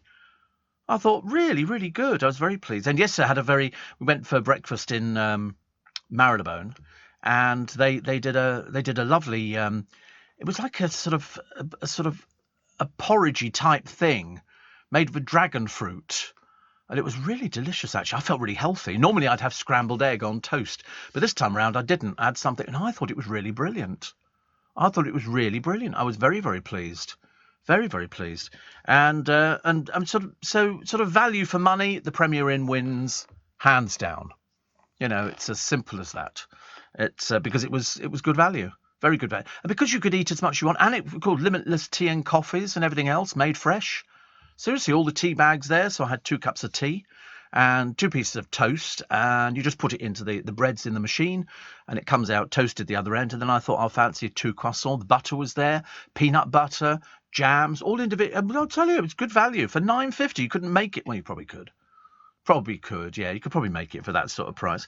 No, I mean, not all of that stuff. And also limitless, remember. You know, if you were sort of person of a larger frame, not the slender little thing that I am now, you could absolutely go completely mad and just literally went on the ship years ago to do our cruise with Royal Caribbean. The breakfast, obviously it's all included. You don't pay for your breakfast or anything else. And people were having it piled high on their plates. I mean, literally, they'll make you omelettes, they'll do you scrambled, they'll do everything. And it was such good quality and cooked while you're watching, you know. And then it was all sort of done up. So I used to have an omelette most mornings, ham and cheese with a sausage, and it was just good value, very, very good value. Didn't think you. Oh no, I like omelettes. Yeah. Yes, I. No, you're just not in bacon rolls. No, I don't, because that's sort of like, that looks like artificial egg, doesn't it? It doesn't look like proper egg to me. It's like whenever you buy the eggs in McDonald's. Actually, talking of McDonald's, it was so funny. I was coming in because the cab company screwed up again. But anyway, that's another story to save for another programme or year. And I was walking up, you know, to come into the building, and there's two coppers walking towards me. Do they have criminals, you know, in handcuffs in front of them, the drunks and all the rest of it? The answer is no, they had their bags of McDonald's. I mean, honestly, it's just small wonder the police force don't bother chasing anybody evermore. Steps are going to launch a West End musical. Tragedy when the feeling comes wrong. And a third of puppies bought on social media will die before their first birthday. You know why? Because they're not inoculated or anything else. And the puppy smugglers bring them over. They always claim, oh, you can see the mother. You never can. And it's, you know, people are paying a fortune. People are paying up to a few £1,000s for one of these puppies because they look so cute. But they're from puppy farms. And that's why it's very unwise. Many of them, they sort of develop all sorts of problems, and there's nothing you can do about it because, you know, you go back to it again. Well, that's your problem. You should have taken it to the vet. Nothing to do with them. What was the other one? Singapore to decriminalise sex between men. I mean, I'm assuming actually all the men in Singapore who are of the persuasion will be going, oh, thank goodness for that. We haven't been able to do anything for years. Liars. But Tyson Fury's cousin killed in a fight, got stabbed in the neck. And so he's talking. I love the way he's sort of preaching to us, you know, after basically the stable door's been left open and the horses have been out for ages and ages. We've got more knife crime now. It's like he's only just discovered it. Whereas, in fact, we've all known about knife crime in London and major cities around this beautiful scented isle of ours are absolute hotbeds of crime. People think they're big and clever if they carry a knife. No, I mean, I remember I think I was at Waterloo Station the day before when some kid got chased through the station by a gang who just wanted to stab him. That's all it was. They're pathetic, weedy little people, and they think they're all big and clever, you know, because they do the drugs and they do all the other bits and pieces. And you think to yourself, but this is absolutely appalling. Knife crime is certainly not going away. And I love the way that Tyson Fury is calling for a tougher crackdown. What do you think we're doing, darling? Sitting here twiddling our thumbs? No. What do you think the police are doing? It's getting worse. The police are woefully undermanned. They haven't got the time to start doing it. And also, what would you do with some psychotic person who's got a knife in their hand? Look at the bloke who was stabbed down in Greenford. Was it Greenford? I can't remember. The 87-year-old by some bloke who just sort of, for no reason. Obviously, somebody who's got a severe mental illness. Because you just, I mean, the only knife I had when I was little was one of those pen knives which opened up and there was a pair of scissors and a thing for taking stones out of horses' hooves and a nail file. Swiss Army knife. And they were really, well, sometimes you'd carve your initials on a tree. Sometimes. That was it. You never thought about using knives against somebody as a weapon. And I can't remember when it became a big thing. Was it the 50s? Was it the 60s? I don't know. But nowadays, people pull them out of everything. And you look at these pathetic little scroats and you think to yourself, I bet your parents absolutely hate you, if indeed they even know that they're your parents. Because it's a certain sort of person that joins a gang. You know, people who go, I'm in a gang. Oh, yeah, what are you in? I'm in a gang, all right? I'm a gang leader. In America, it's huge. Absolutely huge. You get the Hells Angels. They're a little gang by themselves. Basically, a lot of old geriatrics on bikes who go around with Hell's Angel written on the front. Do you remember we used to have them here? Only they were guarding the underground. Yeah, we had them guarding the underground, and they were called. It'll come to me in a moment. Somebody else will remind me very quickly. And they used to stand there on the underground so that people felt safe. Because you're underground, it's dangerous. There's lunatics down there. There's people who sleep on the underground. Guardian angels, they were called, I just remembered. And they would sort of... then all of a sudden, they disappeared. Couldn't be bothered, I should imagine. But you get people who sleep on the train. There was one man sitting in the middle of the pavement on Marylebone High Street yesterday, a down and out, and waiting for people to hand him food and everything else. There was a woman... I don't know if it was on LBC or perhaps it was on something else. And she said at the end of each week she had 38 pence left.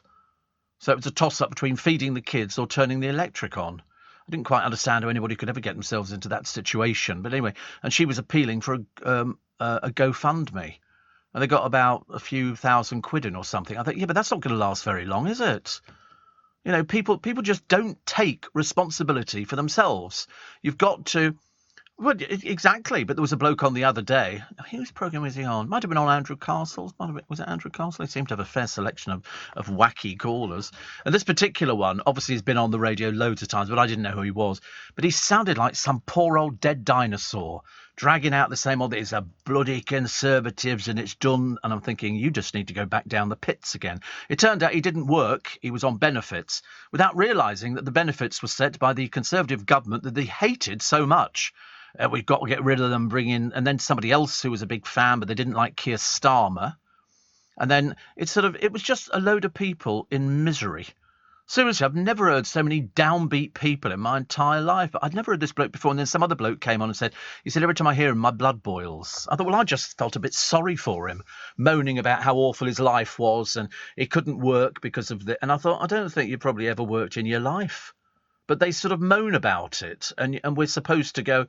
Oh, that's a shame, isn't it, really? I bet he smoked. He certainly sounded like he smoked. And you know how expensive it is to smoke. Steve, for £9.50, I could feed a family of 4 a good breakfast. Well, bully for you. What do you want, a medal or something? I wasn't coming round your place. I was going to the Premier Inn. Very good value. But also, £9.50, you could feed a family of 4 a good breakfast. But I could have eaten as much as I wanted, which, of course, you couldn't do on £9.50 or anywhere near it. Steve Allen on LBC. Morning, nice to have your company. Steve, as I watch this, I'm sure I've seen the storyline before under a different name. The programme I love at the moment is BBC4's State of Happiness. Sadly not. Also, have you seen the hummingbird moths in your garden? No. Rayleigh's full of them, says Jeannie.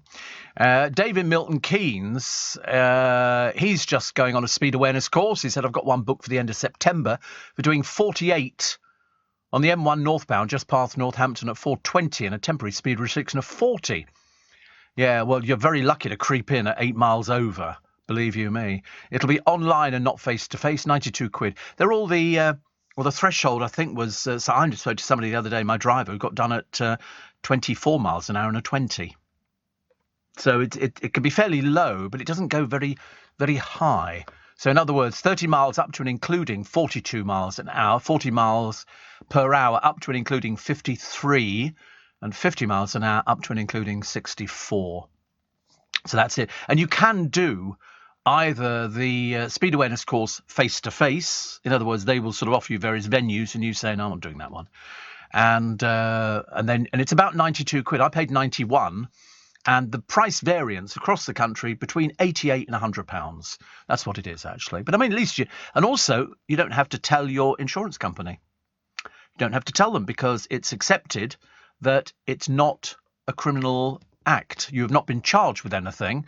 That's why you've been offered that. And they give you a piece of paper at the end which says... Well, in fact, they actually send it through to you saying, congratulations, you've done the speed awareness course. And then it says you do not have to tell. If they prompt you, if they say to you, have you done any speed awareness courses? Well, then you have to say yes, because it might invalidate your insurance. But if they don't ask that, you don't have to volunteer the information. It is not a criminal offence. So I was quite pleased about that, actually. I wouldn't have told them anyway.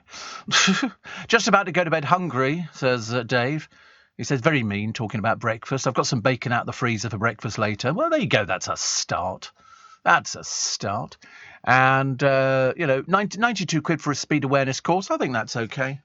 It saves getting you're very lucky But now you've only got 3 years. If you get another driving thing within the 3 years, whoops, they will do it. And of course, if you're a young person, a new driver, for us as adult drivers, it's 12 penalty points, just above 12 penalty, and then they take you off the road.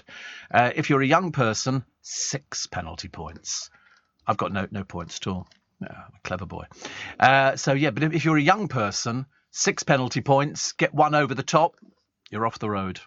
Oh, I never got any close to it. No, the most I ever got was 3. And that was on a temporary speed camera on the 316. That was the only time I've ever got anywhere close to it. Average, yeah. Very average. Steve, what are your thoughts on Amal Rajan being confirmed as Jeremy Paxman's replacement? I don't have any thoughts in it at all. I've got no idea who he is. Doesn't make any difference to me. They could have put Pingu up there. It really doesn't. I really couldn't care less. I know that somebody was complaining, one of the women, saying, why is it always men? And then you've got Anita Rani droning on about, women can be quiz show hosts. And the simple fact is, Anita, I'm afraid they can't. And Anne Robinson was the only one. The producer couldn't even think of anybody else. The nearest you got to it was blankety blank with Lily Savage. They don't get the chance because I tell you for why. It's based on ratings. You don't get the ratings. They've just axed a couple of TV quiz shows, haven't they? One with Davina McCall and one with somebody else because they didn't rate. Well, all the women's shows that are axed tend to be women. I mean, unless they're sort of fielding in somebody else that I'm not aware of, but they are. Women cannot present quiz shows in the same way that men can do it. You're never going to find anybody who can do it. So they think, let's actually put a comedian on there or something like that. Still don't work. So they generally manage. If you can think of anybody who's done quizzes, do let us know. I'm dying to hear from them. Because the only one we could think of was Anne Robinson, and she had to be guided all the way through. Victorian Corin Mitchell, I wasn't really classed as a... Did you see that quiz show? It was about as boring as hell, freezing over on a wet Tuesday in Manchester. Yes, Only Connect. It was a bit too highbrow. Most people, it's sort of, let's gloss over that one very quickly. But Amal Rajan being confirmed, no idea. Don't know who he is. Not really particularly interested. Listen, it's up to... to be honest with you, we've all seen University Challenge, but of course none of us can answer the questions. That's why we watch it. We watch it to see these terribly nerdy people. Walker. So I'm trying to go to Oxford. They sort of sit there and come up with, yes, that would be and you think to yourself, I'm not surprised Jeremy Paxman decided to leave the Brumming programme. It's so really, it's convoluting. Sandy Toksvik does 15-1 quite well. That's not still on, is it? And, QI is not really a quiz, is it? It's just made up. They just make up the score so that Alan Davis comes sort of either bottom or top, so he gets a huge cheer. But I wasn't even sure that 15-1 was still on. And also, who cares? Seriously, one programme out of the hundreds of thousands that we produce every year. One programme. Mind you, if I saw Sandy Toksvik, I'd like to see her doing something like... I can't think of any quiz shows at the moment. They're all so blooming dreary. It's just questions. That's all it is. It's somebody reading out questions. And you've got to hold the card here and look there and try and be funny and witty. The Chase is the only decent one on there, and that's hosted by a man. Admittedly, you do get a couple of birds on there, don't you, as the experts. You get Anne Hegarty. Anne Hegarty, she's a good old bird, isn't she? I like her. And who's the other? What, she's a bird? Of course I'm not. She loves being called a bird. She loves it. Who's the other one on there? Whose name I never remember. The Vixen. I don't know anything about her. Although she said if she came back again, she wouldn't have the ridiculous hair piled on her head. She could make a lot more of herself. Although actually I've seen the governess. I don't know why they call her the governess. You know why? She looks like a dominatrix. That's why, because she's big and she wears that bow tie thing. And they did a programme where 3 of them went off doing something. The Dark Destroyer and the other bloke who then lost the reason for it. They went somewhere. They were in a camper van or something. And it was very interesting, actually. Sue Barker, question of sport. Not anymore, she's not. Come on, bring yourself up to date. That's been given. Yeah, she did it for 30 years and we all went, thank God it's finishing. I wasn't even sure how big the audience was. It was dreadful. It was deeply, deeply uninteresting. It was only of interest to sports people. If you didn't like sport, forget it. Steve, just about to go for a Turkish breakfast in northern Cyprus, says Steve. 0630 hours and 28 degrees already. Oh God, that sounds dreadful. What's a Turkish breakfast? What would they offer as a Turkish breakfast? I know when we were in Amsterdam years ago, nothing like it, I should imagine. And their sort of idea of breakfast was continental. So it was sort of rolls and meat and stuff like that. I mean, I would think that a classic Turkish breakfast would have to be something like, olives, probably black and green, cucumbers, meats, dips, sauces, eggs, cheeses, tomatoes, fruit preserves, jams, honey, pastries, and sweet butter. Basically, everything that's really bad for you. Just about. I mean, I don't think there's anything on there that's got the word healthy written on it. But I mean, who the hell cucumbers? It's just 90% water, isn't it? I mean, black and green olives. I don't know what the ratio is of that. But fruit preserves and jams, honey, pastries, and sweet butter. Sweet butter? What in God's name is sweet butter?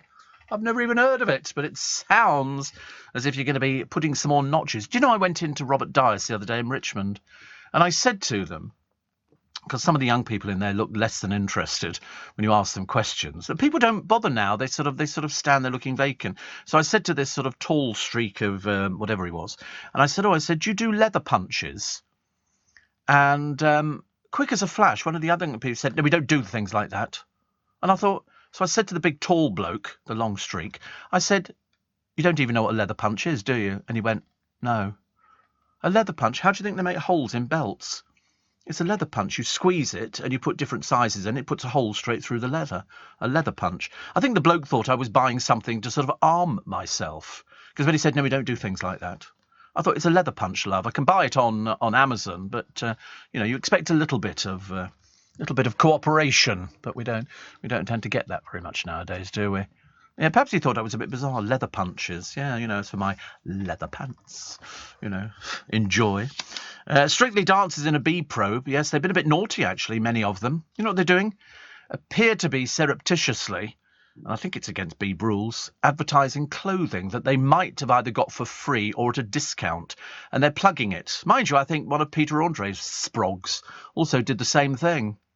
I mean, it really is getting so desperate now. You see one of these people off Love Island, not that you want to copy any of them, going, oh, I'm wearing my lovely new false eyelashes from... They're freebies. They're freebies. They're supposed to put a thing at the end of it saying, whilst I have done blah, blah, blah, blah, blah. But now they're doing it on Strictly. And also some of them are taking Strictly out on the road, but it's nothing to do with the Beeb. They're doing it as a thing, and the Beeb are going, I mean, because the Beeb, it's easy to, you can get away with murder at the Beeb. Seriously, they used to do it on Ainsley Harriot's, can't cook, won't cook, cook'll cook. And he used to sit there going, we've got this ice cream. They said, where are you from? Withenshaw's Farm at 33 Withenshaw Road in Greater Manchester. And they've given us some ice cream. What can we make with this? I thought, that's a free advert. It's a free advert, dear, for God's sake, honestly. Mind you, Ainsley Harriott, not a lot you could say there. On the buses, Olives left the bulk of her estate to an EastEnders pal, which is good, worth about £420,000, which is very nice. What a nice thing to do. Who was it? Olive. She got killed in that house fire. Do you remember? Which she left it to... I can't remember her name now. It'll come to me. Oh, I've got so many copies of Metro. I don't know why the boys keep thinking I want it. Who is it? There you go. Sophie Lawrence. Ahead of her death. She was 86. But so she give it to her. The majority. She left money for different people. But the majority went to the young Lawrence girl. So most recent, she played Aunt Sal in the series. I loved her. I loved her in On the Buses. I thought she was fab. But to lose your life in a house fire is possibly the most awful way of dying that I could ever think of, actually. I think Karen and Lawrence remained friends. They also starred together in a comedy show, Bizarre and Rummage, based on the Sue Townsend book. And then there was that woman in Russia who was blown up in a car. And the Russians, not being the most intelligent, thought that it was the Ukrainians who did it. Why would they not think that it would be somebody in Russia who didn't like Putin? I'm assuming there must be quite a number of Russians who can't stand Putin, who, according to The Sun, is expected to die very shortly. I mean, they keep going with this story. But this woman was a big fan of Putin. Her father, who they were hoping that he'd be the one blown up in the vehicle, she was about 10 minutes into a ride. She'd borrowed his car. and she got blown up, but they were hoping it was the father, whoever set this bomb. And it was a case of he was Putin's advisor. He was the one who advised him on the war in Ukraine. So, I mean, I don't know why they think it was Ukrainians living in Russia, or do you think Russians sympathetic to the Ukrainian cause? Difficult to tell, isn't it, really? But of course, the Russians being Russian, because they don't really know where they are half the time, do they? Are you receiving tax credits? If so, this message is for you. Tax credits are coming to an end, and most people will be asked to apply for universal credit instead. The Department for Work and Pensions is writing to tax credit claimants. You won't be moved automatically, so look out for your letter explaining what you'll need to do and by when. And there's also lots of support to help you make the move. Get ready for your universal credit switchover. Search Understanding Universal Credit today. Eligibility criteria apply. Steve Allen on LBC. Text 84850. Morning, apparently. Ashley says they do leather punches in Hobbycraft, pretty well priced, or Dunelm. Yeah, I don't know where my nearest Dunelm is. But why don't I just get a new belt? No, because you can put holes in the belt. I spent a lot of money on this belt. This was a £5. I'm not going to waste my money. Yeah, it's very expensive. Cameron from Calgary is going to come over for December for the Magic Circle show, all the way from Canada. Look at that. That's cool, isn't it? That's very cool. Conrad says, I had a lovely Turkish coffee in a restaurant in Belgrade, old Yugoslavia, and I wonder why the coffee pot came with a glass of water. Then I realised it was to thin the coffee. No. I'll tell you what the glass of water is. They do it in Austria as well. The water is there so that you take a sip of coffee, put the cup down, sip of water, cleanses your palate. So that each time you take a mouthful of coffee, I know this, I'm well versed in how this one operates, each time you take a mouthful of coffee, it tastes as it's supposed to taste. You're not watering your coffee down, that's a fact, but that's what it's for. It's so that you get the proper taste of the coffee. Always comes with a glass of water. If it doesn't, you say, excuse me, water, in your own time. Yeah, garçon. Kevin says, moving to China with the girl of my dreams in 2 weeks. Well, in other words, she's just a fantasy. Not really a proper person at all. I'm hoping I'll be able to listen to the show from Shanghai. Of course. But you're 7 hours ahead, so I'll be on from 11 until 2 p.m. You can listen anywhere in the world on Global Player. He says, if not, thank you for keeping my pecker up. I deny all knowledge of that, and it comes to a court case. I'm having nothing to do with it. Okay? No, you can hear in Shanghai. But just remember, you're the 7 hours ahead. And you can hear it over there. So from 11 in the morning till 2. Yeah, I'm part of your lunchtime. Steve, you can get leather punches in Simpson, the cobblers, the shoe shop repairs. Do you mean Timpsons? Yeah, I've got a Timpsons. I stupidly bought a thing in there. When I took my watch in to get it repaired, they couldn't do it because it needed a new seal. If you remember, it took ages when we sent it away. And they said, oh, we do a lifetime battery replacement service. And I thought, well, I might as well do that. I was obviously not thinking properly. I'd obviously had a breakdown. And it was £32 for a lifetime of batteries. I've only got one bloody watch. I mean, how long do you think these batteries last? About 2 years. That was a waste of money. So think before, unless you've got loads of these watches with batteries in. But I don't.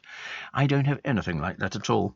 NASA have launched an investigation into thousands of UFO sightings. All the Looney Tunes people will be out there going, oh, I saw this creature emerging from a spacecraft, which is very funny. And Louis Vuitton lift the lid on a new bag. It looks like a tin of paint. It's going to cost you £2,000 to look like a complete and utter dingbat. But if you really want to do it, go and buy it. Anthony Joshua, I have seen it, yes. I've never seen anything so stupid in my entire life. There'll be copies of it already, I should imagine, in the markets. I mean, it's just the stupidest thing I've ever seen in my entire life. I begin to wonder whether or not the sort of people who buy this stuff have got 1 or 2 brain cells missing. It's £2,000 for something that looks like a paint pot. I mean, are people going to look at you and go, what the hell's that, eh? Louis Vuitton. Yeah, only Louis Vuitton. And in fact, they have to let you know. Why don't you just go and buy a tin of paint? It costs you much less. Empty it out, clean it all out, and stick your stuff in it if you're that desperate. Anthony Joshua has one of his erratic rants again. He sort of does a complete drama queen bit, throws the belt out the ring, storms off, and everybody's going, what's that? Because he lost to a much better person. And And then he sort of comes back and then he starts rambling. But apparently, I was listening to some experts. Oh, it's hilarious. On the BBC's Breakfast Time, they said, and here's our correspondent over in Dubai. Thank you very much indeed for joining us this morning. I thought, he's the reporter, dear. Where else do you think he's going to be? He's reporting on the fight. I thought, do they have to pay him extra for this? Or, anyway, so it was just the most pathetic thing I've ever seen. Thank you so much for joining us. He was nearly brown-nosing this reporter who was over there working for the BBC as their boxing correspondent on the dreary fight, which was lost by Joshua J, who then sort of came back and started rambling. But I was told by the experts that even when he wins, he rambles. They're a little bit temperamental, aren't they? I mean, we've seen it all before, but, to the point of boredom, I'm afraid. I'm really not into it. Leather Punches, available on Amazon, says Howard, ex-model. Does that mean you were a model and now you're not a model? What does that mean? An ex-model or the Leather Punches are models? There they are, look. I mean, you must have seen these before. They're so inexpensive. £5.25. Where does that come from, though? I'm not sure. I have to check where these things come from. Sometimes they come from China, and you know damn well they're not going to make it for the next day. And you literally just put it there, squeeze it, puts a hole right through it, and all different sizes. You can move that wheel around. You want a heavy-duty revolving plier tool. So important, so important. Heavy-duty rotatable with 6 different sizes. You can use it for your watch, and, well, I can't, because I've got a metal strap on my watch. That's the trouble. It's the trouble with platinum now, isn't it, really? You just can't make holes in it as you used to. Match programme for the last FA Cup final could fetch £15,000. And Team GB's Ben fights for his life. He's in a coma. So we'll tell you more about that a little bit later on. Steps want to perform at Glastonbury. Well, I'm sure they've got room for people sort of picking up the rubbish afterwards, and drinks, ice cream, fizzy drinks, hot dogs. I mean, they could do the legend slot, but I mean, let's face it, we're not, that really is taking the Michael, isn't it? Here's Steps. 5, 6, 7, 8, my root tootin' baby, the rap and me crazy, my. I'd love it. It'd be so funny. The producer would be right down the front. We'd have a close-up on him. The camera would be going, oh, he's back again. All these years later, he's there. And then I think that H from Steps wants to put on some gay pride festival in Wales. Always very interesting. Ben Gregory is the Team GB athlete. He suffered a fractured skull in a horror bike crash. So he's fractured his skull, his neck, multiple hemorrhages to his brain. He's only 31. I don't know where it goes from here at all. And, for those who haven't heard, she tweeted, I've never felt so scared, helpless and sick to the stomach. He needs your positive thoughts. He needs a lot of prayers. But actually, not necessarily prayers. He needs some brilliant doctors. So he's in a coma and on life support. And we keep our fingers crossed. The doctors do their best. That's all they could do. The royal family won't get advance copies of Harry's memoir. Why would they want it? Another pile of rubbish from the little private one who doesn't want any attention whatsoever. He's told us. We've seen this before, haven't we? I don't want any. That's why we've left the country. Good. Well, as long as you stay away, we're more than happy. Prince Andrew's had a meeting with the Queen, apparently, to try and engineer himself back into public life. We don't want you, matey. OK, I can say that, and I think I speak on behalf of the entire country. Nobody likes you. It's not your fault. Well, it is your fault, but I'm trying to be generous. But nobody wants you back in the royal family. I couldn't care less what you do at home. You can sit there and do jigsaws. We just don't want you anywhere near, any of these sort of people. How your daughters have managed to sort of face the embarrassment of their father, I can't imagine. And, of course, Sarah Ferguson. But there again, she's been her own embarrassment, hasn't she, for the royal family? Do you know there's a new blood test which could stop 1 in 10 cancer deaths? Doesn't that sound like a miracle that we all want to hear about? Absolutely. I'll tell you about it a little bit later on. Because, and also, you're hearing all these adverts about this, poo and all that kind of stuff. And if you are lucky enough to get one of these test kits from the NHS or from your doctors, do it. And the reason I say do it is because, if you check yourself regularly, because better that they can catch something early. They give you a test kit. I know it seems a bit fiddly, but it is actually possible because you do look at it going, how the heck is that going to work? But anyway, and you literally just pop it back in, little test tube, and you send it off. and they will then write to you and say, you know, this is right or that's not right, because the earlier you catch something, the better the chance of survival is. And we would rather have people who survive, you know, than people not surviving. But a lot of people, I did it. I've done the test twice. I did the NHS one. I did one from the doctor. Exactly the same little test tube and the little sort of spatula type thing. And it's easily done, but it can save your life. 84850 steve@lbc.co.uk. What was the other one that I quite... Oh, Matt Goss. I'm sorry, every day another dreary Matt Goss thing. He's hoping that his appearances on Strictly, not that he can dance. Oh, Helen Skelton. She can dance. She won an award for tap dancing. Lies already, and she's only just started. She said she couldn't dance. Well, she did. She won a prize, top prize for tap dancing. Oh, it was a long time ago, she said. Yeah, right.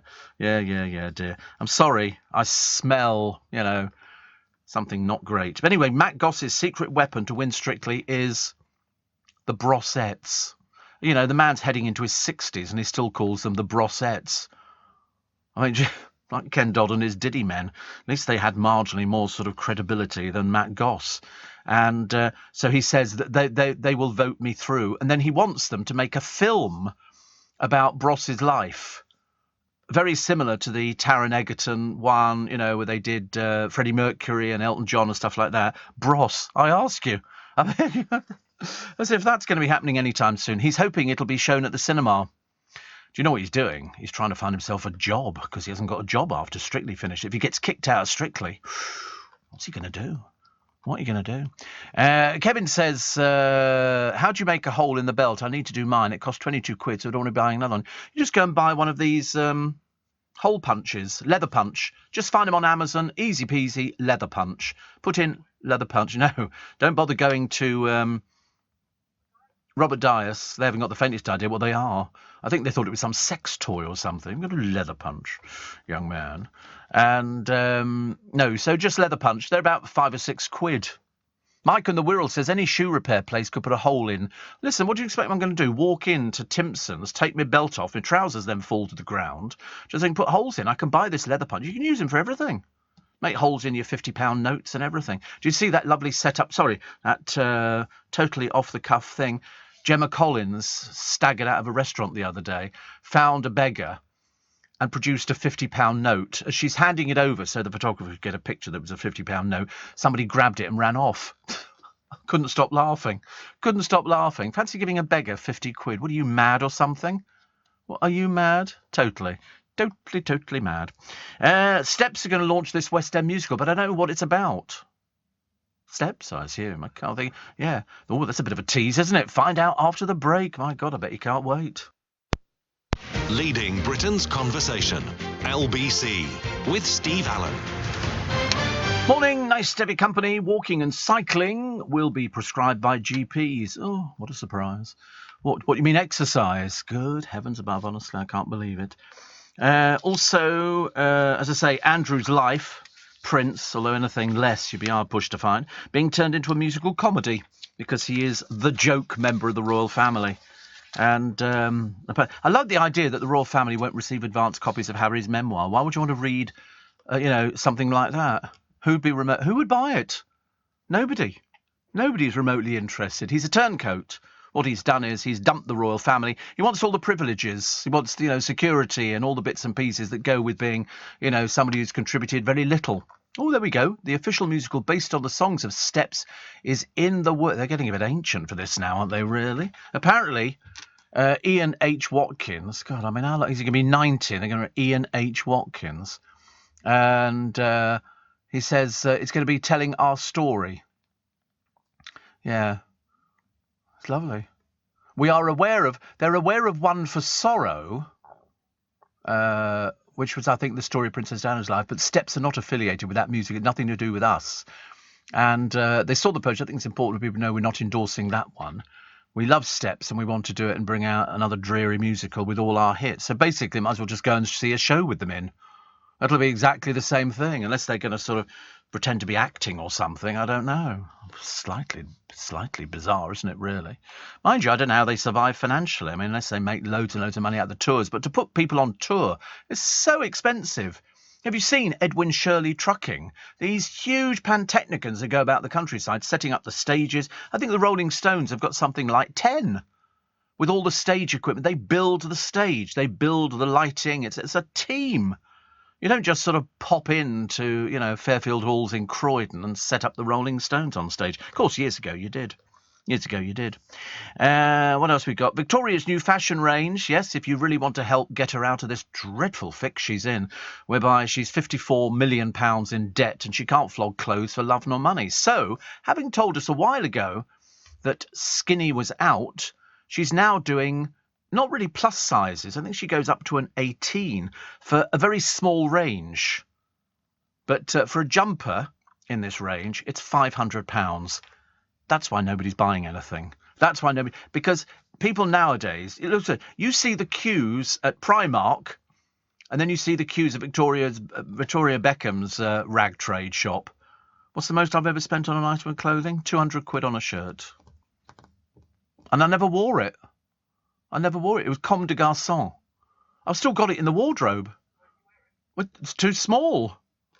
I was very, very skinny when I bought it. Very, very skinny. I bought it from a shop in Twickenham that opened up some years ago, and he just did designer clothing. Because I picked up I bought it in blue and I bought it in the pink.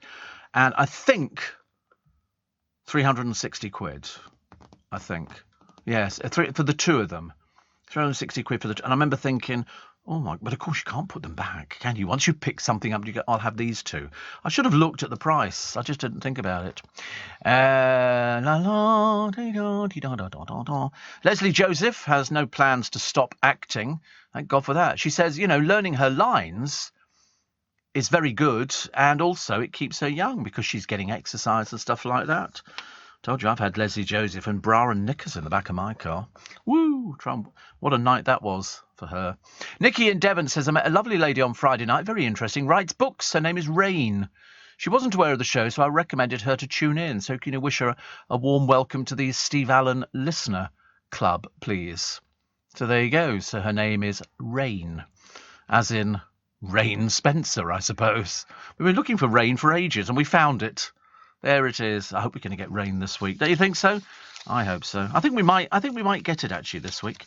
The first trenches dug to protect Britain discovered by archaeologists, which is very interesting. They run for miles and miles. And even over in France, they're still discovering trenches that have fallen in and stuff. Really quite amazing stuff that they find. What's the other one that I quite liked?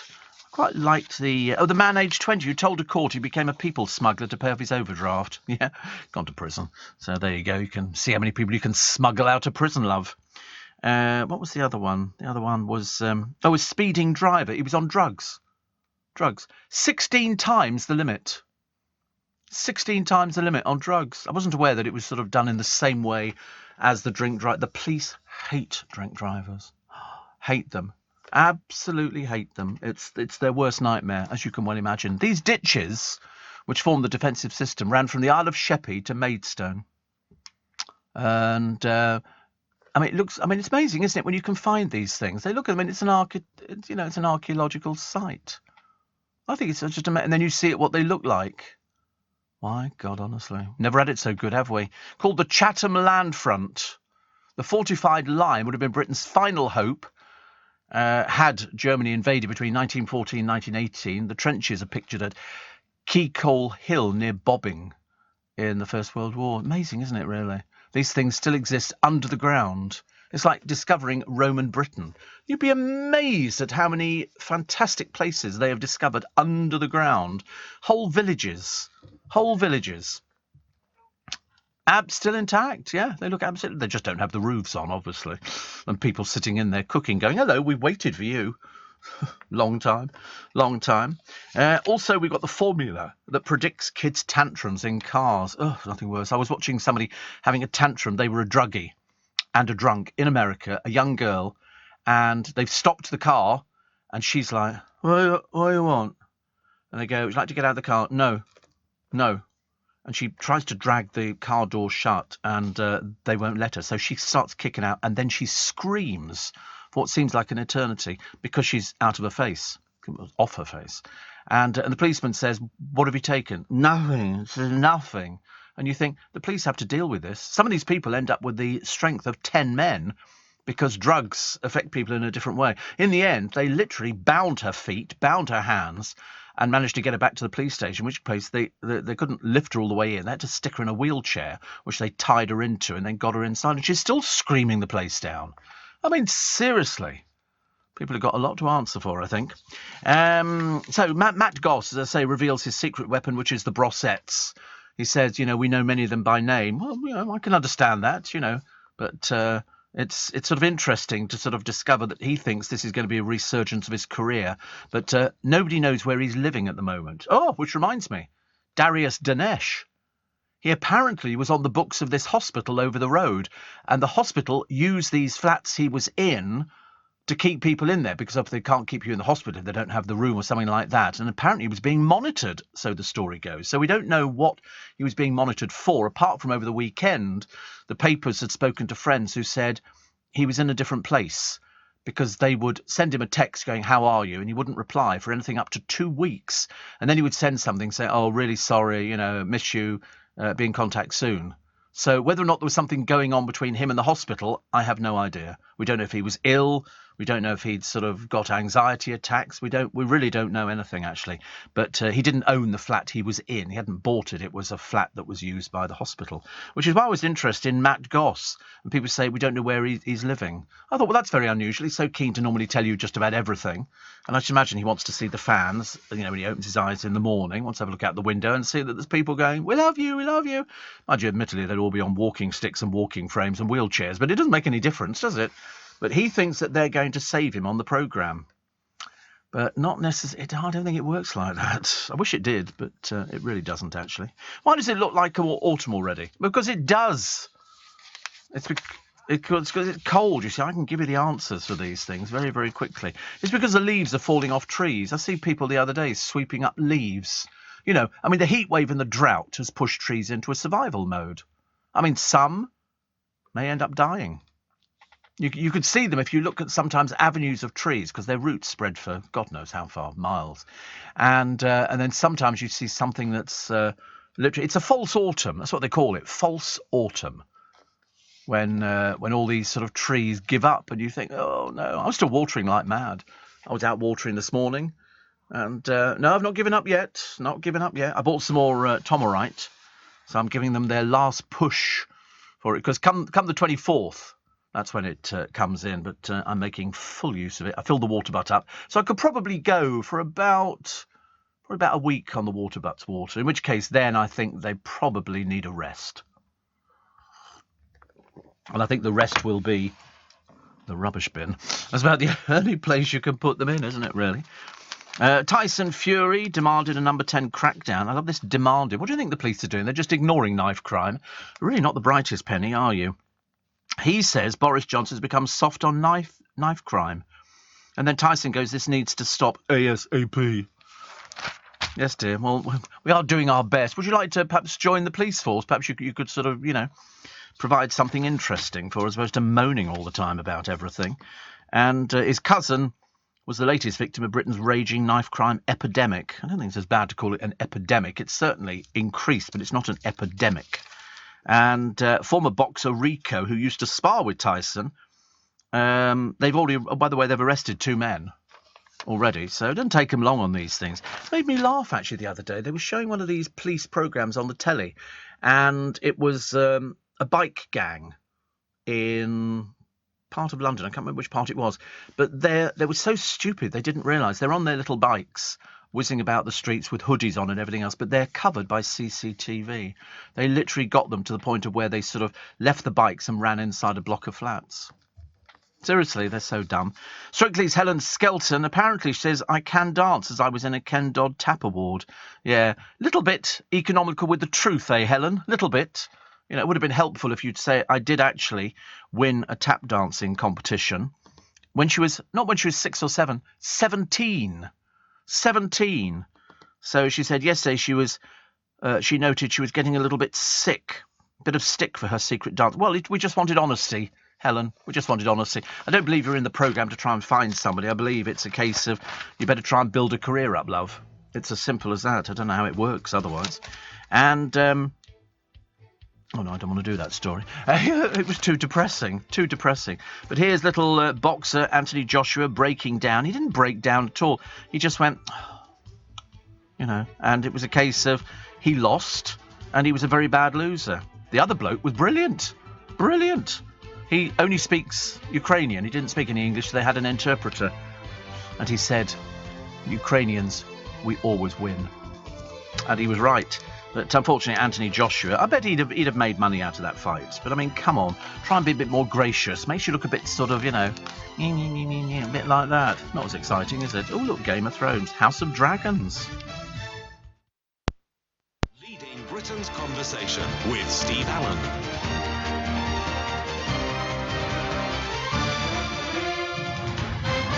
Morning, nice to have your company. Monday, August 22nd. It's Steve Allen's Early Breakfast. Mark says, just boarded the 0501 Thameslink from Purley, 0412 Brighton. As usual, heading into the city. Yesterday, I went to Cafe Nero 20 minutes before advertised closing time, walked in the shop and the guy told me, we're closed. He said, so how was I able to walk in? Staff are so poor these days, I shall not use them again. Well, I tell you, you want to come round our way. We actually have a pret-a-manger that closes at 3 p.m. They basically can't be bothered. It's a case of, hot food. I don't think so. What do you expect? Yeah, they've got no sort of heated thing at all in there. Shoddy service. I mean, you're very lucky to get them opening on time anyway. I mean, I'm assuming they must be short-staffed. Can't think of any other reason, can you? But also closing at 3 p.m. It's like sort of running a shop part-time, isn't it? So I don't go there anymore. Although I did buy the other day, when I went to get the bus, I bought 2 bacon rolls from Pret-a-Manger there. So I was sitting on the bus eating them. Proper bacon. Well, what do you mean proper bacon? As opposed to what? Yeah, bacon rolls. I sat on the bus. Some woman turned around and looked at me like, what are you doing? I felt like I was waiting for her to say something. I'd have had to go back going, I've not eaten all night. But, people are a bit... Yeah, mind your own business. That's what I say. Swimming legend Ellie Simmonds has urged the government to invest in sport after the Mirror highlighted years of Tory cuts. Well, they're going to start closing swimming pools, aren't they? Because we haven't got water for them. And also, it's all very nice.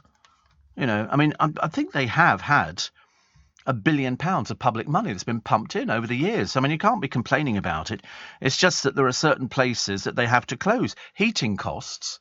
And also... you imagine the electricity bills that are going to be coming in. They reckon in the next 6 months, what percentage of pools will close? 80%. 80%. That's what they reckon. 80%. Unbelievable, isn't it? The musical about Prince Andrew being made for Channel 4, the comedy will centre on his relationships and controversies. Well, I tell you, that'll be running for weeks, won't it? You won't be getting away with that with sort of an hour and a half. Hat-Trick Productions programme, got to the top. It'll include the Duke of York's infamous Newsnight interview with Emily Maitlis. And the musical will be part of the Truth and Dare season to celebrate 40 years. The broadcaster says the programmes will say the unsayable. No, they won't. No, they won't. No. They've got laws to abide by. They'll feature Ben Elton, Frankie Boyle and Jimmy Carr. Ian Katz, Channel 4's chief content officer, said this season shows Channel 4 is as mischievous, disruptive and distinctive as when it was born 40 years ago. He says, if we must age, we plan to do it disgracefully. So it'll do him stepping down from public life amid the fallout from the BBC interview about his friendship with convicted sex offender Jeffrey Epstein. And can't wait to see it. Can't wait to see it. It'll either be a brilliant show or absolute rubbish. But the trouble is he's such a po-faced old non-entity, isn't he, really? Mind you, it kind of matches in the family. They're all moaning about everything. I've never known a family moan so much when they've got so much, on offer. He gets cheap rent. He doesn't have to do anything. Mind you, he never did anything anyway, really. Steve, I take it you never made it to the Toby Carvery for your Sunday dinner? I did not, actually. I did not. I don't think we've got any round our way. There must be one somewhere. I think there might be one at Cross Deep. I'll have to check. Earlier autumn indeed, Steve. The blackberries are starting to appear on the bramble bushes. Usually that's late September, says Kim. I know, I see them. Oh, I know exactly. Oh, wait a minute. Do I know where that place is? They all look the same, don't they, actually? Find a Toby Carvery near you. Find your local. Here we go. I think there's... Oh, the same picture they put up. Worcester Park, temporarily closed. It's not very good, is it? South Croydon. Oh, no. They say it's handy to reserve a table. I can't drive that far. Oh, there's one in Kingston, it appears. Kingston? No? Old Windsor? So aptly named, isn't it? Old Windsor. But, it's a bit disappointing. Oh, well, never mind. They say, find your nearest one and book a table today. You'll find our family-friendly Carvery restaurants all over the UK. Not in my town, thank you very much indeed. What is that? Oh, look, we could go to a Beefeater and get roughly the same at the Beefeater. I quite fancy the idea of a Beefeater. I feel like trying all these different places out. But I thought the Premium breakfast was very good. For £9.50, as much as you want to eat. That's very good value. Very good value. Pete the pool man says, hopefully I'll be shutting 80% of mine, because he repairs pools and does the chemicals and stuff like that. In fact, he can't wait. Ashley says, Steve, my aunt in America has a pool and it's about $170 a week to heat. If necessary, not to mention the pumps running daily and chemicals monthly. Yeah, I mean, things just cost a fortune. Things cost an absolute fortune. Nothing you can do about it, is it, really? Do you know, I'm so glad I'm not into computer games. The Nintendo Switch OLED is £316.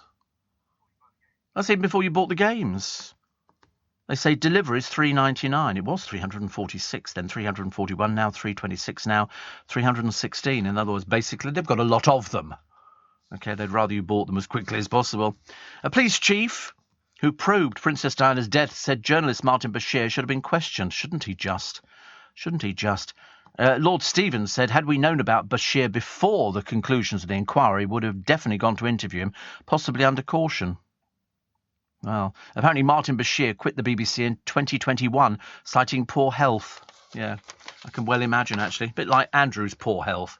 He seemed to go through a really bad period of, but as I say, nobody likes him, so it doesn't make any difference. A comedian has shown he hasn't gone off the boil by winning the award for the best joke at the Edinburgh Festival Fringe with a gag about spaghetti. This apparently was the top joke. Brace yourselves. Might need to sew your sides up. Okay, Massey Graham triumphed with this one. I tried to steal spaghetti from the shop, but the female guard saw me and I couldn't get past her. That was it. Small wonder nobody's ever heard of him. Okay, but it's the second time he's won the accolade. The last one was in 2016, so he's true to form. Yeah, I've got the other ones, yeah. My dad suggested I registered for a donor card. He's a man after my own heart. Hilarious, isn't it? A real rib tickler. A real snorter. How many other ones are there? Mark Simmons. Did you know if you get pregnant in the Amazon, it's next day delivery? This is the Standard of Edinburgh. They might as well close it down now, mightn't they? Olaf Falafel. My attempts to combine nitrous oxide and oxo cubes made me a laughing stock. Hilarious. Honestly, I need to get some more needles. Hannah Fairweather. By my age, my parents had a house and a family, and to be fair to me, so do I. But it's the same house and it's the same family. Oh well. Will Mars. I hate funerals. I'm not a mourning person. That's good. You like that one? And Olaf Falafel. I spent the whole morning building a time machine. So that's 4 hours of my life that I'm definitely getting back. Lovely. Tim Vine. I used to live hand to mouth. Do you know what changed my life? Cutlery. Will Duggan. I can't even be bothered to be apathetic these days. And that was the best of the Edinburgh Fringe. That was seriously. I've told you the act. Don't bother. It's not worth going. Seriously, it's that rubbish. Here we go. We got some more. Oh, we found some more actually. That must look quite nice. Where was that one? Oh, dear, what's gone on? Why's it all gone? Oh, you've got to answer a question. What mode of transport takes you to the heart of the city? West Coast trains, isn't it? Yeah. There you go. I knew that would be right. So, Olaf Falafel. I keep randomly shouting at broccoli and cauliflower. I think I might have florets. That's old, isn't it? Adam Rowe, working at the job centre has to be a tense job, knowing that if you get fired, you still have to come in the next day. Ken Cheng, I'm not a fan of the new pound coin, but then again, I hate all change. Okay. Masai Graham, my dad suggested I register for a donor cut. Oh, we've done that one, haven't we? Tommy Tiernan, 2 flies are playing football in a saucer. One says to the other, make an effort, we're playing in the cup tomorrow. God. It's pitiful, isn't it, really?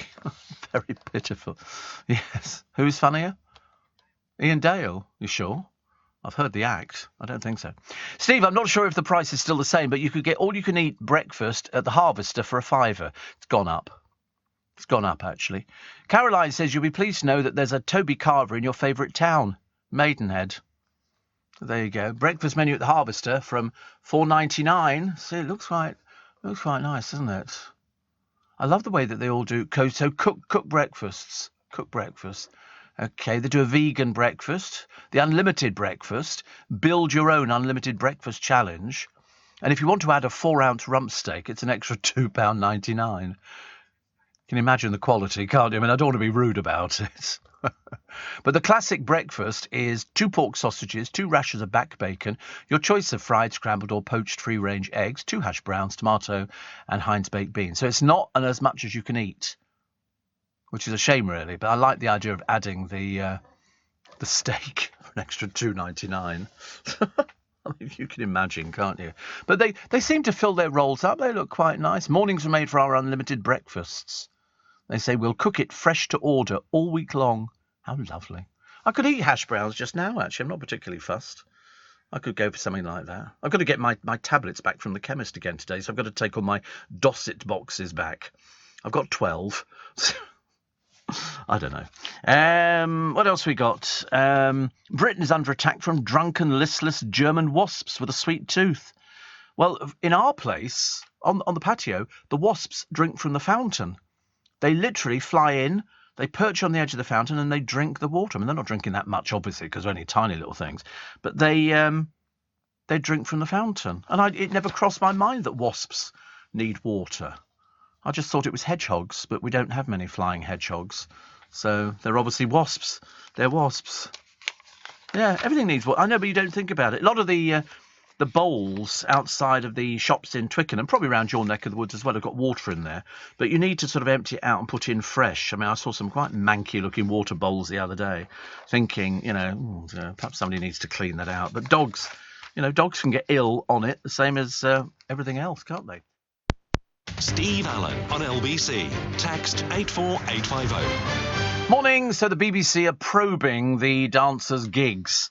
This is Strictly Chief starting a probe after dancers appeared to fall foul of the BBC advertising rules.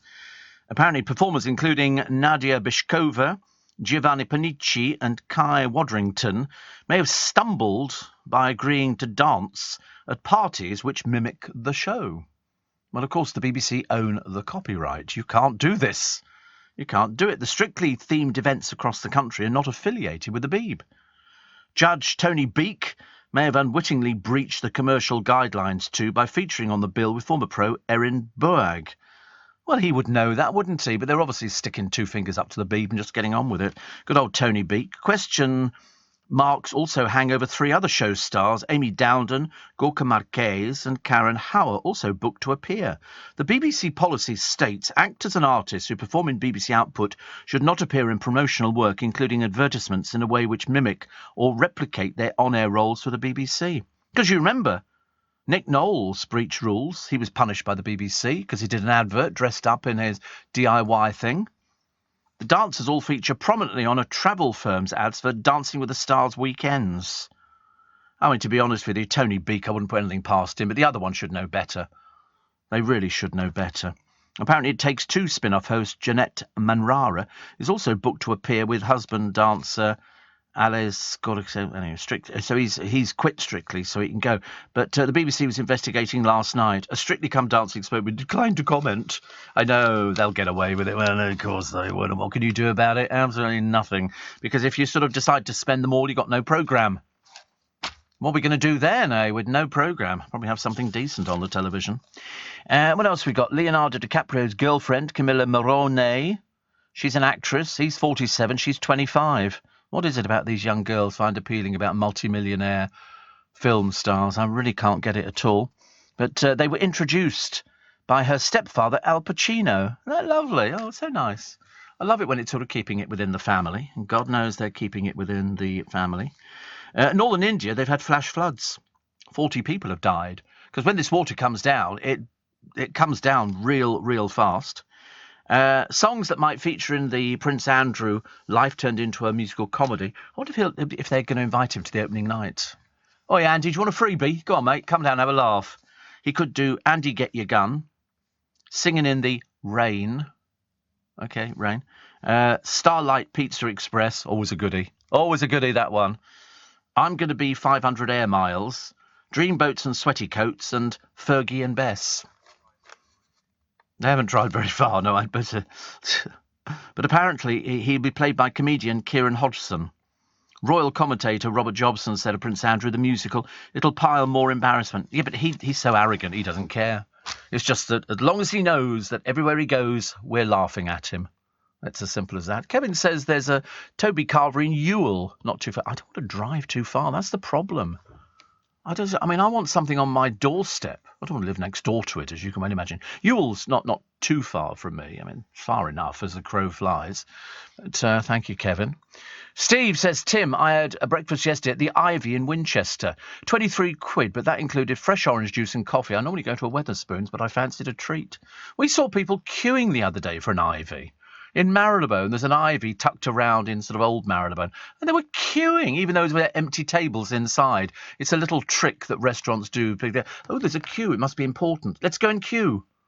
The British, it makes it look very exclusive. It's like whenever you go to a restaurant or you go to a bar or something, there's a little piece of rope outside and there's two gorillas either side of it. And they sort of ask you, yes?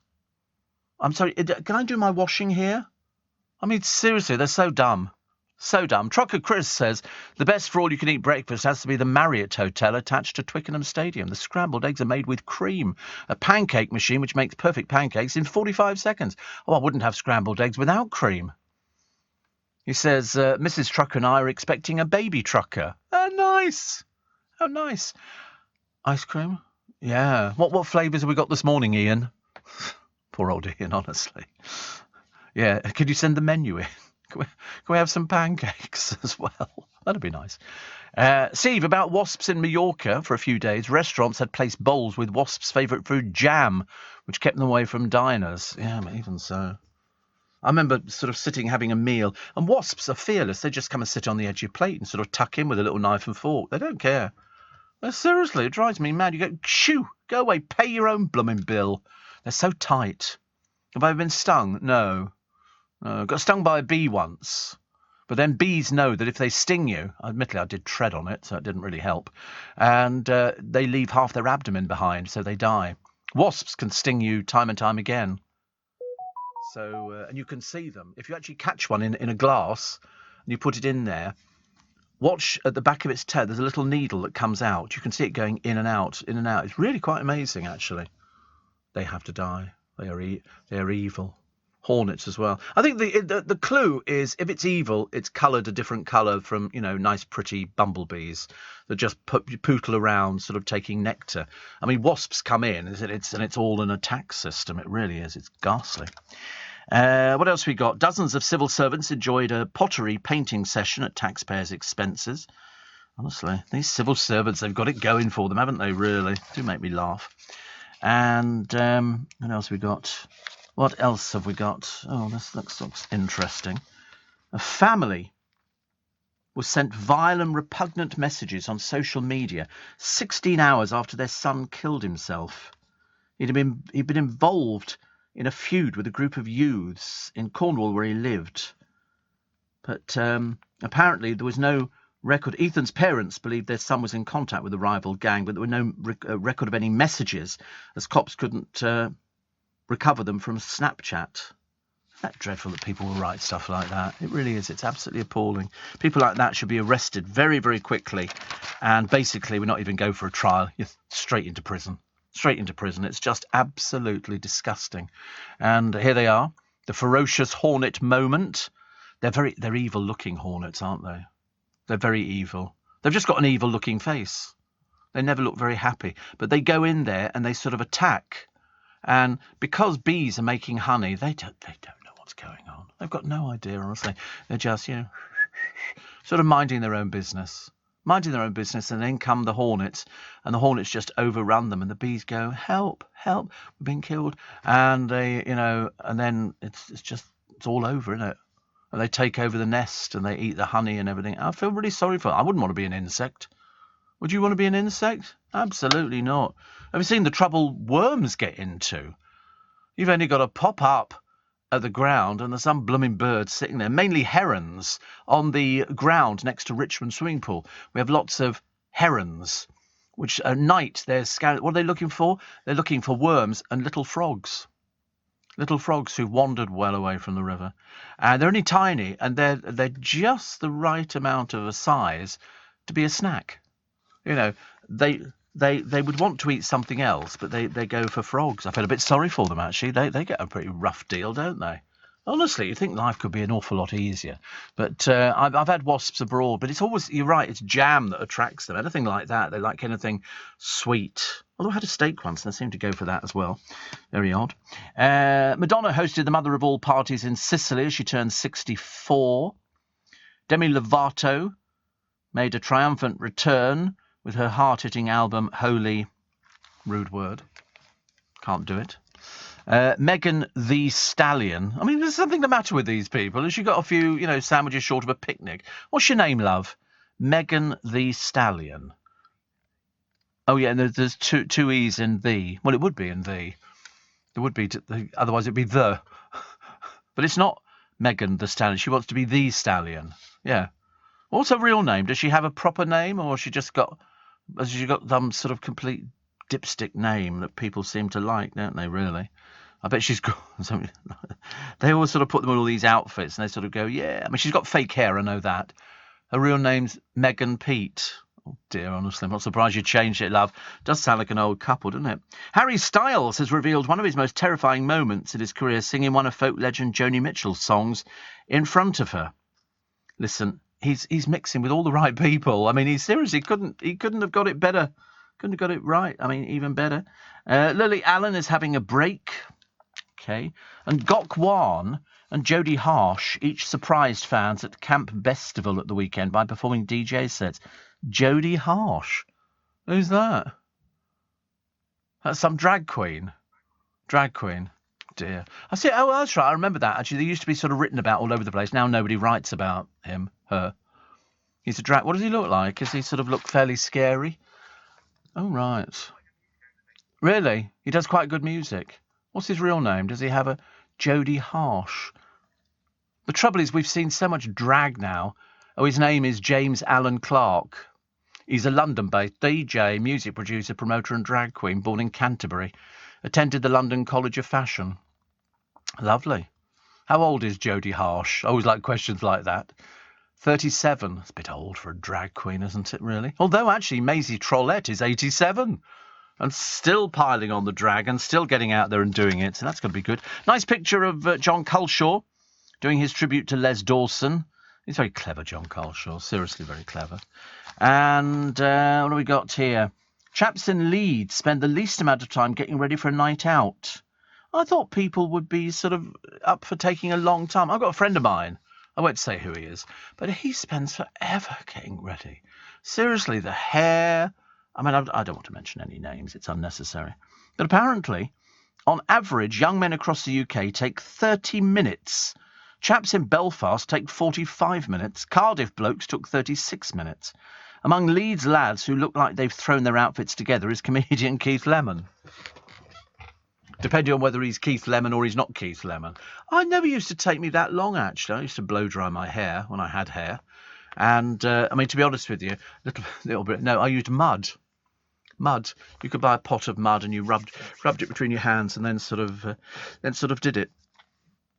I have to be honest, I never thought it was worthwhile taking too long to get yourself ready because, by the time you'd had a few sherbets in the clubs or something like that, it was time to basically come home, and nothing worse than staggering home in the early hours of the morning. So Anita Rani, she's very bitter. She's got a lot of chips on her shoulder. She thinks that women don't even need to bother being told how to be quiz show hosts, whereas in fact you do need to be told, because otherwise you're doing your own thing.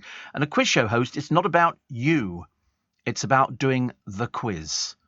I can remember we were taught on Fives Company by a guy who was responsible for so many quiz shows. And he said, just remember, he said, they're not really interested in you. They're interested in the quiz. So when you watch Bradley Walsh, you know it's Bradley Walsh, but you're more interested in whether the people get the questions right. That's how it should be. Anita Rani is already moaning. And this is the spin-off, Who Wants to Be a Millionaire? It's called Fastest Finger First. And she says, for me, I get to know I'm making a change and a difference to my industry. No, you're not. No, you're just another presenter on the television. That's all it is, love. You're not making a difference. I wish people had stopped coming up with this garbage.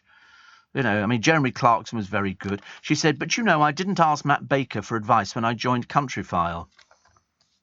What a pity. But there you go. You should have done. Although I heard him doing the... what was he doing? He was doing the commentary on gymnastics on the Commonwealth Games thing. Did he used to be? It must have been some time ago when he was a gymnast. And also, he didn't really know very much about it. The person who was doing it with him, who we never got to see a picture of, to be honest with you, I didn't know who it was at all. But she knew everything. This is a triple coming up and doing this. Whereas Matt just went, oh, this looks really good. That's quite difficult to do. And I'm thinking, you've contributed zero. Shopping online this festive season? It's not just you looking for a steal. Help protect yourself with an email password that's easy to remember and harder to hack. Just look around you right now and choose 3 random words. For me, it's chocolate, keyboard, snorkel. What a bargain. Go on, make your password even stronger with 3 random words and take your email security to another level. Search CyberAware from the National Cyber Security Centre. Leading Britain's conversation. LBC with Steve Allen. Morning, everybody. 26 minutes to 6. It's nice to have your company. I think this week we might get some more rain. And I think we were looking at Wednesday. Kim says, I know wasps can be a pest, Steve, and I've had a bad sting on the back of my neck from one, but they are smashing wee pollinators and very important in the ecosystem. Actually pretty beneficial to have in your garden. Yeah, I don't get too many wasps. They seem to come in just for the fountain and to drink the water. I know it seems ridiculous, but it's only because I was sort of standing there, because I've got a couple of bay trees and things like that, and I was sort of looking at them and thinking, they're actually drinking the water. They were perched on the side of it, and the water is constantly running. It's got a ball on the top, and it turns and it changes colour and all the rest of it. And this water, and they were literally sipping up the water. I mean, I don't know how much they drink. Obviously, not too much. Andy Peters, good morning. Now we don't know whether you're are you on this morning, or are you just doing competition? He says, but I'd be an owl. Sit in a tree all day and watch the world go by. Well, you wouldn't be doing that as an owl. You'd be asleep. You'd be asleep all day, otherwise you'd be very tired at night. Because owls some friends of mine used to have a house in the middle of, I thought it was like in the middle of a field, and every evening you could sit in their garden and watch this owl flying off on its foray for food. And of course they're looking for mice, and basically mice. And they sort of swoop in quite quickly, actually. But no, you'd be sleeping all day, Andy, which I don't see you doing ever. And watching the world. You can only watch the world go by at night. Owls' heads are very odd. They sort of turn. They had a thing on the television the other day. It was a couple, and they went to a petting farm, and they had an owl.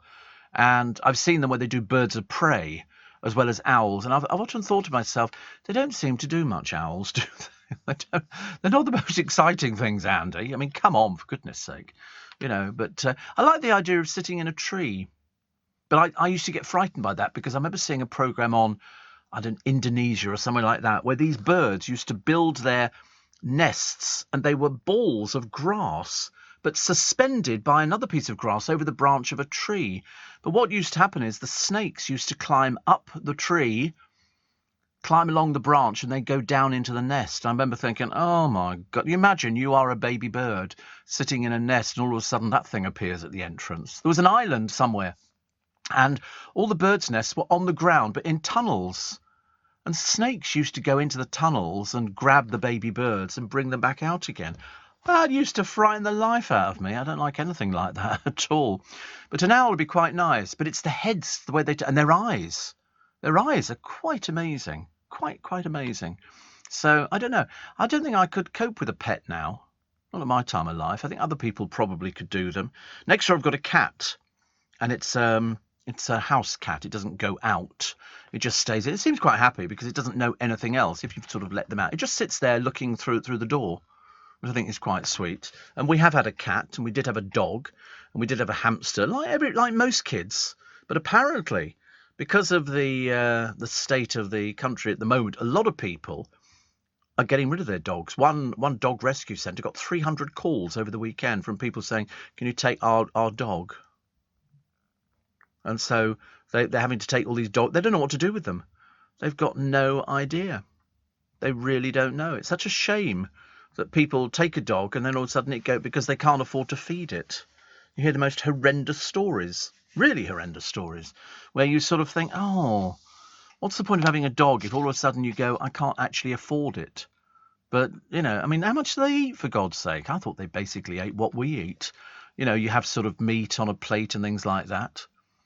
My next door neighbours have got a lovely dog, actually, called Sherman, who's lovely. And I think he's a French bulldog or something like that. I don't know. Actually, I'm not very good with dogs. I know they paid a lot of money for him. A lot of money. And no, this one's not this one's a pussycat, honestly. You could turn him upside down and, you know, whirl him round your head. I wouldn't recommend it, but no, he's good boy. Very good boy. What else we got? Ooh, free cup of tea in your Morrison's Cafe. Cup of tea and cake. God, I tell you, you could tempt me with that. I like the idea of a nice piece of cake at this time of the morning. What a lovely idea. What else we got in the papers today? Fantasy Island no more. Medieval map charts the position of the Welsh Atlantis. They've known about it for some time. It turns out it's in a different place. They thought it was a myth as well. They didn't really realise, but it's apparently a pair of islands, each about a quarter the size of Anglesey, are clearly marked in Cardigan Bay on the so-called Goth map dating to the 13th century. And so they think that this sort of place is underneath the sea. I love stuff like that. I like the idea of that. I'm a big fan. Big fan of that kind of thing. The Cardigan Bay coastline, which now becomes very mystical. It's like, you know, when that lake in America started draining and they discovered all these bodies who've been dumped in. They assumed by the mafia, unless people have learned a trick how to actually kill themselves and put themselves in a barrel full of cement. But these two islands clearly marked. Oh, the map is at the Bodleian Library. That's very famous. Very, very famous. How lovely. I liked that. I like that a lot, actually. So now we know that... And Andy Peters, he says, good point, I do not want to eat mice. Back to the day job, giving away money. It's completely different, isn't it? You're giving away the money. Where have they sent you today? Where are you today? I love it when he tells us where he is. Was it Brighton last week? Brighton last week. But you're right, you don't want to eat mice. I don't like. I mean, apart from chocolate mice, which you used to get at Christmas, or white mice as well, which were made out of white chocolate. They were quite nice. I quite like things like that. But I'm not really a chocolate person. I can leave chocolate quite easily. But so he says, back to the day job, giving away money. How lovely. That's a nice life, isn't it? That's a nice life. I think so. I went to a bird of prey place near York, and the handler told us no such thing as a wise owl. Apparently they're really thick, says Julie. Oh, it's a bit disappointing. I thought they'd be... Actually, because all they do, they don't really do a lot, do they? They bring up little owls, owlets, and they go out hunting for mice. I don't think they eat anything else but mice. I mean, it's not like you sort of see them on some of these falcons. They dive into rivers and grab fish and then fly off with them again. And there you go. Owls are not smarter than crows and ravens. Wow. But some of them, they get little tiny owls, little itty bitty, which are quite cute, actually. So they're not very bright. So it's not you at all, Andy. In other words, you'd be asleep during the daytime. They are weird, aren't they? But they're very sweet. Look at these ones here. I mean, there's so many different types. So many different types of owls. I wonder if they bite your finger off or something like that. If they were little and you trained them from an early age, if you were the first thing that they saw, yeah, that's how it works. Do you remember that man with the Canada geese? He hatched the eggs, and they then assumed that he was their mother. And he had a microlight plane, and when he took off, they followed him. And literally, they made it into a film as well, because it was so unusual, of him flying this microlight plane with the geese flying along the side of him. Because wherever it went, but it's the first thing that they see when they're born, and that's what they think is their mother. The fact it was their father didn't make any difference, but it was the fact that every time he took off in the microlight to give them exercise, they took off with him. Have you never heard of that? Yeah, no, you haven't. You've never heard of it at all. Honestly, I love the way you just sort of make things up. Well, they might. No, I thought they were they were geese. I'm pretty certain. I know you might be right, but I suspect I'm probably more right. Probably. So Singapore is to decriminalise sex between men by repealing a law dating from colonial times. The Prime Minister Lee Hsien Loong says as he believed it's the right thing to do now, as more Singaporeans will now accept it. Don't they just mind their own business? Why do people have to feel that they have to sort of interfere? But anyway, private sexual behaviour between consenting adults does not raise any law and order issue, Mr. Lee told a National Day rally. They did a programme on Freddie Mercury the other day, and where he was brought up in Zanzibar, and the religion that he grew up in with his parents, they didn't even know what gay was. They had no idea. It didn't exist. Homosexuality didn't exist. Gay didn't exist. My God, did he make up for the time. So he was very young when he left there, but they were looking at all the pictures of him and family friends saying, nobody really knew. I mean, I think he had really had quite a life, actually. Quite a life. I think he very much enjoyed himself. Yes, very much enjoyed himself. But the trouble is, it's Queen, I thought were a great band, absolutely great band. But the idea that they make a film about them, which I think is quite right, because they did do a lot, and then Bros say we'd like to do a film. Well, Matt Goss does, I mean, it's very, very unlikely. Did I see Bohemian Rhapsody? No, I didn't. Or did I? Can't remember. I did. I interviewed Brian May. He was excellent. Excellent. He's a hoarder. He collects things. Hoarder is probably the wrong word, but he does collect lots of things because he's married to Anita. And she was the one. She met Brian May through Freddie Mercury. She got invited to a party. She was on EastEnders, and so she went to this party at his house, and then by that met Brian May. Amazing, isn't it, really? Amazing. Amazing. She's still going as well. Sorry? Same hair, yeah. Well, not anymore. British rule over the island ended in 1963 when Singapore became a state of Malaysia, became independent 2 years later. But apparently it was 2 years jail. Sex between men was 2 years jail. I mean, as somebody said years ago, they said it seemed a little bit ridiculous, didn't it? Years ago, homosexuality was illegal. And as a punishment, they locked you up with hundreds of other men. You know, even the scouts couldn't get away with it. They said, you know, they used to go down to the woods, tie each other to trees, and the best one was a Queen Scout. I mean, I ask you. That was Ben Elton, I think, did that routine. And I remember thinking about the being locked up in prison as a punishment with lots of other men who also didn't have anything to do for ages and ages. So Argos, ditching the term two-man delivery. What's the matter with two-man delivery? I mean, I don't. Well, listen, I've been around a long time. I ain't never seen a female Argos delivery person. Never. Only ever seen men, because the parcels are so big and heavy and they couldn't lift them. They'd have to get sort of people to help them in. Ridiculous. Travel. Some of them travel. Yeah, they need to. This is LBC with Steve Allen. What was the purpose of that? Biggest part of... Sorry, they were doing the on QI. Yeah, because I never know what year they've done these QIs. I lose track of it. I don't know if it's a current programme or they've sort of used it before, or, you know, you can always tell if it's Sandy or Stephen. And it was Sandy on this one. And they were doing a piece on the Magic Circle. And they were doing a piece on the 3-card trick. And they were talking about John Lenihan, who got thrown out of the Magic Circle because he told people how it was done. But I mean, I defy anybody. You could stand there till you were blue in the face and you would never see it. I've seen them operating on the streets of London. That's all they do. And in Paris, they do it all around the world.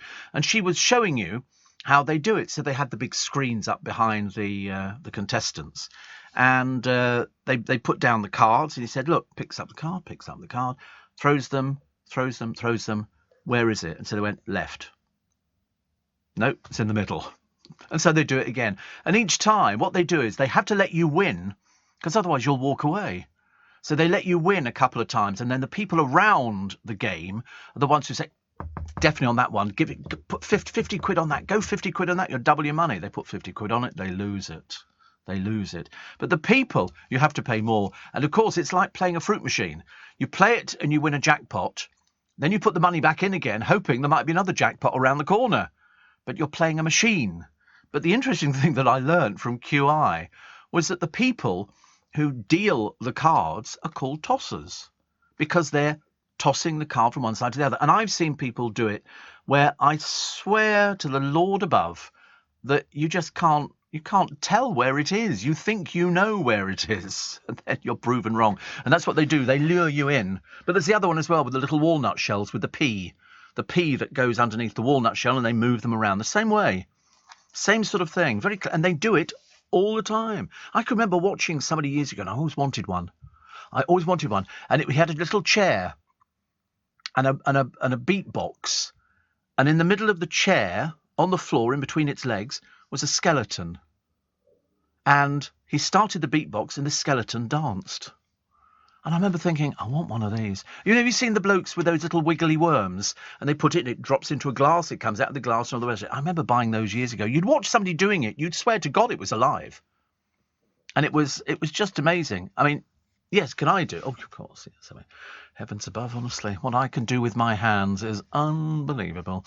But it was interesting to sort of watch, because I forgot to mention, and in fact, if you go to my tweet, which I think you can, can't you? You will find a link to the Magic Circle for my 2 Christmas shows. Well, they're just after Christmas. They're the 30th.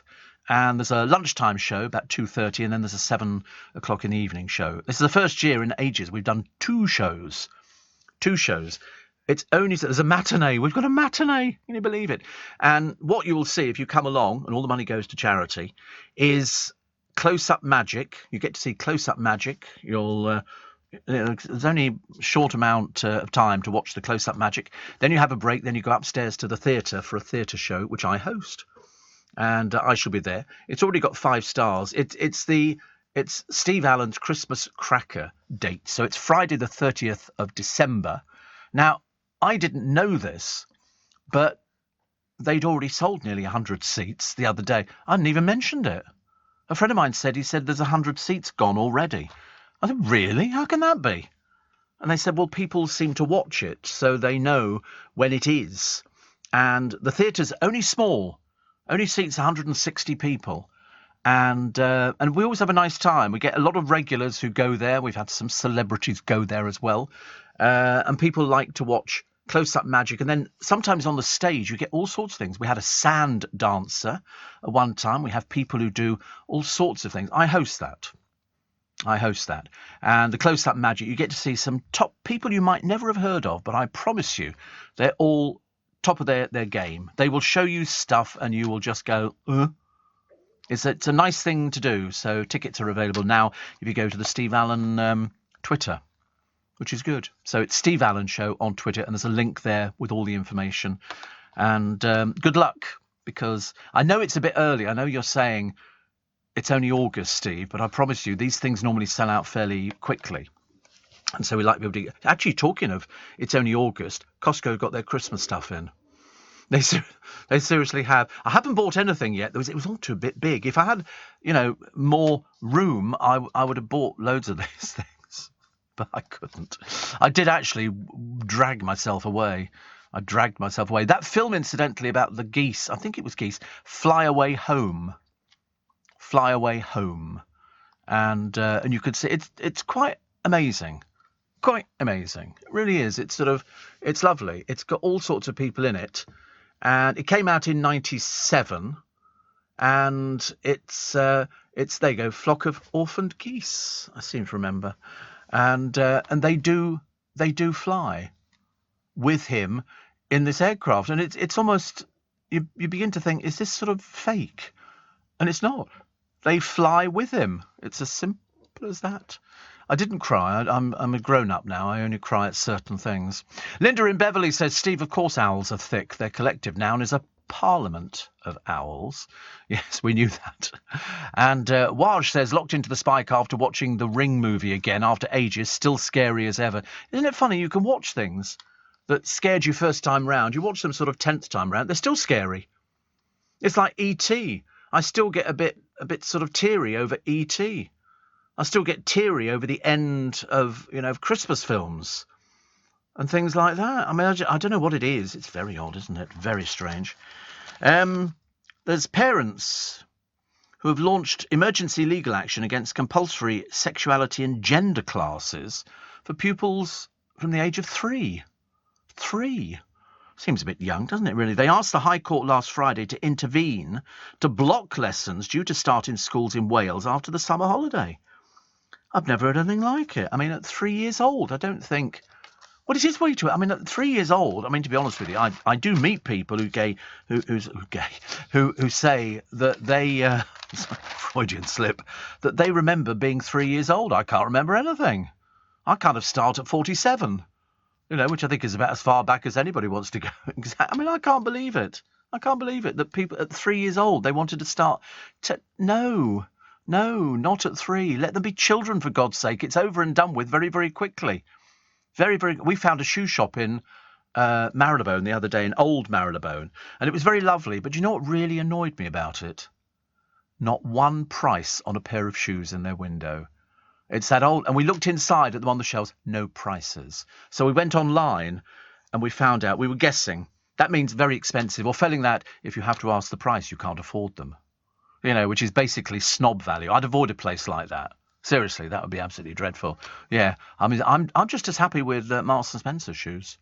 Very happy, and a friend of mine looked at a pair of Chelsea boots. In this window, we went online, and that was a bit difficult navigating their dreadful sort of site. And they were, what were they? 675. 675 for a pair of Chelsea boots. I can get exactly the same thing in Marks and Spencer's for 70 quid. Seriously, it's just ridiculous. But people pay, don't they? They want sort of shoes. It's the biggest thing. And I like shoes, but I wouldn't spend money like that. I really wouldn't. I mean, I couldn't afford it. Badger populations could soon be extinct in some areas because of the drought. That's why we need it. And Ricky Gervais has hired security guards for his London gigs in the wake of the attack on Sir Salman Rushdie. He's brought in a private team so he can have a laugh and relax on stage. He's at the Leicester Square Theatre, which I play. I do the Leicester Square Theatre. I thought he was going to say something like the Albert Hall or something. But what he does is he does tryout. Although Gervais, known for his controversial gags, was forced to defend making jokes about taboo subjects because he did this Netflix special. And he said most offence come from when people mistake the subject of a joke with the actual target. So he's hired security because it's only a small little theatre. It holds about 450, I think, isn't it? And what they do is record the tryouts to see which jokes get the biggest laugh, and then they will put in and take out. That's, how you end up with a carefully crafted show. Which and he's still top of his game. Conrad says, Steve, a friend of mine, Gareth Moogsy, now living in Cardiff, used to live in London. Brian May and Anita Dobson lived in the penthouse. They would sometimes meet in the lift or hallway, and he always said that they were so approachable, kind and caring. Well, there you go. Dave in Tottenham says you can tell the difference between night and day hunting owls by their eyes. They're either open or closed, I should imagine. And lots of lovely puppies, soft and fluffy and all the rest of it. But these are ones that have been shoved in there by owners who can't afford to keep them anymore. And they've got the Many Tears Animal Rescue Centre in South Wales. They've got hundreds of the blooming things. Hundreds. Somebody here, they had 7 one-week-old Cavalier King Charles Spaniels. They couldn't pay for a C-section. Oh, dear. There was one here had to be given away, a Basset Hound, because they couldn't afford the vet bills. Dreadful. But they've got so many of these beautiful dogs, Cocker Spaniels, Springer Spaniels, Pomeranian Crosses, and Cavalier King Charles Spaniels. Man, just gorgeous. How could you ever want to give them away? How could you ever want to give them away? It's awful, isn't it? When people sort of, take a dog on, because they go, oh, and then all the adverts were saying the same thing. So it is very expensive. You need like Pet Plan or something like that. You need some sort of medical insurance because animals cost a lot of money just for simple things like inoculations and everything else. But no. They used to say, we used to run those adverts on LBC years ago, and it used to say, just remember, a dog is not just for Christmas, it's for life. Some of them can outlive you. People go, oh, I think we'll get a parrot as well. You go, you're joking. They live for about 60 years. No chance. We'll celebrate birthdays today, and not only birthdays, but also somebody who was ready to give evidence to the world. Who could that be? That's an interesting one. And the actress from East London who played Kathy Gale. She was born on this day, and she was a great interview. I thought she was absolutely fantastic. And what was first aired on the BBC in 1964? And believe it or not, in 1999, Jerry Halliwell did something very interesting. Details coming up after the news at 6, which is next on LBC. Leading Britain's conversation with Steve Allen.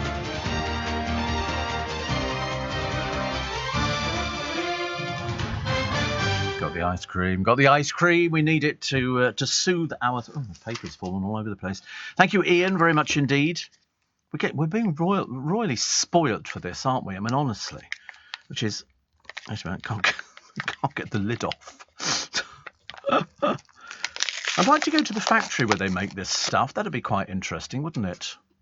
If we ended up finding out where the factory was. I mean, do you think it's made in... Is it made here? I don't know. Where does it say it's made? It's only because I can't read it. I've got my wrong glasses on today. Is it sort of somewhere Uxbridge? The millionaire's playground of Uxbridge. My goodness me. Well, there's a bit of a turn up for the books. Ian, thank you very much indeed. Very great. And an assortment of flavours. Chocolate. What was the other one? Salted caramel. Vanilla. Very nice. Very nice. Thank you so much. Thank you so much. Honestly, we'll have to start paying for these shortly. So, what was I going to tell you about the person ready to give evidence to the world? Who do you think that would be? This is back in 1998. 1998. No, not Louise Woodward. This is an American story. No, it's a former White House intern. Monica Lewinsky, absolutely.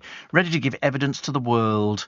Prepared to divulge secrets of her secret sexual liaisons with Bill Clinton. I did not have sexual relations with that woman.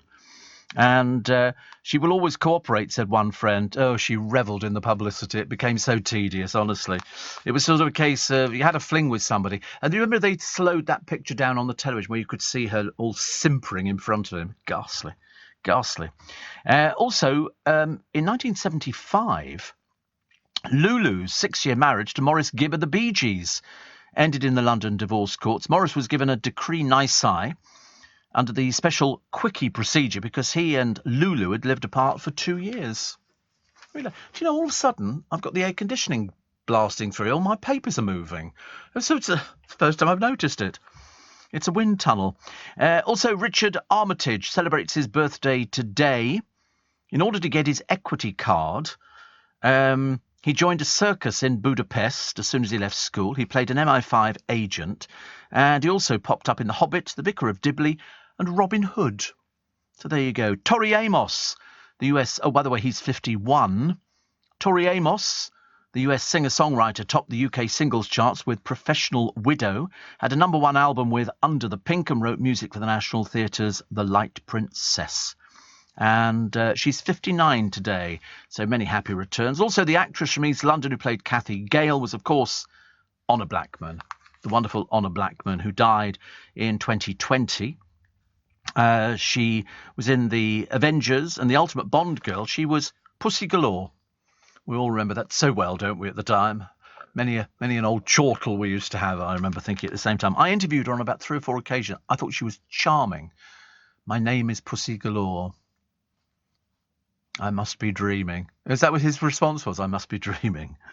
But the further she says here, I went to exotic locations. Everybody thinks I went to them on Goldfinger, but the furthest I got was RAF Northolt. That's it. At 39, she was the oldest ever Bond girl, with 007 Sean Connery being 5 years her junior. Wow. And also born in 1934 on this day, Norman Schwarzkopf, the 6'3" Army general who led coalition forces to victory in the First Gulf War. What was first aired by the BBC in 1964? The answer was Match of the Day. Match of the Day. The teams playing, Liverpool v Arsenal, were kept secret until 4 p.m. as the Football League feared crowds would stay at home to watch it. Liverpool won 3-2. The people used to worry about things like that. They're going to show it on the television. We shan't go to the game. They're funny. In 1999, ex-Spice Girl Geri Halliwell scored her first solo UK #1 single with Mi Chico Latino. I don't remember that one, actually. I don't remember that one. But I think they're going back on tour again, aren't they? I believe they were talking Australia, I think for sort of, I think it's going to be next year. Is it next year? I think it's next year. Yes, we hope it's next year. Rather it didn't actually happen this year at all. And Martin Clunes has ruled out another series of men behaving badly, say it could not return these days. He made his name as Gary Strang, alongside Neil Morris's Tony Smart in the laddish comedy. He's now 60, Martin Clunes. He said another series would not be possible in the modern day due to the conversations the friends had. God knows, he said, we used to talk about things. Yes, we've done Martin. I love him. I think he's great, actually. He also did very well because he did Goodbye, Mr. Chips, which... You know me, I was obsessed with the film. But he said we used to talk about Kylie Minogue's bottom and compared them to racehorses and things like that. He said you couldn't get away with stuff like that nowadays. You know, because there will always be somebody who watches something just to annoy themselves, which I always love, actually. I love people who sort of deliberately go out of their way to be outraged of Chingford or wherever it happens to be. Somebody's always outraged over something, aren't they? There's always something that people want to complain about. It's either we didn't like this, even though they actually warn you on television programmes. They say, by the way, this contains adult comedy. Unfortunately, as you're a bit childlike, there's no chance. There's no chance of you actually sort of going anywhere at all because you're not going to understand it, are you, really? And Kim says, I've never even seen E.T. No particular reason, just never got round to it. No doubt it'll be on at Christmas for about the umpteenth year. And John in Croydon says, I met Freddie when I was an extra in one of their videos. Very nice man. He says, I've done my bowel cancer test and it came back negative. Everybody must do it. Everybody must do it. And the reason I say it, it's because when you get to a certain age, you don't want to sort of go there and then they go, well, we think we've detected something like that. I was clear. And best to be clear, you know, and do it. I mean, I'll happily do it again tomorrow. Sula says, I've just bought my tickets for your matinee show. Bless your heart. Thank you. And Daniel says, it's also Nick Abbott's birthday today. Did you send a card or a present? I always do. I always put a premium bond in an envelope and send it to him, care of wherever he happens to be living at the time, or squatting. How old is he? I have no idea. I never ask people things like that. I think it's far too rude. How old is he? Is it very private? Very private. We don't know how old he is. He could be anywhere between 60 and death. I have no idea at all. Bingo. Is he 60? Oh, he's not death then, obviously nearer. Steve, you can see geese flying next to an aircraft in the film Fly Away Home. If you love animals, it's such a beautiful film to watch, says Connie in Stockwell. Yes, I think I've got it. I know that seems a bit bad because most people say you must have most of these films. And, of course, I have to check. And I do sometimes find out that I do have these films. It's just that I haven't managed to sort of catalogue them. I'd love to be catalogued. That'd make it easier. I've just realised I've lost all my clocks and everything else completely. Yeah, blank screen. I think it's been gone for some time actually. I just sort of all of a sudden looked up because I can't see the time and I just realised I haven't got any other clock in here. Bottom right of my screen. Bottom right of what? Oh, here on this screen. Yeah. Very difficult to read. Very difficult, you know. I mean, I'm not complaining, you know me, honestly. Hardly ever complain. And what was the other one? Oh, some will still believe, the ex-Met chief, this is Lord Stevens, that Diana was murdered. He says, you know, evidence will not sway the conspiracy theories. They will actually... Yes, I can see that, thank you. That people seem to think... And I told you the other day, when we when we talked about Diana, when she died, it went for weeks. There was no stopping it. It was like a juggernaut, building momentum. And the amount of people who were totally convinced that she'd been done away with.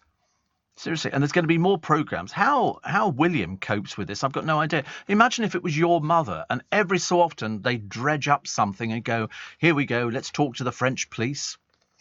Ian says Häagen-Dazs made in France. In France, how lovely. Is it a big factory or is it a little... Oh, it's delicious. Is it a big factory or a little factory? Oh, it's even more delicious than I remember it last time round. Thank you very much indeed. I'm very pleased.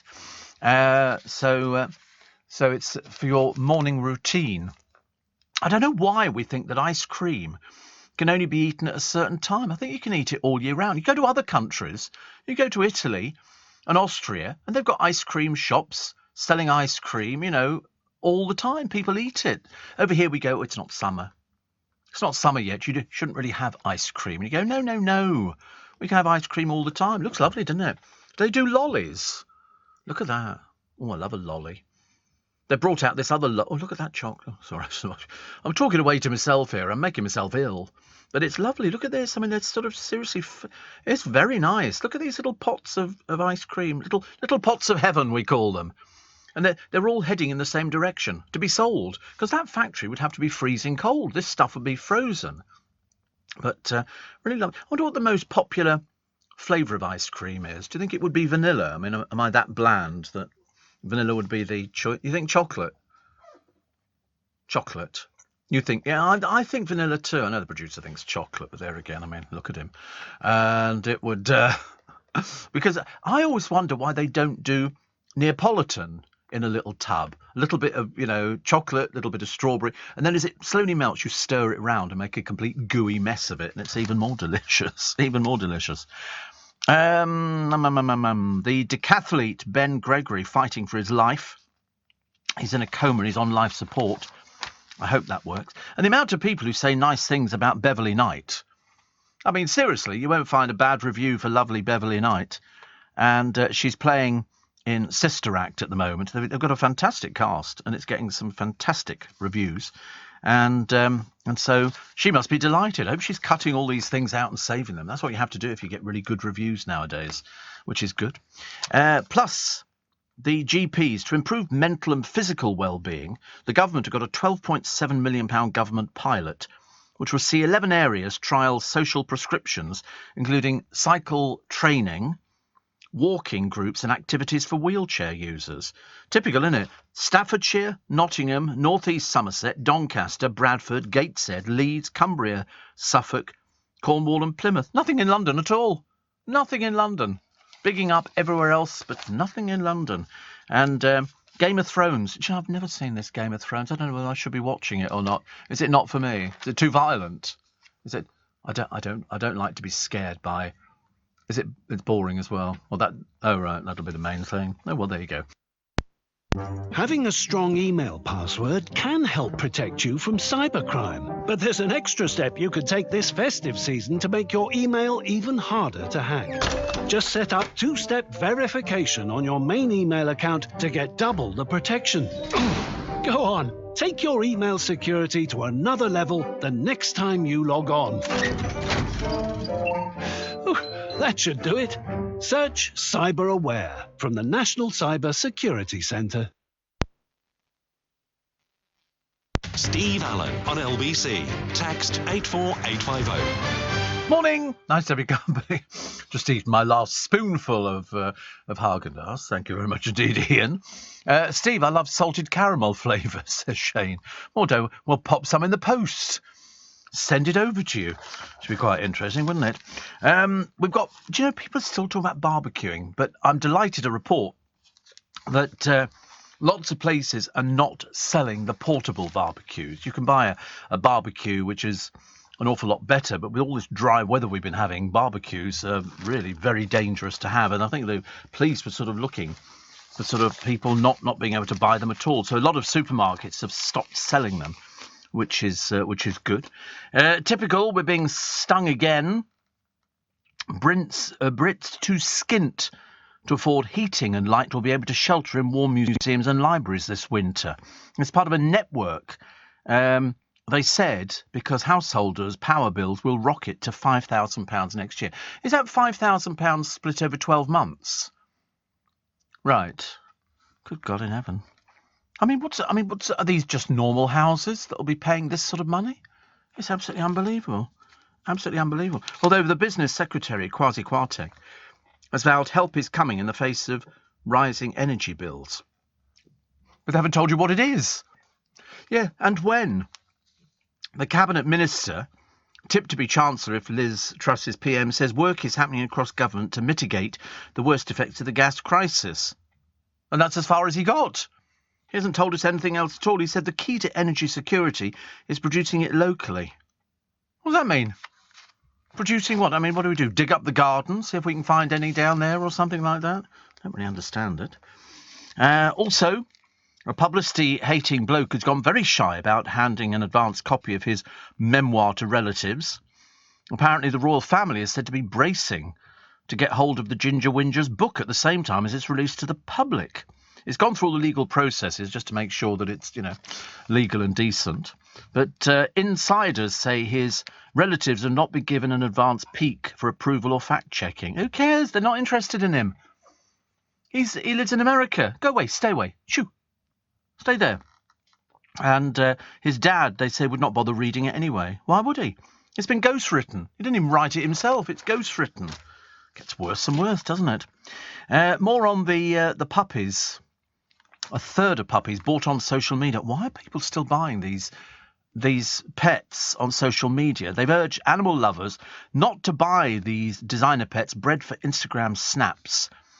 Apparently, the virtual puppy buying habits that were normalised during the lockdowns have combined in a perfect and terrible storm. For anybody thinking about getting a dog, please avoid this heartache and find a responsible breeder who absolutely prioritises your dog's welfare. These dogs are smuggled into the country, and many of them, as I say, won't even live a year. They won't even live a year. It's Phil in Slough, says, I live near the Mars factory. The air smells of chocolate. Oh, that's what they've told you, is it? I've driven through Slough once. You have to keep the car windows up. It's an awful lot safer. But that's what it's famous for, Slough. It's famous for the Mars factory. Steve, I saw Sister Act last week. Beverly Knight brought the house down, ably assisted by the wonderful Jennifer Saunders, and Leslie Joseph says so. Oh, I know, it's an all-star cast, but Beverly Knight, I mean, she's just getting... It must be so nice to get sort of fantastic reviews. Graham says, I went to the cinema as a 12-year-old to see E.T. and I thought it was wonderful. When I got home and my mum opened the door, I burst out crying and told her how wonderful it was, and I watch it every year. I saw it in the cinema first time, and I mean, all the men in the audience... I mean, you couldn't stop them. They banged the lights up really fast. I saw it in Kingston. All you could see was men with their handkerchief going, it's stay, go, and then this thing takes off into the distance. And it was just great because you then got the close-up of the boy's face at the end with the tears. And, of course, we were all in the same state, which was very depressing, but cleverly made. And if there's one thing that Steven Spielberg does, he makes good film. Good film. The comedy musical about Prince Andrew will be very funny and very caustic. But there again, he's brought it all on himself. It's not like we've sort of, made anything up. You don't need to make anything up on these shows.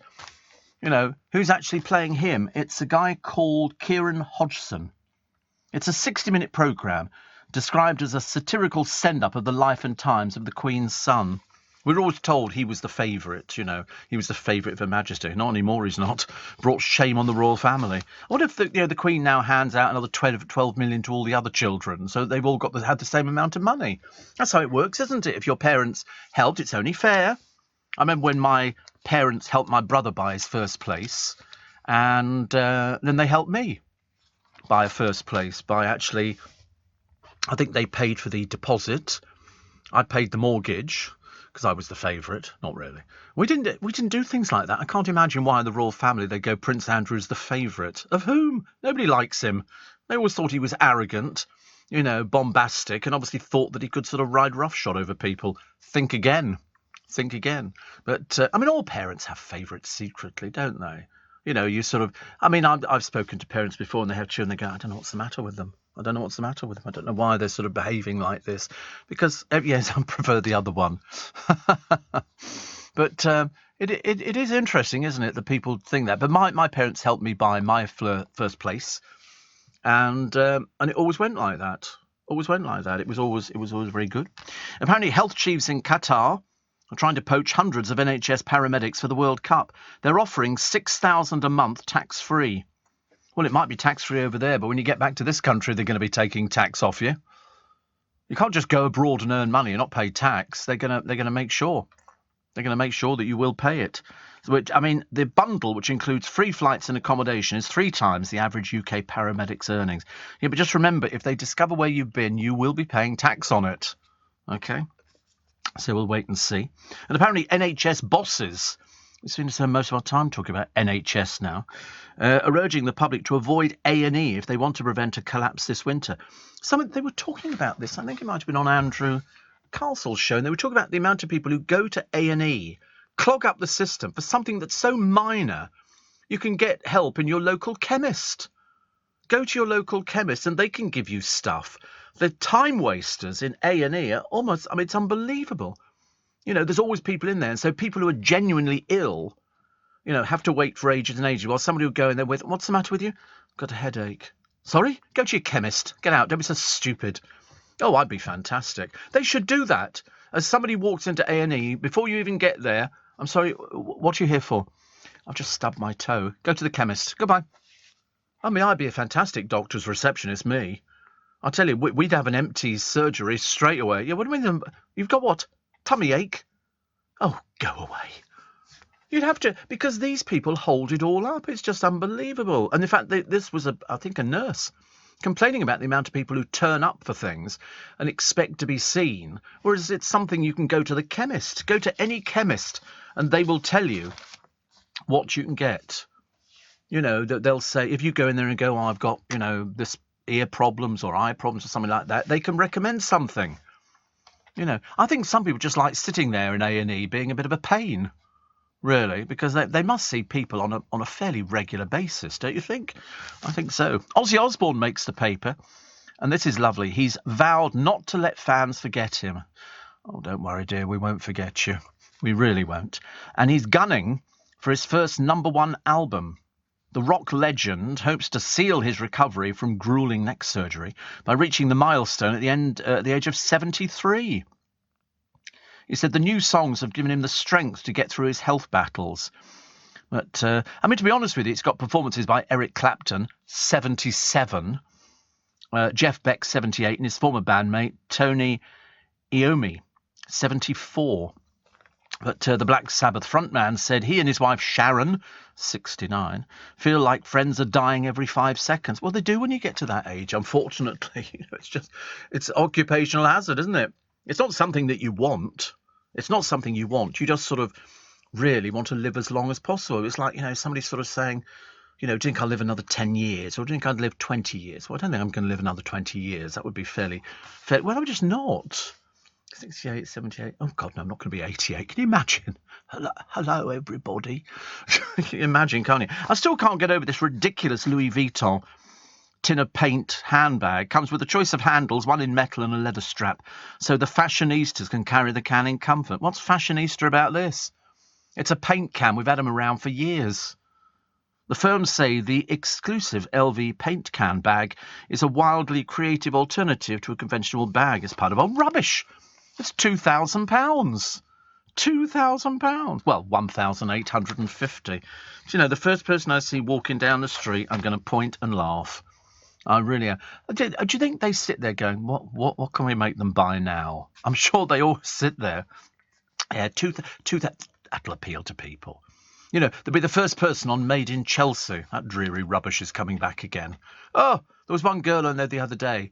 They were doing, I think it must have been a trail. No, it wasn't a trail, actually. I must have caught the end of the programme. And she was having an argument. I don't like you. I don't want you here.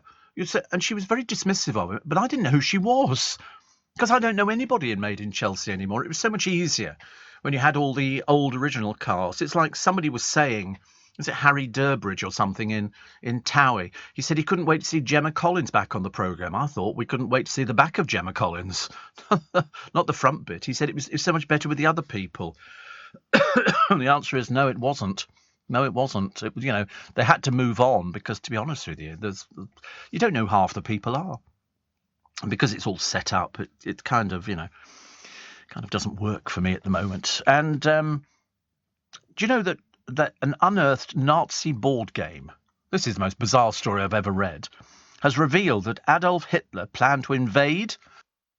Here in the UK, we sell amazing products and services the whole world wants. At the Black Farmer in Devon, our produce is enjoyed on both sides of the Atlantic. We're McKinnon and Saunders from Manchester, and our puppets are watched on 6 continents. So whether you're new to exporting or experienced, explore global growth for your business with free support from the UK government. Access information, training, events and expert advice to help you find new customers overseas. Visit great.gov.uk to get started. LBC with Steve Allen. Morning, nice to have your company. 27 minutes to 7. So, an unearthed Nazi board game has revealed that Adolf Hitler planned to invade Scarborough. God knows why. Apparently, he thought that if he occupied the North Yorkshire town, that would help crush British morale. So also the other idea was to establish a bridgehead that would allow for a breakout towards the ports of Hull or Middlesbrough towards Yorkshire's industrial centre. It was also noted that attacking a holiday resort would damage British morale. In the game, players moved small U-boats, battleships, bombers and fighters towards the resort. I mean, mad as broomsticks, weren't they, really? Mad as broomsticks. Oh, the most popular ice cream flavour out of all of the ice cream flavours. At number 9, we didn't have a number 10, I'm afraid. It was coffee. Coffee. Now, I don't think I've ever had coffee ice cream. Number 8, raspberry. Well, you don't see raspberry ice cream very often, do you? I don't think so. Number 7, again, you don't see it very often, pistachio. I quite like pistachio. Rum and raisin is at number 6. There was never enough booze in it as far as I was concerned, if you're having rum and raisin. Number 5, caramel and salted caramel. Number 4, mint choc chip. I used to like mint choc chip. That was quite nice. Number 3, strawberry. Number 2, chocolate. And the number 1 ice cream flavour sold in this country, and the most popular flavour is vanilla. But mind you, it doesn't make any difference, actually, because I like the smell of vanilla candles as well. Yeah, I'm leading the pack. I had vanilla because I knew it was number 1, numero uno, the most popular one. Although, to be honest with you, I mean, I had a bottle of cold water this morning, and I get quite excited about drinking cold water. I don't know why. Very simple pleasure. It's only because I've got this fantasy about having an ice cream van which keeps loads of chilled water in it. Don't ask why. I'm weirdo. I know. I can't help it. Kevin the Milkman says, all my children have asked me, Steve, over the year, who's your favourite dad? I reply the same thing every time, obviously with a smirk on my face. I don't have a favourite. I hate you all equally. Can you imagine if you were in... I've seen big families on the television before now, because they're all grown up and they're adults and some were pensioners. And they were huge families. And they all still get on together. Whereas every time I watch programmes on the television about families, kids hate each other. Like, to the point of, it's sheer horror. Sheer horror. There's a man here, a dad, who found a cow's tooth in his Fray Bentos pie. Was given a £25 voucher and apology from the firm. Adam Young, apparently, sent the offending molar to the manufacturer for testing. When it was discovered to be from a cow, the firm was very quick to say sorry. He says, my girlfriend might use the vouchers. I doubt I will. I don't feel drawn back to Fray Bentos products, because what they do, if you find something in it, you send it off to them and they can test it to discover whether it's been through the cooked process. Because some people go, oh, look, I found this. And, of course, they turn out to be people telling fibs. But all he got was a £25 voucher. I mean, to be honest with you, if he'd bitten into it. He could have taken out bridge work or all sorts of things. In fact, they actually got away really quite lightly with only 25 quid. I would have thought, actually, they'd have sent him a 6-month supply of Fray Bentos pies. Makes perfect sense, doesn't it? Here we go. Yes, more on Anita Rani calling on TV bosses to give more women jobs. She's flogging her own. She's flogging her own thing, and she's obviously sort of making the most of it. Very exciting. And believe it or not, do you remember we laughed when Dan Walker jumped ship to Channel 5 for money? Sorry, not money. And they were saying they're going to develop programmes for him. And I thought, well, they need to get a personality going to start with. But anyway, he's co-hosting. They can't even trust him to do the whole programme with, it looks like, Michaela Strachan, I think. It's called Digging for Treasure. He's co-hosting it when he goes hunting for hidden historical artefacts. But as he's a bit bland, she's going to wipe the floor with him. They wanted him to wear a sort of an Indiana Jones kind of outfit. He said, however, I'm not going to do that. I can confirm there is no whip, no leather hat and no leather jacket. I'll add to that one as well for you, Dan. No audience. It's an old gag, but you have to use it, don't you? Actually, the one thing I'm getting used to at the moment is sort of getting ready to plant winter flowering pansies in. One of the hardiest plants. What? One of the hardiest plants. You put them in literally in the morning. If we get a freezing cold winter this year, they'll all droop and be very limp. I know the feeling. And then all the baskets will be replaced with them and everything else. And then the moment the sunshine comes out, whoosh, up they go. And now is the time to start ordering. Very interesting. Somebody's written to the Daily Star today. Ryland Clark Neal. I don't think he's called Ryland Clark Neal now because he got rid of Neal. And, or is it Clark? I can't remember. I lose track of it. I think he's just Ryland now. Stating that he won't do I'm a Celebrity because he doesn't need the money. Don't worry, says Poppy, Ryland. A time will come, hopefully soon, when TV chiefs will dump you. Then you'll be begging to get on the show. And he's got a raft of letters about this. So Ryland says he'll not do Jungle Celeb because he doesn't need the money. You mean they actually get paid for doing that garbage, says somebody? Yes, they do. Of course they do. I mean, it depends how low you're prepared to go. You know, and people go, oh, I wouldn't go on there and eat this, that and the other. Well, people do. It's a sign of desperation. In fact, they actually did a review of something the other day saying it was a dating type program in one house or something. And they said this only goes to prove just how desperate some people are to get themselves famous. And it was quite tragic, really, because these people will do anything to become famous on the television. You know, some of them even go back twice. I mean, the formats are really scraping the barrel. So they've got one at the moment. Is it 5 men and a girl living in a house and she has to pick the one she wants to end up with? I mean, honestly, my soul is broken. Give up now. Dreadful. Jenny in Farringdon says, I've been away visiting thoroughbred racehorses. I have shares in. Missed you in London so much. Because you can buy shares in racehorses now. You buy a particular bit of it. I'd like the bit that wins. That'd be me. Steve in South Harrow says, do you remember a company called Gino Ginelli? They used to do ice cream and it was so nice. Mint choc chip. I do remember. It was a made-up name. It was part of Walls, wasn't it? If I remember correctly.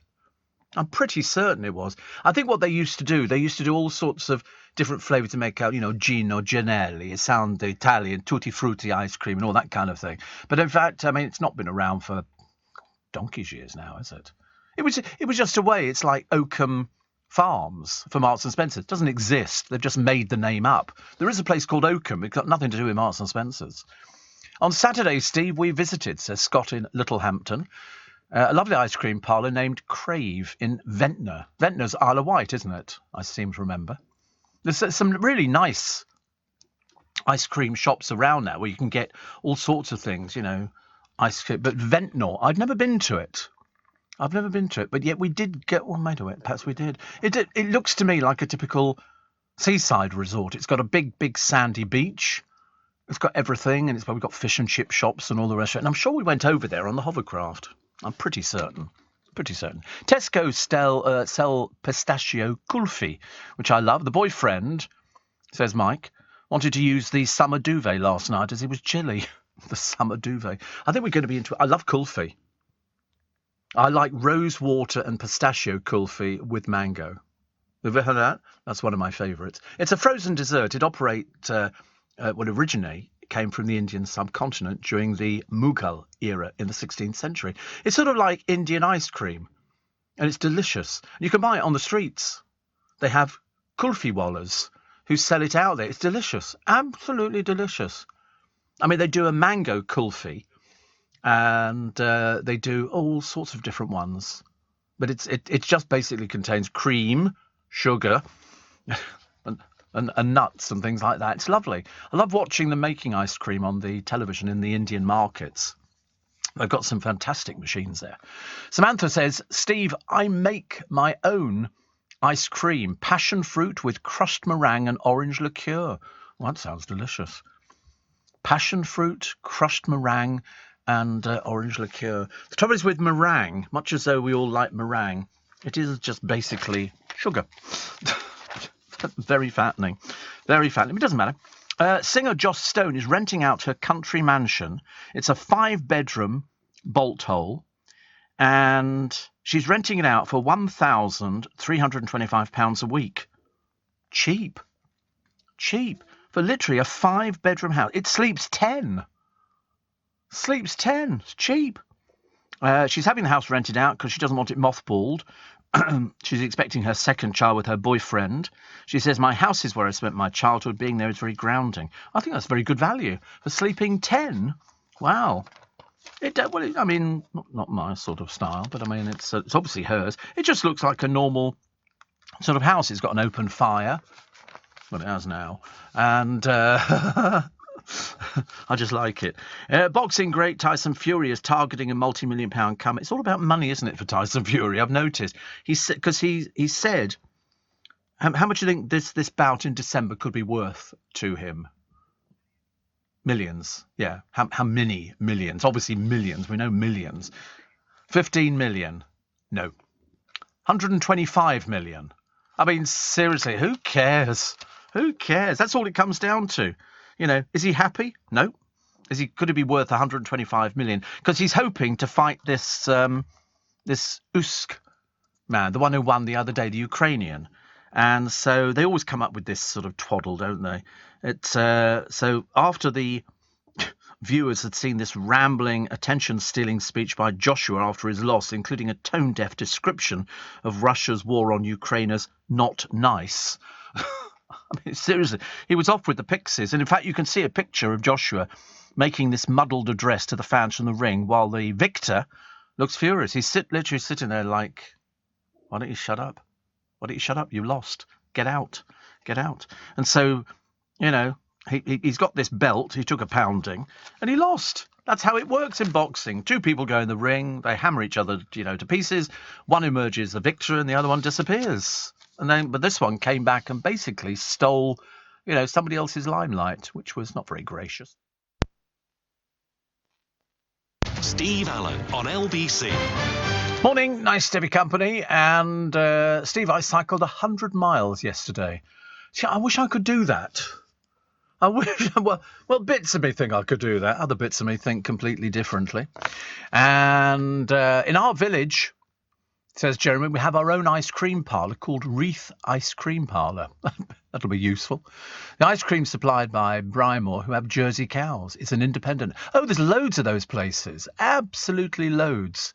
Loads and loads. Martin says, the wife and I went to Canterbury last week and had ice cream from a place called Creams. I had pistachio, she had vanilla and cookie dough. Very nice. Making it sound like BBC Radio Shropshire at the moment. You've got to be very careful on things like that. But it's very interesting. There are so many different places that make it. In fact, a lot of farms are now turning their attention to, doing their own, getting the abattoir to dispatch the animals, and then they bring it back and then they repackage as sausages and bacon and everything else.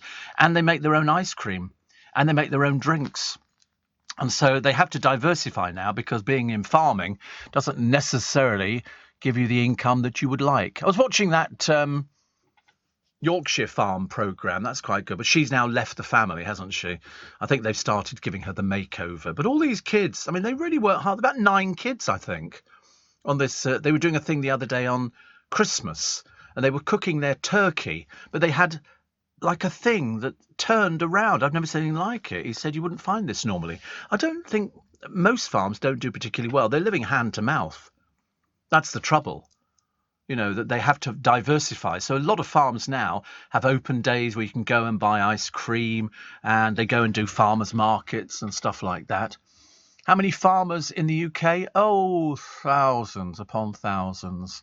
I would think, I'm tempted to say 65,000, but I think that might be 104,000. Is it really? Crikey. How many making money? How many making money? Probably not as many as you would think. Probably not as many. That's why they all diversify. They have to. You know, they sort of plant crops and then they sort of offer crops for sale, or they grow flowers or something. You know, everybody's got to do it because people have to try and make a living. Jackie in Cheshire says you'd be in your element, Steve, at the Cheshire Ice Cream Farm, the largest ice cream parlour in the world. All ice cream made on site. Well, that's it. I mean, it really is. I mean, I've seen loads of people making it, and it seems really lovely. The ice cream farm, they do cookies, and you can book your visit. You can go there, and presumably you can watch them making ice cream. But you see, they're all diversifying. So they've got parties and events that you can hold there. They've got children's playgrounds. They've got everything. They've got to make their money. It's very... Oh, sorry. I feel like going, actually. Chris Lowry and Steve over in Spain says loads of ice cream parlours here. The Spanish go to them around 5 p.m. in the afternoons to eat ice cream. I know, it's odd, isn't it? That we think it's only for the summer. The moment the winter comes in and the snow on the ground or ice, we go, oh no, we can't have that. But it's always summer in Spain, which is where Steve and Chris are. Always summer in Spain. Again, Benidorm. What did they say the other day? They said Mallorca, and it said Mallorca on the television. It was something completely different. I don't know why they wouldn't. It's not the same thing at all. Kevin the Milkman says, considering the makeup of my family, my girls and my stepdaughters, all half-siblings, plus my two youngest sons, living local, everybody gets on well, even calling each other brother and sister. Apart from the very rare minor fallings out, they're there for each other 99.99% of the time. He said, it makes my job as dad a lot easier. Yeah, there's so many children. Did me and my brother squabble? I don't think so. No, I think you asked me that the other day, and I don't remember squabbling. I mean, it's a case of I'm always right, and that's how it works. And he should know that because he's heard the programme before. But no, I don't think we squabble. I don't. No, it doesn't. I can never understand why. I mean, I heard some people. In fact, I used to know somebody, and they hated their father. And I remember we were having a discussion one day. I said, do you not talk to your father? No, would never want to talk to them ever again because of various issues and everything. Nothing peculiar. It was just that they didn't get on at all well, and said, I can't wait for him to die. We can put him out with the rubbish. And I remember thinking that was a bit harsh, a little bit harsh. But no, some people just don't get on with their father. And of course, you've got the other problem that if, say, you know, the family get married again, then all of a sudden you've got another family to sort of take into consideration, which, you know, is generally something quite interesting, because all of a sudden you've got extended family. But do you know that women are much better drivers of semi-automated cars than men?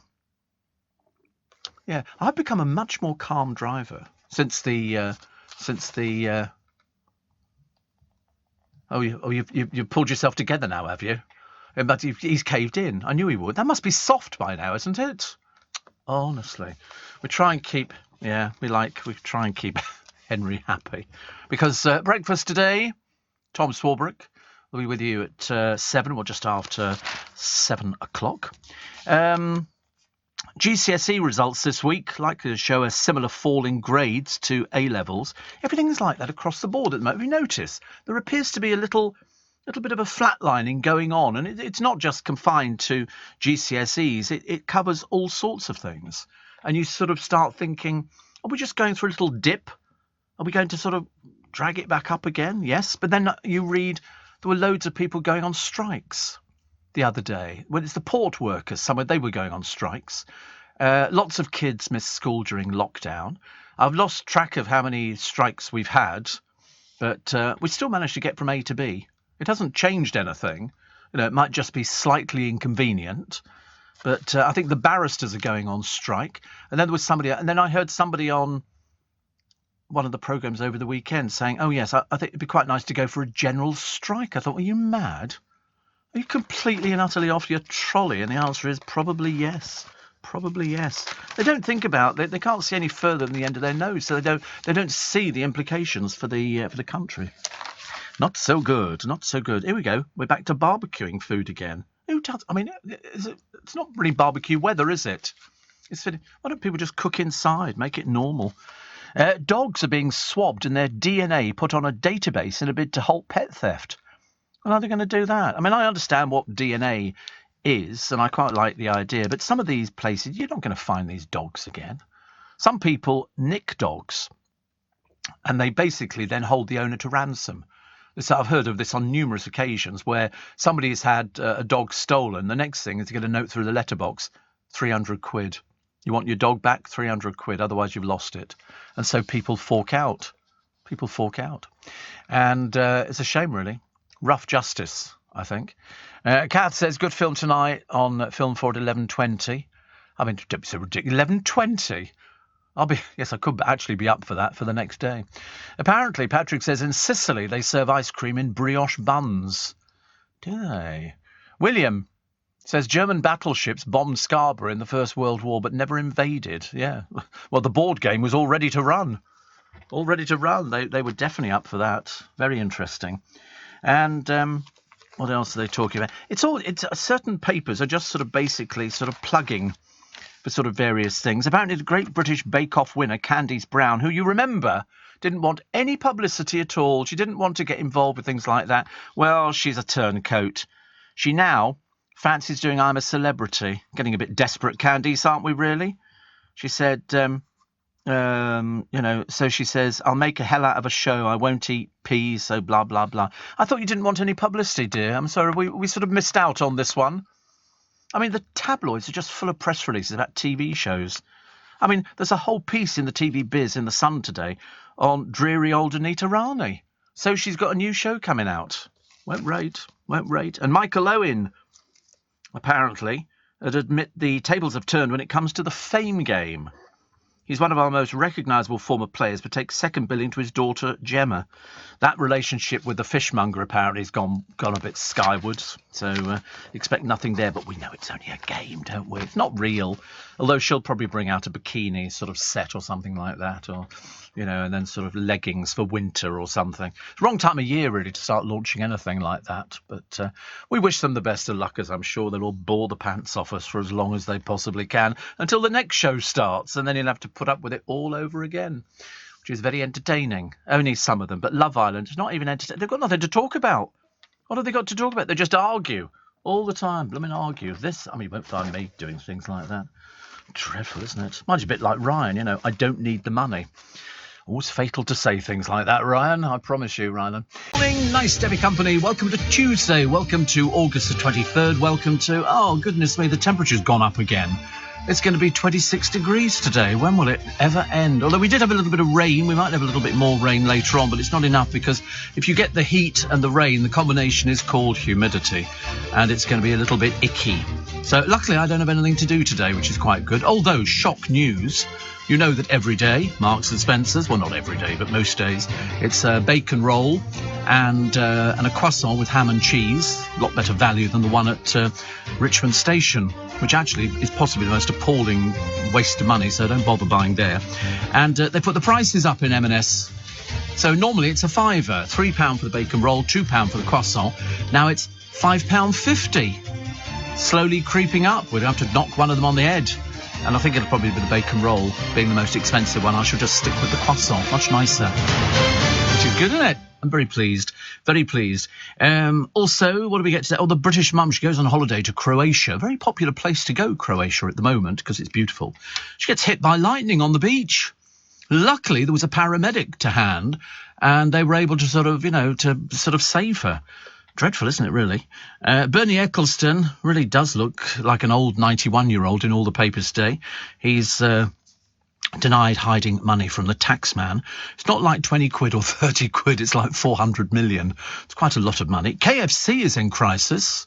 Strangely, before I knew about this story, there was a bloke who was on YouTube having a bit of an argument He said, look at the size of that piece of chicken. He said, my thumb's bigger than the piece of chicken. And he was right. His thumb was bigger.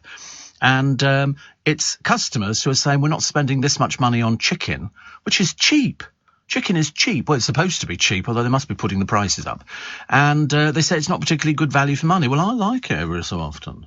But I admit that some of the pieces in the box are small. And when I say small, I mean infinitesimally small. So, you know, if you get the opportunity, ask for drumsticks, because you get slightly better value. The Mr. Whippy ice cream vans could soon be lost due to the cost of living crisis. Apparently ice cream's gone up in price and petrol as well. So no more Mr. Whippy, no more Mr. Whippy, which is a bit of a shame. Well, they haven't said from when, but it's because of it. It's petrol, and they have to have their engines running all the time when they're serving ice cream. The moment they don't serve the ice cream, they turn the engines off and then they put them back on again. It's all a little bit too much. And Hellmann's have come up with, having had all these different mayonnaises that they do. I just like the normal mayonnaise. I don't do the light. I think that's a little bit ridiculous, you know. So I'm going to have this, and then I'm going to have light mayonnaise. Yes, it's gravy mayonnaise, gravy flavour mayonnaise. That sounds disgusting. I mean, it even looks disgusting. I can't think of anything worse. We do like gravy, but I'm not sure gravy flavour mayonnaise. Although, you never know, it might take off, and I might be proven wrong. And bad news, I tell you, for Holly Willoughby and Pip Schofield. Believe it or not, in the new awards coming up, the Televisual Awards, they've not been nominated. They have not been nominated, which is ridiculous because Alison Hammond has, and yet Dermot O'Dreary hasn't. And yet it's a double-headed programme. So in other words, it's like giving it to Holly Willoughby and Pip Schofield doesn't get a look in. I can't quite work out. They've always been nominated. It's a very successful daytime programme. Very successful. And so for the National Television Awards, Alison Hammond gets a nomination and Holly and Philip get nothing. He's going to be fuming.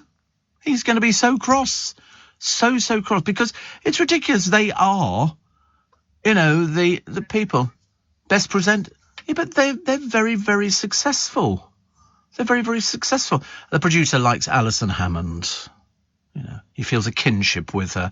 She's jolly, she's funny, she's, you know, but yet, strange enough, she gets it, but Dermot O'Dreary doesn't.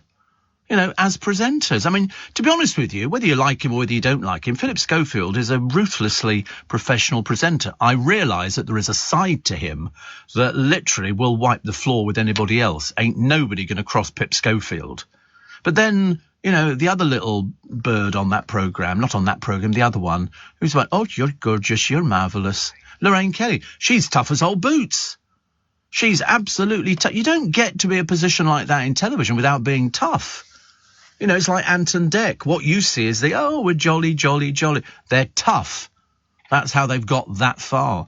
But for Pip Schofield not to be nominated, I mean, you only have to listen to him doing an advert for, say, We Buy Any Car to realise that he's a very good professional voiceover.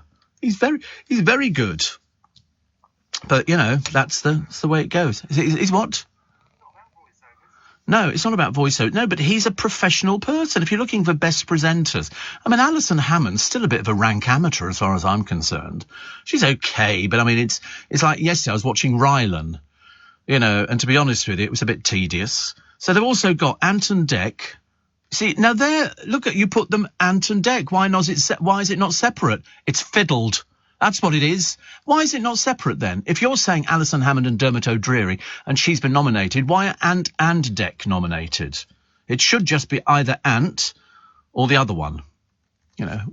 So, and the other one's Graham Norton and Bradley Walsh. I mean, I just don't get it. I don't get it. Ant and Dec work as one thing. Of course they win because they win it every blooming time. The others are just there to sort of prop up the numbers. I think that's all it is. But Philip Schofield must be fuming. But I bet you anything, Holly has given him a crystal to cling on to so that he can sort of, you know, feel a little bit better about life. And they probably sort of blown smoke rings up each other. But this morning was still nominated. But then how can you nominate the programme and not the presenters who hold it all together? No good putting up obstacles for me, pal. I know how it works. But yet they put up Ant and Dec as one person. And yet, you know, we all know which one's the better one, don't we? Don't want to make a big deal about it. But there is definitely one who is better than the other one. but they've never done anything individually. From an early day, they do all their adverts together. In fact, they might as well have had a relationship years ago. It would have been so much easier. Could have saved them an awful lot of money. But they did Baker Grove, went to the same sort of stage school kind of thing. They did Baker Grove, then they went on to do their adverts and everything else. And now, they're known as one item. The trouble is, what's going to happen? It's like Morecambe and Wise. When Eric Morecambe died, Ernie was a bit by himself because they were known as a double act. The Chuckle Brothers. The Chuckle Brothers, they're known as the Chuckle Brothers. Now that one's died, you've got one left. It's very difficult to try and make it because they did pantomime together. They did loads of things. I think that what they should have done is nominated Ant and Dec separately. Then you'd know which one was the most popular one. Yes, you would. I'm telling you. Because that's the way it should work. Otherwise, Alison Hammond and Dermot O'Dreary together. Makes perfect sense, doesn't it? I don't want to go on about it. Gemma Collins. No, it's not. It's Gemma Owen. Gemma Collins has signed nothing. Gemma Owen has signed a deal with a clothing company, but they all do that, don't they? They go, it's the most successful. She's earning, one of them said £400,000 a month. I don't know, she's not. What a load of old cobblers. Really, the rubbish they come up with. And it's for another clothing company, which you bet your bottom dollar it's spending so much money on these bimbos from Love Island that the whole thing's going to implode. It's got to, because they keep saying she's going to be an ambassador for this company. What does she know about it? Absolutely nothing. She rides horses. Ask her how much it costs to get your horse shoed and whether you get its teeth cleaned every 5 years. And she'll know. She doesn't know diddly squat about clothing at all, but that's what makes me laugh. They sort of stick all these people on the television. They go, oh, no, who are these people who are going to be following what she wears? Nobody. The producer. He's gone with the different stuff from Victoria Beckham's collection, because it fits the slightly fuller figure. Although, interestingly, Vanessa Feltz has said, very good idea to sort of appeal to the slightly fuller figure, but do not think for a minute you can make the same clothes just with more material. It's not like that. She says, back to the drawing board, you've got it wrong. That's what I said. She's brought out a jumper. She's got 12 items in the range, and the jumper is £500. Rip-off. Because who do you think is getting paid that sort of money in the factories where they're coming from? And they're certainly not made in this country, that's a fact. They're not made here. We couldn't afford to make them here. £500 for a jumper. And all it is, it's more material. And that's why Vanessa Feltz says, you've got it wrong. You don't just go, I'm going to appeal to the bigger person by shoving more material into something. It's not like that. They want, people who can model. In fact, when you see the model they've got with the Victoria Beckham outside stuff, looks ghastly. Absolutely ghastly. Really, it should be so much better. Because otherwise, it's basically patronising. Victoria's clothes made in East London. Well, all of them. Perhaps that explains £500, but I bet you. So, where in East London? Do we know where? Is there a factory you can go and have a look? Yeah, I want to go round. I want to have a look. I want to see what sort of people are working there. That's what I want to see. But anyway, whatever it is, it's lost her £54 million. So whichever way you look at it, it's not a successful company. Steve, I've just completed my ironing and made breakfast. Cup of tea while the cheap rate electric is running at this time, says Brenda. You see, isn't it funny? I wouldn't have the faintest idea what was cheap rate, what wasn't cheap. I don't know. I've got no idea. I'm just chancing to luck to wait and see, what sort of happens. So you've done the ironing. So it's cheap rate at this time of the morning, is it? I'm on a flexible rate, I think. But it doesn't make any difference. I have lights on all day. I'm not one who goes around turning off lights. I have lights on all the time. No, I won't. Because, there's certain things that I cut back on. But I've got no idea what it's going to be. Until we've done the first year, then you can work out what you think it is. I mean, I've got all solar lighting in the garden. But I think probably we might have to bring in candles. I have candles as well.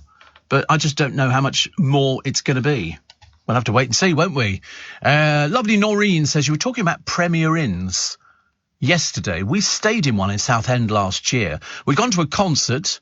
Yes, they do an excellent breakfast, but we also found out that if there's a brewer's fare attached, which there was in Southend, you get refillable coffees for something like £2.80. So I think that's good. Yesterday, we met up with school friends at Braintree, sat for over 3 hours in a brewer's fair, had loads of coffee and a very nice lunch, not rushed at all, had a great day. Our next jolly is to the Cavern to see the Mersey Beats on the 4th of September. How cool is it? It's never stopped. Seriously, I mean, this woman's got more energy than I have. Noreen and Brian are out there. But I thought that you'd have looked at the Pret-a-Manger thing, which you pay, at the moment, $12.50 a month for up to 150 coffees. Or drinks, soft drinks, or frappes, or everything. I still haven't done it. I know, I still haven't done it. But that, I mean, it's so cheap. So cheap. 25 quid a month normal rate for up to 5 drinks a day, and that can be all of their drinks, from the hot chocolate with cream, the frappe, everything. Very, very good value. If you were paying for that, that could be 15 quid a day, easily. And you know me for a bargain. I'm all up for a bargain. The oldest monkey in Europe has just died at the age of 36, which apparently is 3 times what they were expecting. Monkey, of course, came as a dreadful shock too, I can well imagine.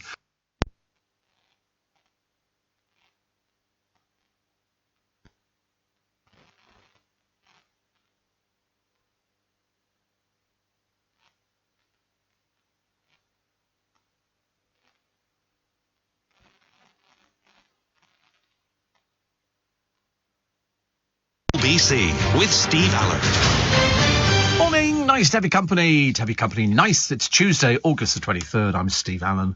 This is LBC's Early Breakfast. This is where everybody comes out to play. This is where the spike is. And it's delightful to read in the papers. In fact, yesterday we read that the Williams family, Prince and wife, Kate, and three sprogs, have downsized to a mansion. No matter whether they call it a cottage or not, makes not one jot of a difference to me. It's a mansion. Whichever way you look at it, it might only have 4 bedrooms, but each one is the size of a ballroom.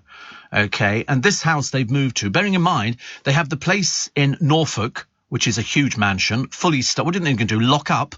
No, that'll be fully staffed. They've also got suites of rooms in Buckingham Palace. They've also got Kensington Palace, and now they've taken on another one because they want to be in touch with poor people. They want to be in touch with, you know, the rest of the country and see us suffering, like they're going to worry about, you know, in Windsor, mainly some old woman living in a castle. You know, that's who they identify with. They don't identify with anybody else. You know why? Because they have chosen to be near a school called Lambrook School, which is literally within 10 minutes of where they're now living. And it's good because they can drive there. You'd think they'd get an Uber, wouldn't you? But, you know, they're going to drive there. But they don't need to go on main roads. They can do it all on Windsor Great Park land.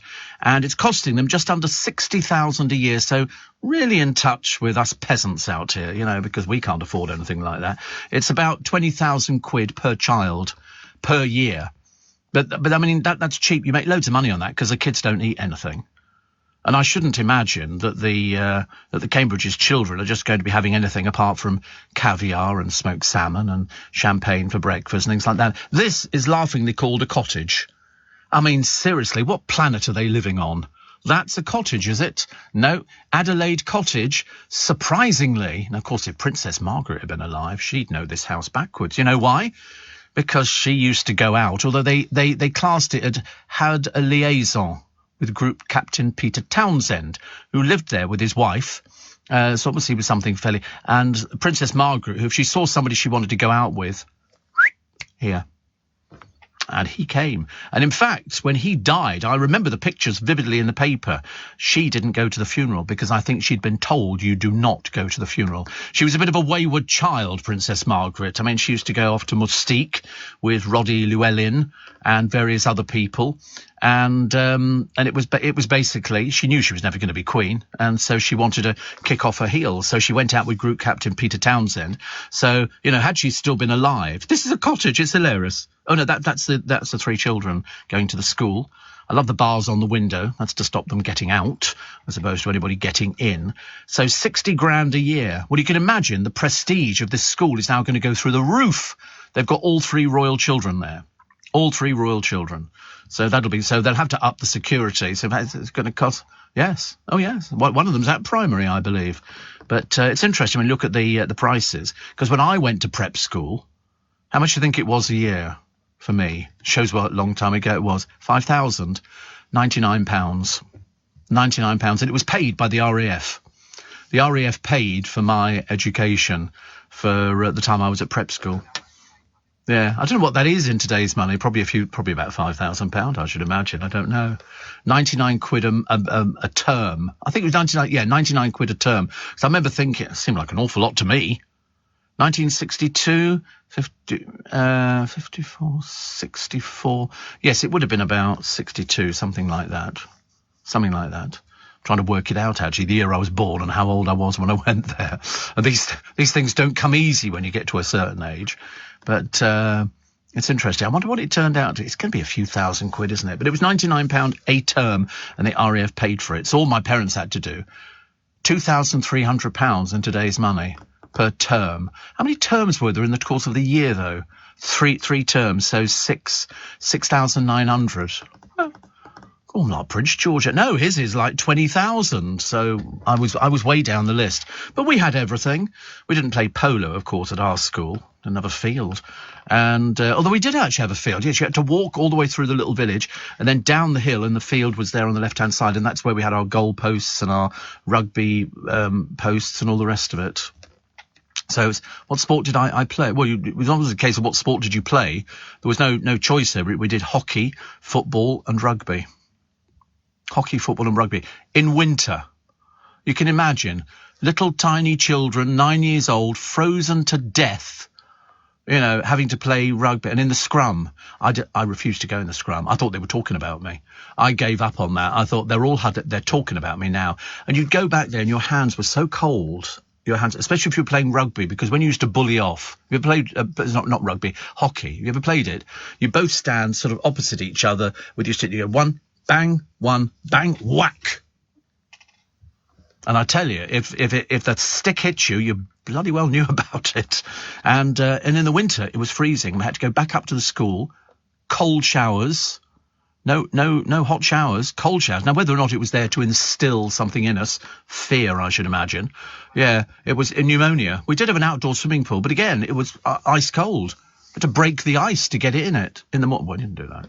I wouldn't do it. And you then try and do the buttons up on your shirt. It was really difficult. So sometimes you go into class and your shirt was still undone. You had to wait for your hands to thaw out. Small wonder we turned out to be the people that we were. Ian says, I have the Pret subscription, super value, 2 coffees, a tea and 2 smoothies for just under £1 a day. I know, it's phenomenal value. So 2 coffees, a tea and 2 smoothies, it's 5 drinks a day for under £1 for all of them. Well worth it. I keep telling people it's well worth it. Kevin says, I tried cheap rate electricity at night time, but my solar panels didn't work.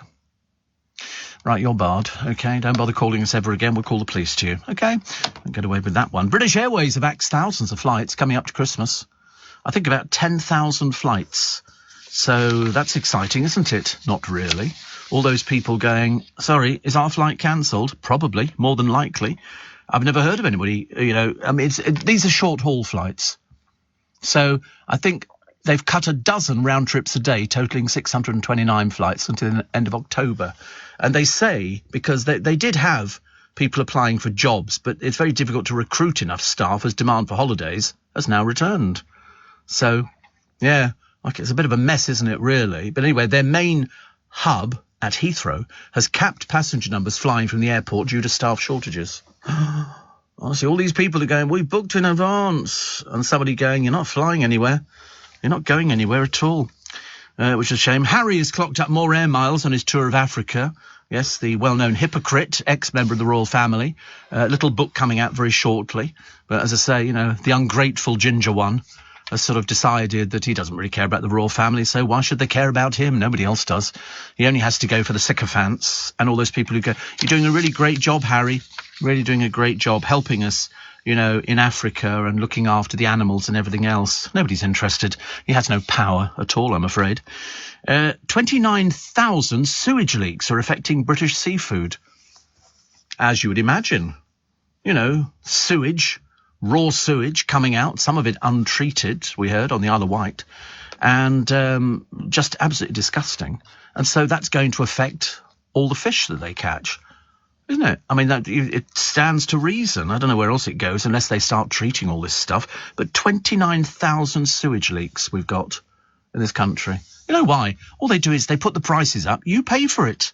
Water companies have pumped raw sewage into Britain's seas and rivers for more than 9 million hours since 2016. 9 million hours of raw sewage. You know what that means? Absolutely. Yes, I've seen the videos. It's just absolutely disgusting. It really is awful. Michael Pierre White Jr., the biggest plank you've ever met. What a sad little specimen he is. Face covered in tattoos. Just sent him to prison. Heroin, racial abuse, shoplifting. There's a whole raft of things. And as I say, he always was a plank, and he hasn't changed. So bless his heart, I'm sure he'll enjoy his time in prison. Whether it has any effect on him, I can't imagine. I've got no idea. Judi Dench went to the repair shop because she had a watch, which her late husband Michael had, and it had stopped working, so she's got it working again. Hope she gave him some money. Honestly, she's loaded. Can't go there and go, can you do that for free? Yeah, I could have done it actually as well. I don't have any watches that don't work. All my watches work. Yeah, now they work. And where is the happiest place in Britain? Apart from in my bank account. Where else would it be? Believe it or not, the Royal Borough of Windsor and Maidenhead is Britain's happiest place. You know why? There's an old woman there of 90-something. She lives in not a shoe, but she lives in like a castle. She's surrounded by people. What's the unhappiest place? Well, in the country? Hounslow. I can imagine. No, I've got no idea, actually. They don't do it based on unhappy places, do they? What you mean is, do you mean places where not many people are working? In which case, I've got a whole raft of places for you. Whole raft. But Windsor and Maidenhead, because most of the people would be fairly affluent in Windsor and Maidenhead. Although the shopping in Windsor, it's very nice, but it's not like... It's not really for us, is it? They don't have any sort of, big places. But Guardian Carers surveyed more than 300 local authority areas based on factors that contribute to all-round happiness. A lottery win would be the one. Lottery win. Karen says, will the boys go to Eton? They might. William went to Eton, didn't he? Eventually they might do that. But in fact, if they are going to Eton, their names would be down already. Because what you do with the kids is you put the name down at birth. And I seem to remember, I'm sure William went to Eton, because I remember Charles taking him there, and you have to shake hands and do all the whole oi polloi stuff. So I should imagine the boys will go to Eton. But I mean, they don't have to worry about the money. The money is of no consequence. As I say, I shouldn't imagine Prince William has ever even seen an electric bill. Why would he? There'd be somebody within the household who would pay it. And the Eton fees, about $76,000 a year, I would think. About $76,000. I found a flat the other day. I was sort of wandering through thinking, if I win the lottery, I might might afford a new place. And I found a place which was on the Euston Road. It's very nice. It's a flat, penthouse flat, 6 bedrooms, 6 bathrooms, roof terraces, all the rest of it, 25 million. And I thought, well, that's okay. I can cope with 25 million. How much was the service charge on it? Believe it or not, 40,000 a year for the service charge. So Eton fees, there you go, I was right, 90 grand a year. I said 76, and it's gone up a bit since the last time I remembered. 90,000 a year. But you put the kids down, and bearing in mind, that's the fee on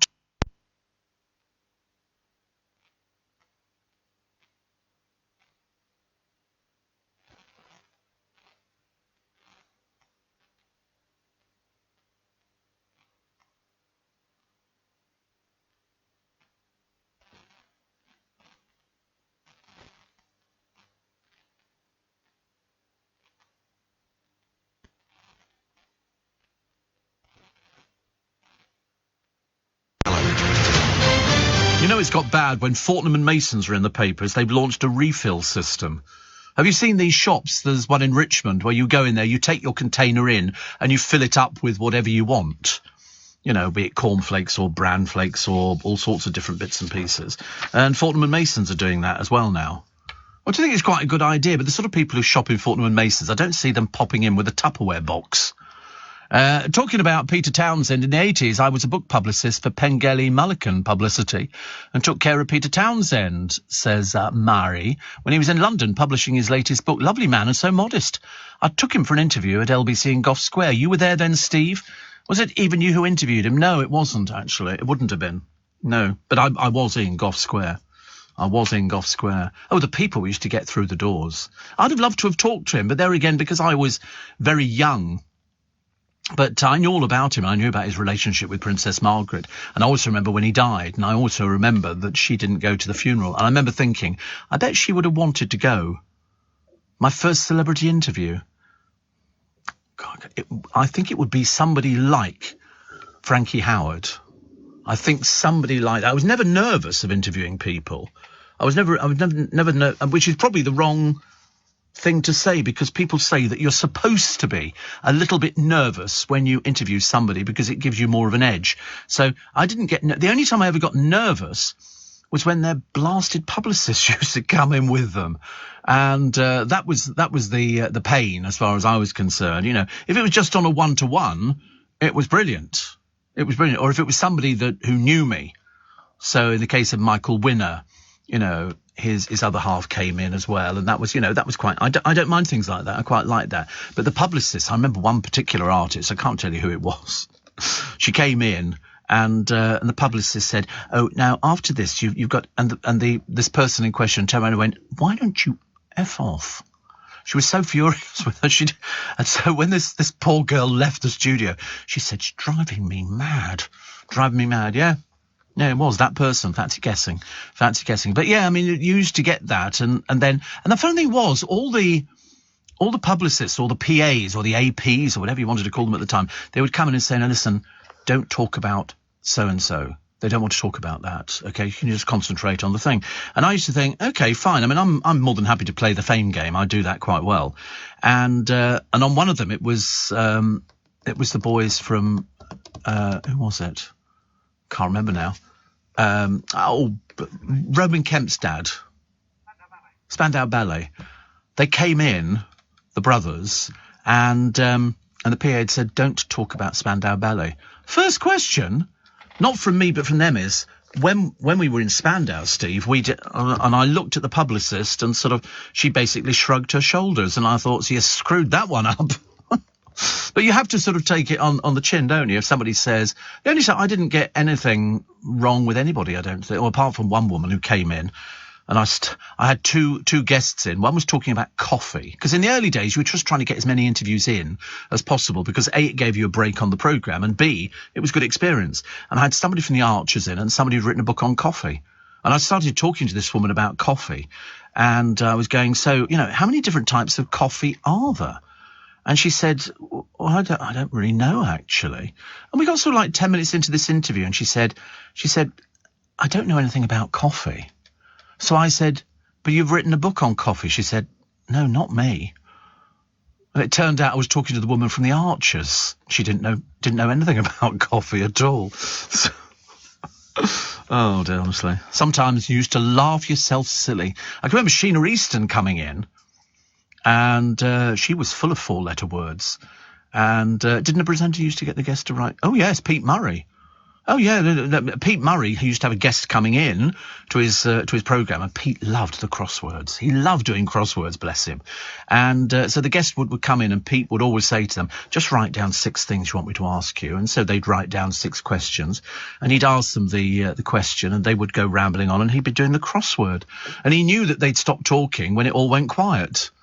And then he'd go to the second question on the list. I mean, seriously, I tell you, it was really brilliant. It was really brilliant. I mean, I used to look at him with admiration, thinking this is terribly clever. Although he did forget things, which, people did in those days. I was coming back from the sandwich bar in Fleet Street, I told you.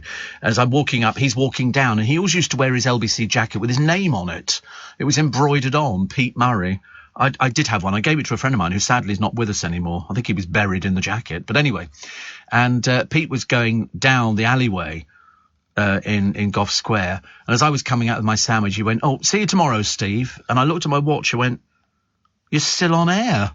And he went, "Am I? Bugger." And he had to turn around and go back into the building and just picked up where he left off. Happy days. Happy days. So it's bank holiday coming up. Bank holiday. Do you think it might rain for the bank holiday? I don't know. I'd like it to rain. In fact, we'd all like it to rain. I'd love it to rain. It would be quite nice, wouldn't it? I mean, tonight Light cloud and a gentle breeze. It's going to run to 26 degrees. Tomorrow, Wednesday, 27 degrees. Thursday, you're going to get some rain at only 24, and then we bounce around in the 26s again. Oh, God, typical tomorrow. But that's all right. I've got to drive to my brother's tomorrow, so that's okay because I've got air conditioning, which actually I've discovered practically every single car has got air conditioning now. You know, at one time it was considered a bit of a luxury. I mean, Darren cannot believe that you're impressed. What, by air conditioning? Always. Every car's got it. Seriously, I get into sort of really naff cars and they've got air conditioning, but some of them don't put it on. Whereas me, I get in the car, turn on the engine, put the air conditioning on. Takes it about a minute to achieve sub-zero temperatures. And that's fantastic. And so what I do deliberately at traffic lights, when I'm sitting there and people look at the car as it draws up next to them, I sit there, put my arms and go like that.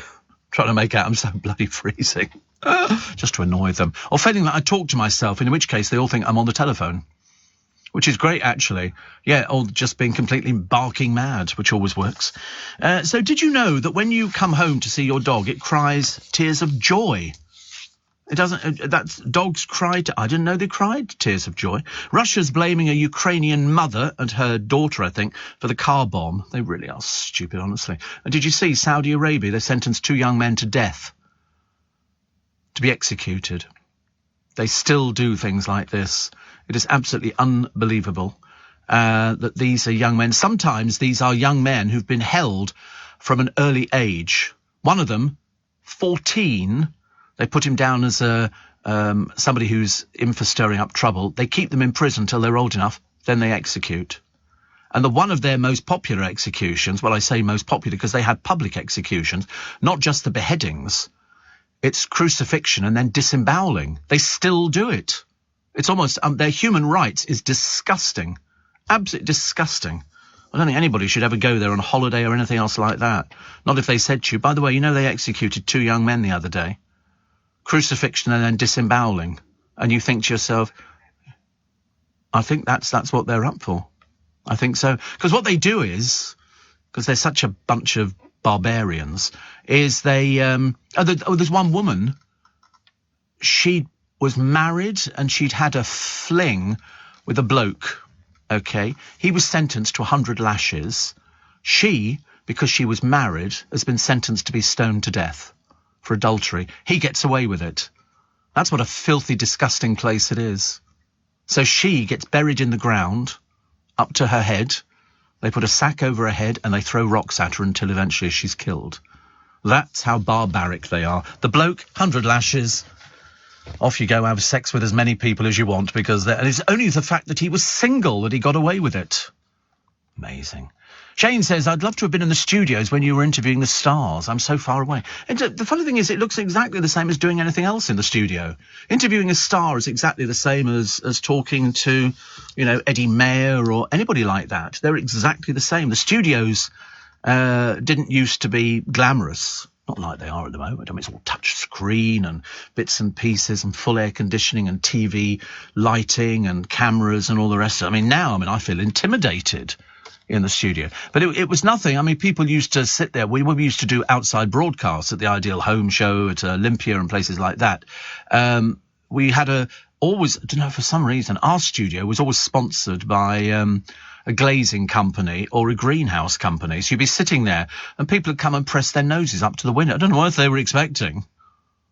They would press their noses up to the window and you'd just be chatting away. And then you'd go to a break and you'd sit there and I used to turn my head slightly and look at them and go, boo, you know, just to frighten them away. And they would be after the freebies. What have you got that's free? You know, well, there's my producer. You can take him.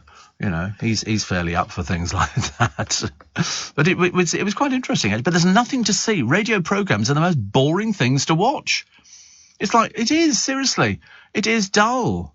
It's dull to watch. I mean, if you were watching it although I remember Mr. Moyles coming in here when we first came into the building, and he came and stood in there. My producer at the time was so excited. He said, "It's Chris Moyles." I said, "Oh, goodness sake, get over yourself. He's just an ordinary person." And he would stand in there and watch. But strange enough, he hates being watched in his studio. They used to take tours around the building, and they'd because he's got a big glass window, as indeed we all. I've just got a little window, and a huge glass window, and there would be like 15 people crowd him, and he hated it. I used to have a thing about that. People just walking into the studio, just standing there watching. You know, I used to have a thing about it, thinking, I don't know, I feel like a bit of a performing monkey or something. I'm supposed to sort of juggle and do little bits and pieces. But that's the way it goes, isn't it? People always they go, "Oh, I've listened to that person for years." Now you can see what they look like and you match up.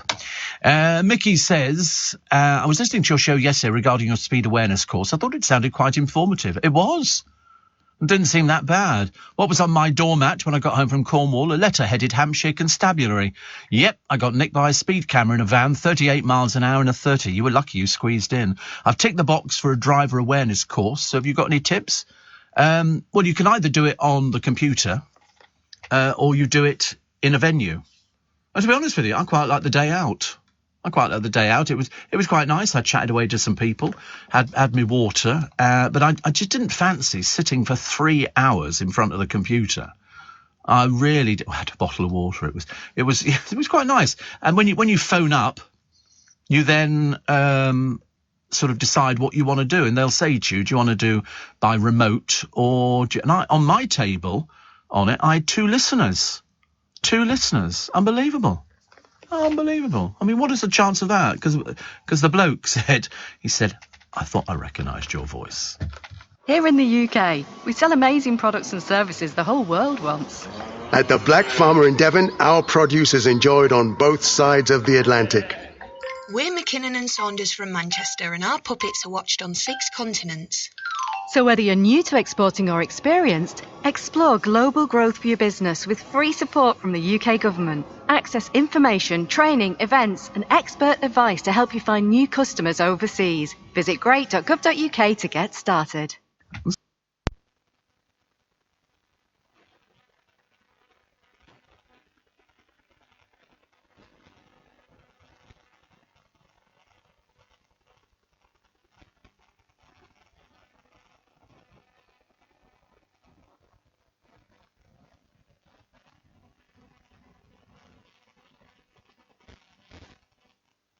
In my brains about the sandwich bar in Fleet Street. Well, there were loads. There were literally loads. This one was down the alley. It was opposite the Cheshire Cheese. And it only opened just to do sandwiches. And they did, the bread was nice. And they would squirt some mayonnaise on, put chicken, salad, and then bacon bits. And then they wrapped. I mean, they could do it really quickly. Really, really quickly. It was very good, actually. I can't remember what it was called. And I do remember Elvino's. I never went in there. Of course, Elvino's was the place. They had a lot of trouble. Because they didn't want women, did they? There were no women in Elvino's. And, oh, look, Gough Square. Look at the building now. It's all changed. The old studios, yes, I know. After people had taken bits out by the look of it. But, no, it was very, honestly. Takes you back when you look at old pictures of places where it's like, if you go back to sort of places where you used to live. And it all looks completely different. All looks completely different. When I went out to this school, the little prep school I went to in Essex, I remember it being much bigger. But of course, it looked quite small, really, which was a shame. Steve, somebody else talking about I'd like to be in the studio when you were interviewing people. No, you wouldn't. You'd be terribly bored. And also, it means that I play up to it, which is not so good. You have to sort of try and rein back in again. So the courts grind to a halt as the barristers go on strike. There'll be people all over the country going, thank God for that. And the Dark Destroyer was there the other day complaining as well because he's a barrister. All the water firms have failed the pollution test. David Dimbleby says the BBC didn't mistreat Diana. We'll never know, will we? We will never know. We will never know. We just know we don't like Martin Bashir. Never liked Martin Bashir. Like him even less now. He sort of fits into the same category as loads of other people I don't like, which is quite interesting. It's like, when they were sort of saying the other day that Prince Andrew was seeing the Queen privately because he wants to obviously make an exit out of where he is at the moment and back into the royal family. And, of course, nobody likes him.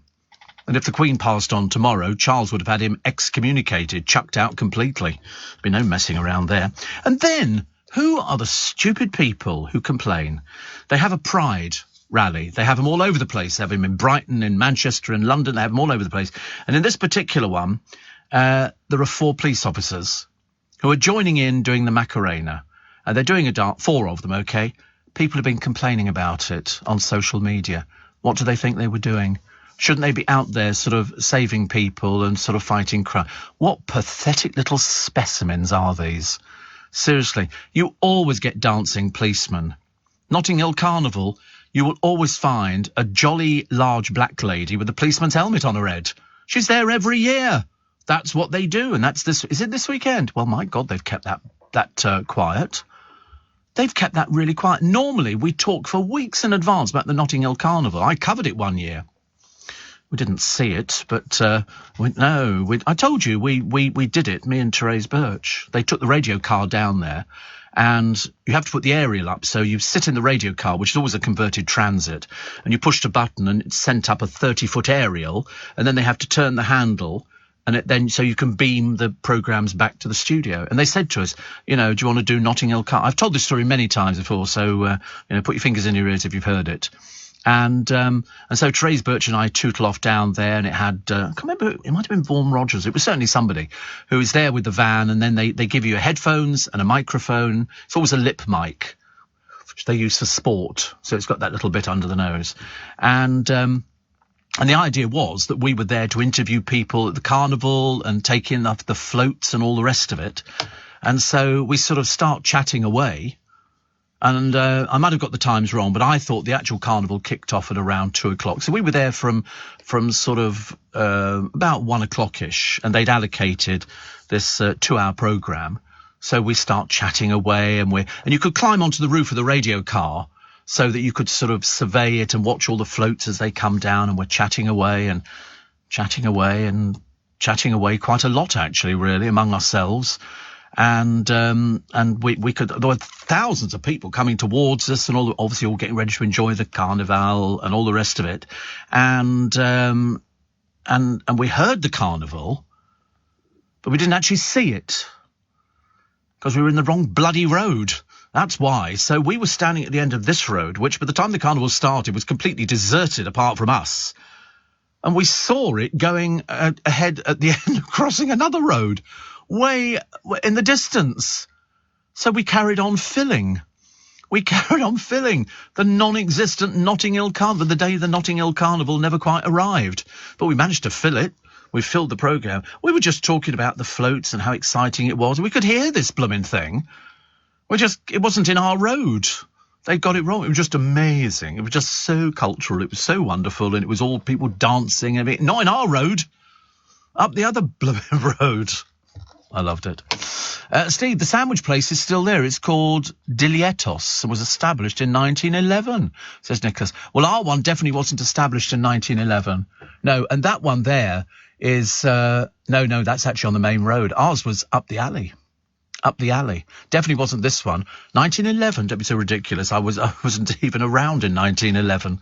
And it was a new one that was put in, but it was up the alley next to the Cheshire Cheese. And I should imagine it's gone ages and ages ago. Years. I've been here 43 years, for goodness sake. I must remember to put petrol in the car today. Another depressing aspect of life. It's all going. I'm living this showbiz rock and roll lifestyle. Steve, I just got rid of this huge spider. The second one tonight. They're thriving, says Havel. Really? I don't like big spiders. I have seen them out on the patio. Really fairly big. And they're set to invade. I'll tell you what it is as well. Mating season. I'm not saying they're going to pin you to the bed, but you've got to be a bit careful of them. So you will see them indoors, that they aren't visible the rest of the time. They're usually, males searching for a mate. Scariest time, but you can repel them from natural deterrents to decluttering. And cleaning, tidying, all sorts of things like that, because spiders will hide anywhere. I told you I took out the hose the other day, and I had seen a big spider in the water butt. It was about 10 foot across. It was huge. It nearly dragged me in, and I drowned and all the rest of it. Gross exaggeration. And then I put the hose in there. When I took the hose out, I nearly passed out. It was clinging to the underneath of the nozzle bit where the water comes out of. I nearly screamed, but luckily I was brave. I was a brave little soldier, and I just sort of shook it off. About 10 foot across. It was huge. Biggest spider I've ever seen in my entire life. It was an arachnophobe. It was, you know, I mean, 2 of these and I could have been devoured, I should imagine. I just don't like them. Apparently put down chestnuts, isn't it? Or conkers. Conkers are supposed to get rid of them. Well, I mean, ridiculous. They're so big round our way. They're threading them with string and like beating each other about the head. Apparently you can also get a basil plant. Keeps spiders away. Ants, mosquitoes and houseflies dislike it. Oh, that's a point. And also you can buy a mint plant, which gives you a fresh... Well, I'm liking this idea. Basil. I need to go and get a basil plant. If I put that in the kitchen, because occasionally you get a spider which creeps in under the... not a spider, a fly, creeps in under an open window. Don't you? No, just me again. I'm definitely going to get that. Oh, what's that? Oh, is it funny? I've got cinnamon as well. But, oh, no, I had cinnamon. I'm sorry. If you get cinnamon essential oil, God, life is turning into something too expensive. I might just have to put up with it. I've got spray. You know, basically, and buy one freezes them. So they are frozen in time. They sort of like that. It's very exciting. And then you sort of pick them up with the vacuum cleaner, because I'm not touching the blooming things. And I've got a vacuum cleaner which is sitting there poised, ready.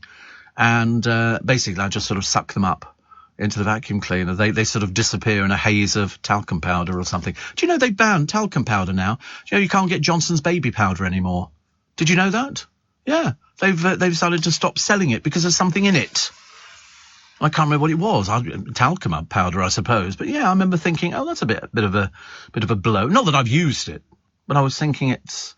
I used to quite like it when I was little. You'd stand in front of your mother.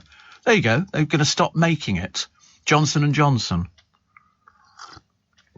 Apparently they faced tens of thousands of lawsuits from customers, including the instantly recognisable brand of Johnson's baby powder, causing them to develop cancer. Did you know that?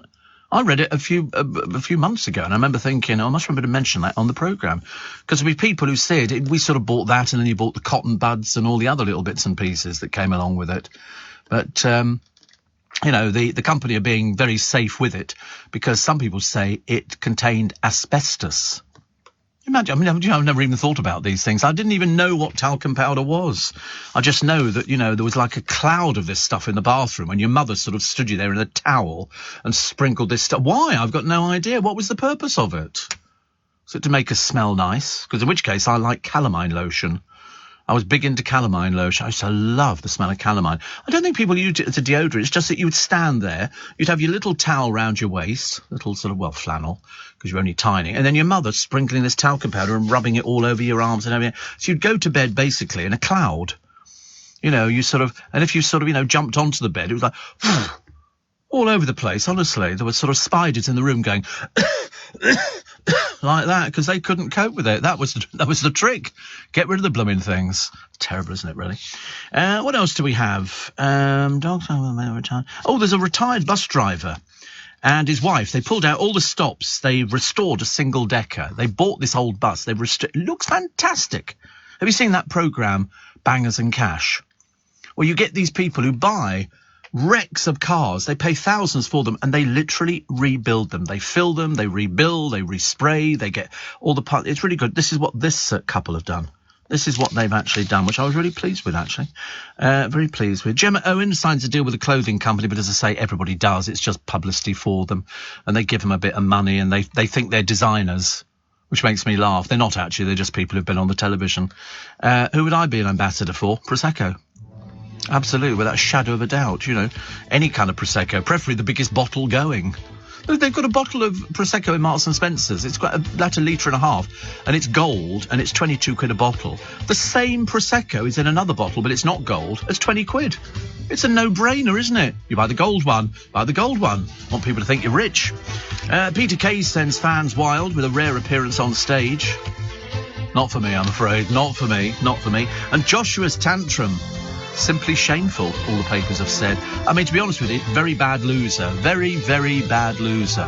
We'll take more of your texts and emails after the news, which is coming up now on LBC. It's Steve Allen's Early Breakfast. You are very, very welcome. Still to come, KFC and Mr. Whippy. What a combination.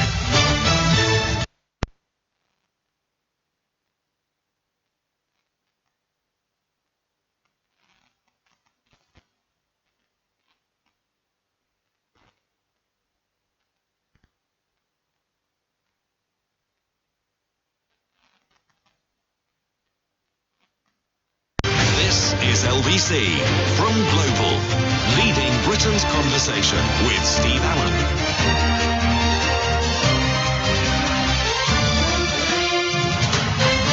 Morning, nice to have your company. Welcome to Tuesday. Welcome to August the 23rd. Welcome to another hot day. Another 26 degrees. Another 26 degrees where you think the only thing that's going to keep you cool is going to be a Mr. Whippy. And Mr. Whippy has been touring around for ages. I don't even know who owns the brand. Because we discovered the other day, there was a lovely piece on the internet, and it showed about 10 companies in the world who own everything, all the brands. So, you know, if you look at, say, Estee Lauder have got loads of different companies that you think are separate, but they're all owned by Estee Lauder, including Joe Love, and loads of other companies. I mean, seriously. And we were horrified to discover breakfast cereals and everything else all come under one umbrella company, but they own all these different brands. I mean, Cadbury's chocolate is owned by an American company now, but they keep it. So some of the biggest companies in the world, you've got PepsiCo, Nestle, Coca-Cola. Coca-Cola have got 1, 2, 3, 4, 5, 6, 7, 8, 9, 10, 11, 12, 13, 14, 15, about 30 different brands, well-known brands. Unilever, tons of brands. Danone, Mars, Mondelez, Associated British Food, Kellogg's. They've got tons of different foods which come under it. So it's the same company. They own Pringles. You never think about it. You just think, oh, why would they own Pringles? And if you look at Mondelez, which is international, they've got everything from Kraft to Dime Bars to, just everything. Twirls, Ritz crackers, everything, all come under these big companies. It's like, when you go to, well, you probably don't, that's absolutely necessary. If you go to a funeral director, it will say, for example, Dombey and Sons. Well, the chances are they've bought a family business and it's under an umbrella company, and the umbrella company will be an insurance company. Insurance companies own the majority, well, in fact, if not all of them. I think there's only 1 or 2 which are still in families, but they own all the funeral directors. It's amazing, isn't it? But the trick is, apparently, if you can have a trick, that if you keep it as a family name, people want it to sound friendly. If you went, Sunshine Insurance proudly presents Bury Your Dead with Us. Not going to be kind of thing. But if you see Dombey and Sons or Dombey, there's one in Fulham, I think, called something and Daughter. And that means you're dealing with a family firm, and people want to deal with a family firm. They don't want to feel that they're dealing with a multinational because they feel like they're being ripped off. So that's the way it works. It's, it's just the same, isn't it, really? Biggest spider I ever saw, Steve, was in Goa. It had a bright blue body, says Johnny, and legs spanning as big as your hand. Well, these bird-eating spiders are huge. Have you never seen? Honestly, it's an education, this programme, for most people, isn't it? Bird-eating spiders. They capture birds. And there you are. There's a Goliath, which is very nice. They eat birds. What can I tell you? They're huge, these things. Biggest spider on the planet, the Goliath. It is big. Australia is the place to go if you want, snakes. Do you remember that poor woman who came back and discovered this huge boa constrictor which was consuming her Yorkshire Terrier? It had gone into... What? Seriously, it was. She saw the hind legs disappearing into the mouth of this snake. Seriously, snakes are... It's a piece of food. But the biggest spider in the world comes in many colours, but only one size, monster size, and they can eat. Because what they do is they inject... There you go. They inject them with the venom. The bird, or whatever it is, goes all rigid. I've had days like that. And then they just sort of wait for it. It's like, have you seen... Was it Snakes? Yeah, they had a thing shot at night time on one of Dimbleby's programmes, and this little rat was running from place to place, but they followed the same thing, and the snake had seen it, well, it could sense it in the dark, and then just went, lashed out like that. This rat leaps about 15 feet in the air, and then it immediately goes to hide because the snake just follows it and then finds out where it is. By that time, it's gone completely rigid. Stiff as a board. But no, it's amazing, isn't it? When you think, bird-eating spiders, they're not really... It's like jellyfish. They travel in millions. You get really huge schools of jellyfish. What an exciting start to the programme, isn't it, really? Makes you think of the government for some peculiar reason. I don't know. Michelle says, thoroughly enjoy your show. There's a fantastic spider repellent called Spider-X. It's a spider spray, and it works to remove spiders and reduce spider infestations from any area. It's applied indoor and outdoors. We sprayed it all around the outside of our windows. Works a charm. Available on Amazon. There you go. Spider repellent. Spider repellent goes the way the spiders do. I just don't like spiders. The worst thing is when you're sort of watering and all of a sudden, because you can see them from a distance, spiders shoot their webs out and then they just climb along it like it's, you know, the fourth road bridge or something. I've had one on me. I was sitting in the car and I felt it crawling up the back of my neck. I tried to be brave. About it. I wasn't particularly brave about it, but it doesn't matter, does it? Does not matter. So what have we got in the papers today? What do you think they're leading with? It'll be the same things all the way through because they're running out of ideas, so they're still having to do, you know, the drought. They're still having to do striking dockers on the front of the Sun today, doing a conga. Staff shut down the port at Felixstowe, the latest union action. I don't quite understand where these people are coming from. Do you really want to watch your country disappear completely? Because that's exactly what you're doing. I'm not interested in whether people, you know, I applaud people's idea of striking. But, you know, if you really want to destroy the country, well, good on you. Because that's what you're doing, I'm afraid. And so here they are. They do the conga as they strike over pay. But the protests may block our Christmas prezzies. Stuffed Christmas presents. Who cares? Just tell the kids Father Christmas is on strike. And so they've got loads of these people. And they're saying, when do we want it? Want it now. We want more Wonga. What do we want? Who cares? Let's conga. And so it goes on. And you think to yourself, A, it's a pose picture. B, you can't be that stupid. You cannot be that stupid. And then there was all the trouble glazing at the moment. Thousands of Man United fans marching on Old Trafford in a protest against the club owners, the Glazer family. 10,000 joined forces to show their disgust over the way the American owners have run the debt-ridden club in recent years. And it's emerged that the Glazers are in talks with the US firm Apollo over the sale of a minority stake. I love the way that football fans and all the rest of it, they're quite vicious, aren't they? Supporters of all ages attended the rally. I mean, really, the Glazers are just, I tell you what we do, we're going to close it down. You know, see how you feel about it then. You can stand outside and whistle in the wind. Yeah, just out of spite. They say the British billionaire Sir Jim Ratcliffe has expressed it. No, he hasn't. No, he absolutely hasn't. That's the whole thing. Apparently, 3,000 fans stayed outside in protest. There was about 7,000 went in. So obviously 7,000 don't agree with you. And they go in there rather than the 8 p.m. kickoff, rather than take their seats.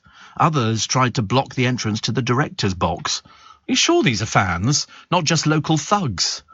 Block the I can't believe it.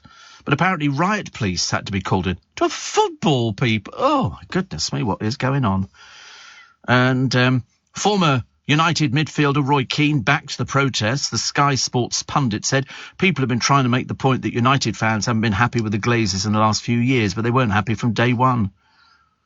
I mean, it's just ridiculous, isn't it? They're never happy. Well, I tell you what, you know, if you're such big fans, why don't you all put your hands in your pocket, drain your bank accounts and pay to keep your own club going? You know, if you think you're that clever, you won't, of course, as we all know. Do you know that Neighbours could scoop an award at the NTA's, National Television Awards? Sorry, Best Soap. It could be. I mean, I don't know why, because it was Axe, because nobody wanted to buy the blooming thing anymore, which was a shame. But they were all there for the last one.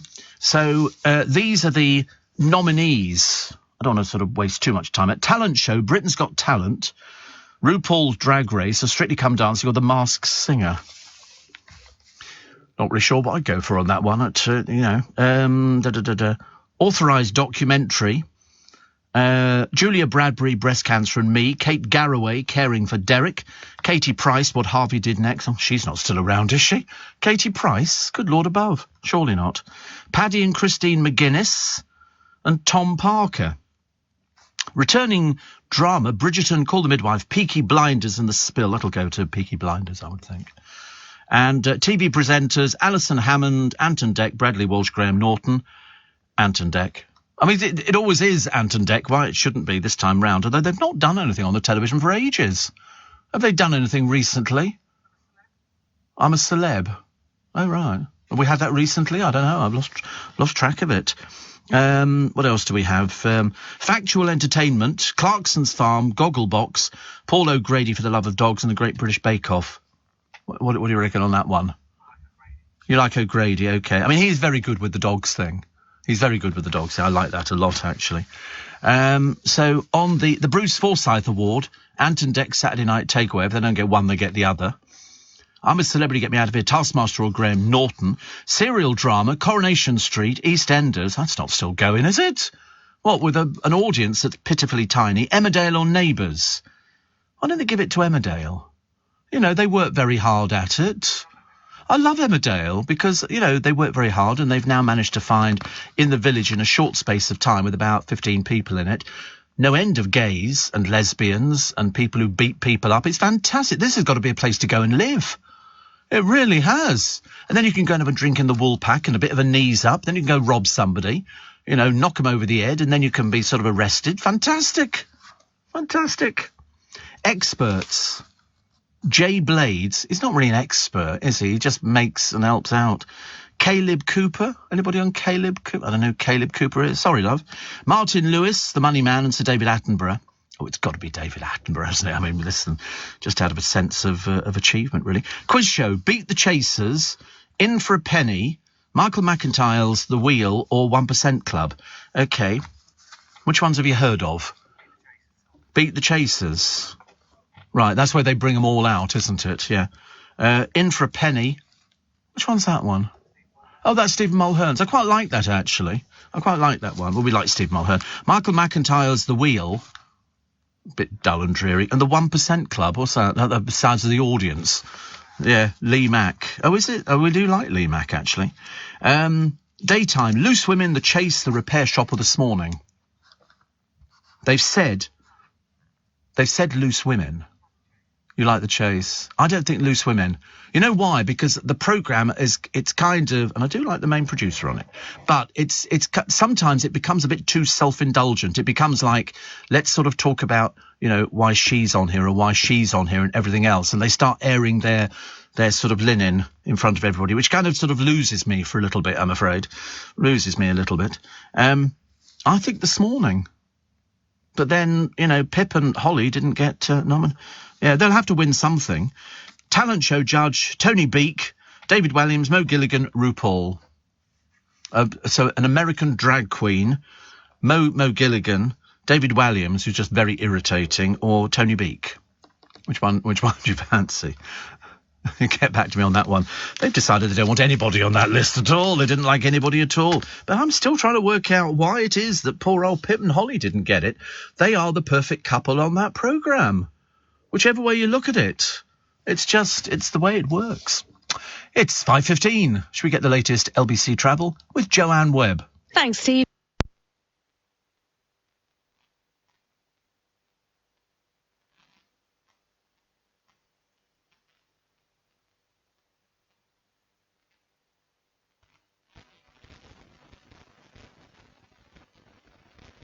On LBC. Morning. Do you know, I tell you what I'm getting bored with? I don't like to say this because I feel a bit mean. Rochelle Humes. It's almost like they've sort of tried to move her up the scale and given her every programme under the sun, but in fact she's not particularly good at it. Looks very pretty, but there's just something that's not there, and I don't know what it is. It's a bit like, she can't talk like that, but they've tried to sort of tone her down a little bit to make her sound a bit more acceptable to everybody. It just doesn't. There's too many programmes she's on. There's too many programmes, you know, but they do that on television. They see somebody and then they go, oh, right, they've had a bit of publicity. Let's give it to them. It's like, you know, after they announce who's going to be on Strictly Come Ice Rink or whatever it was, they mentioned Helen Skelton, you know, and immediately the papers are full of Helen Skelton. You know, why is she on there? Nobody knows.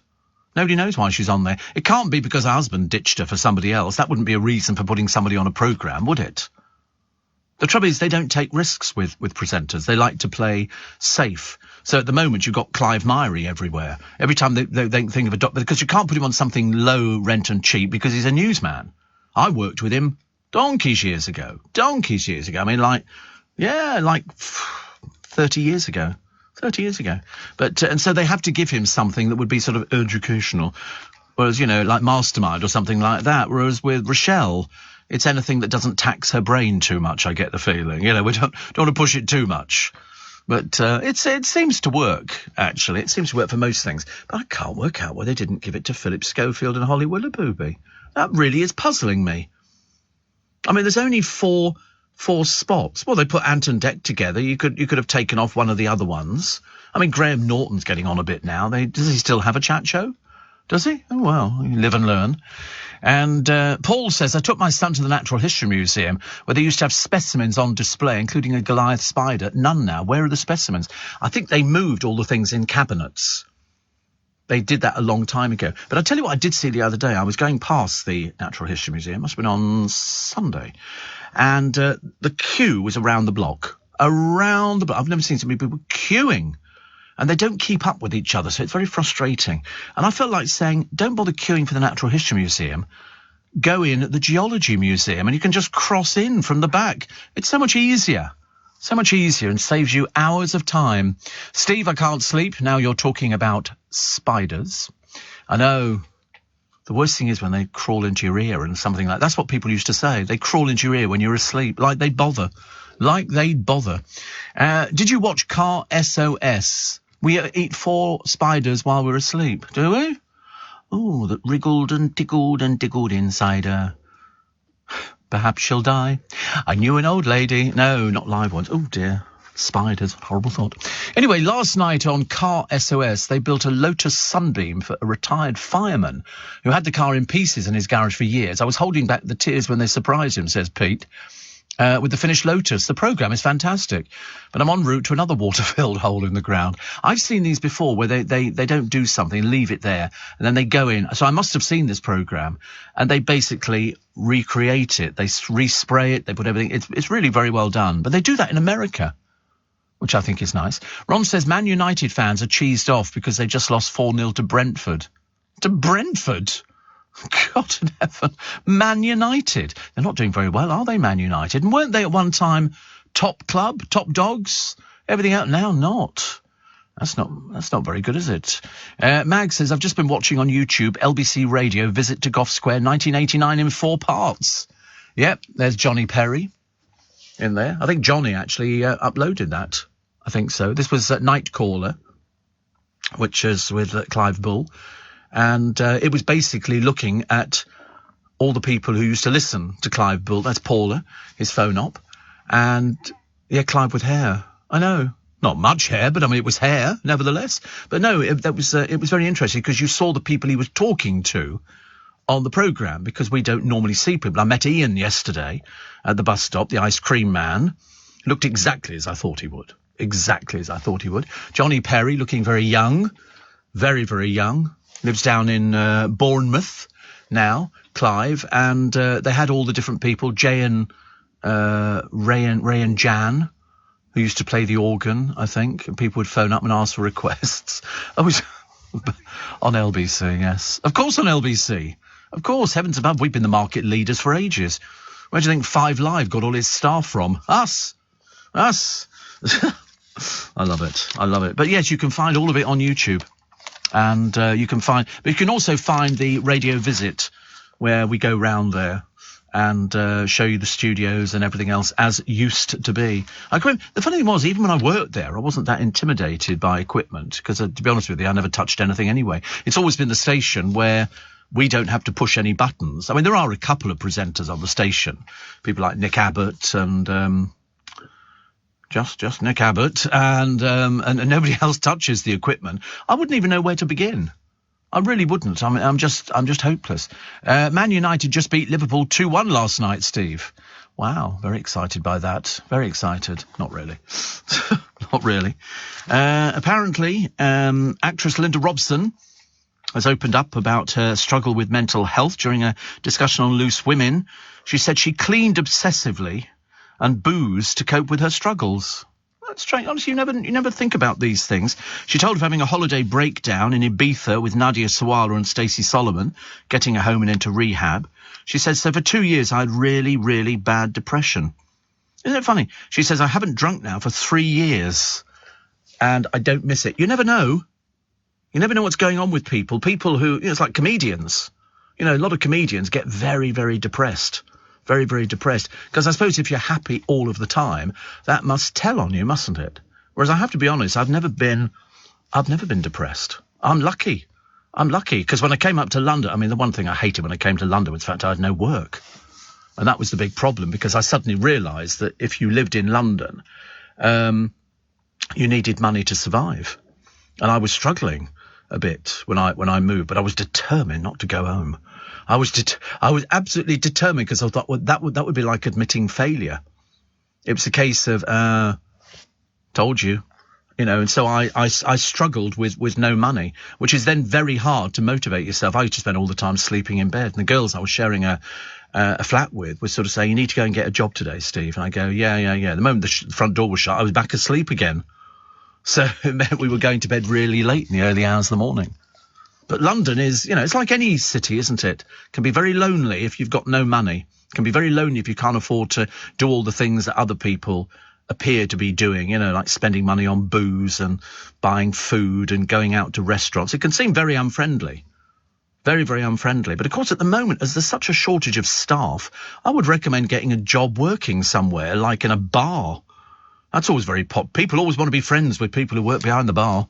Definitely. Steve says, Graham, the chauffeur, I used to live in the Middle East where they have camel spiders, size of a saucer and 10 legs.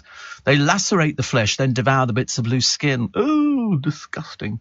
Steve, I watched a series on Netflix called White Lines. It was good, but the finish, I was left with a lot of questions. And apparently there's not going to be series 2. Yeah, it got very good reviews. This is the one with Laura Haddock. Daniel Mays, of course. We love Daniel Mays. Absolutely love Daniel Mays. What a fab actor. But so there's not going to be another series. They do that with things, don't they? Sometimes something goes out there and for some reason it doesn't quite hit with the great British public, and so it sinks without trace. And it's a shame. That's why if you're an actor or an actress, you're in a very precarious business.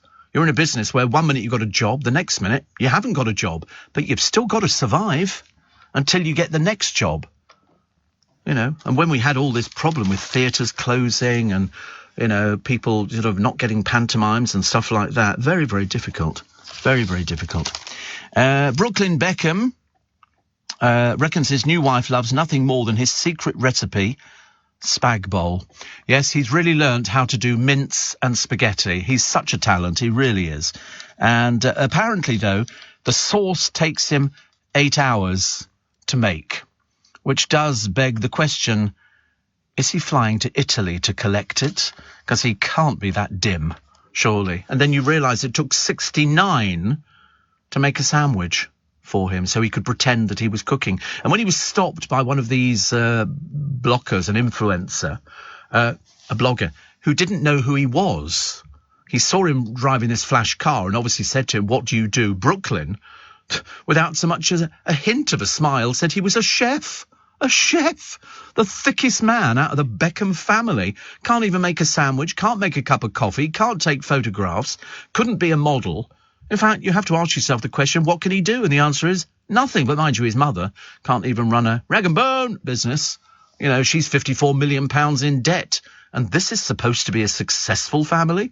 I'd like to see a failure family. Like to see that one. Also in the papers, in fact, we noticed it, actually. We were looking at a picture of Madonna and her son, who I thought she was going out with. I had no idea, because he looks so much older than 22. But Clemmy Moody says, how long until the star, who's now 64, dates somebody younger than Rocco? Well, Rocco's a very, very old-looking 22. It was almost like watching H from Steps on This Morning Yesterday.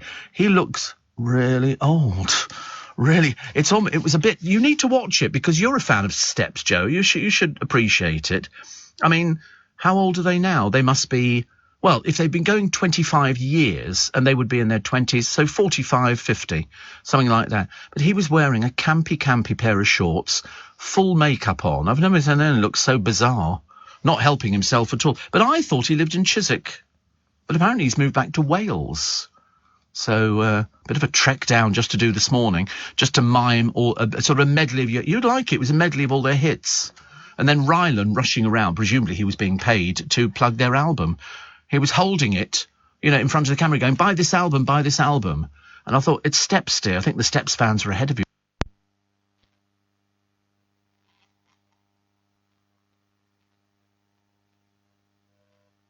Text 84850. Morning, nice to be company. 27 minutes to 6 is the time.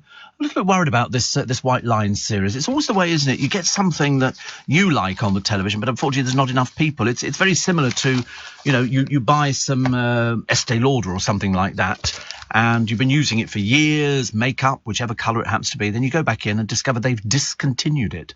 And it turns out that not as many people liked the colour as you did. So they decide to cut their losses. Gary Barlow says he cured his bad back with cold showers. He said that it meant he could stop taking painkillers for this chronic... Oh, bad backs are the worst. Oh, I've had a bad back before now. Ghastly. Absolutely ghastly. It was really, really terrible. British Airways cutting these 10,000 short-haul flights between late October and March. So you'll need to check.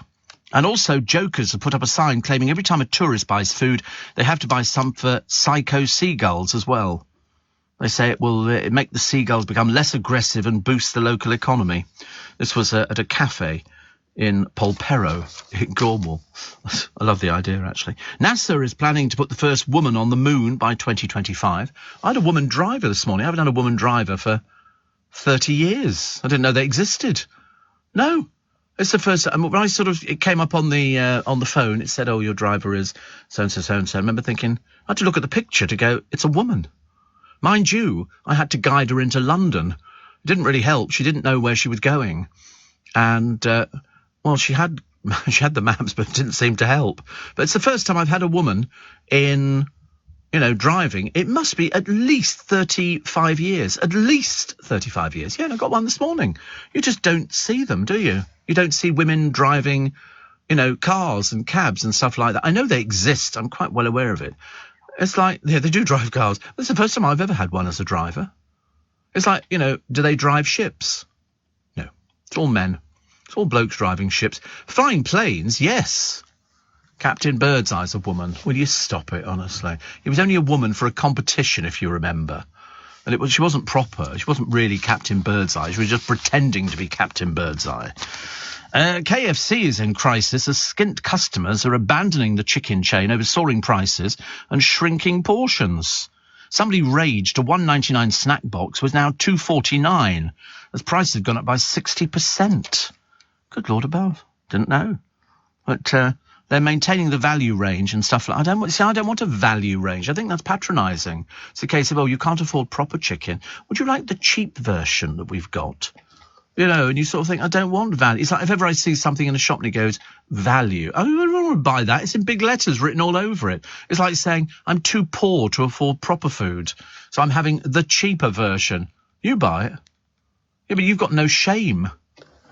That's the trouble. Yeah, there's a sticker on the end. Yeah, I don't buy that. Mind you, I did buy some chicken tikka masala the other day, and that was reduced. Because I was going to eat it straight away, so I didn't have to sort of worry about freezing it or anything else. Yeah, it's very embarrassing for me. I kept my hand covering the yellow label on there to sort of make sure that nobody realised that I was very poor and didn't have the money. But if you're buying a box of Kentucky Fried Chicken, I've had a couple of really tiny pieces in there. Like, tiny pieces. About as big as my thumb twice. Really small. Little drumsticks, Small wonder the chicken died. It could barely stand up or even support itself.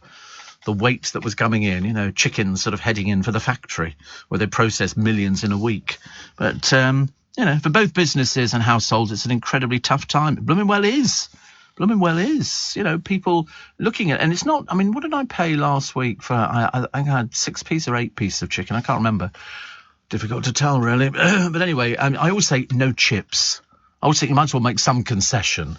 I'll eat the skin on the chicken because I like the taste of it, even though that's the worst bit. But I always say no chips.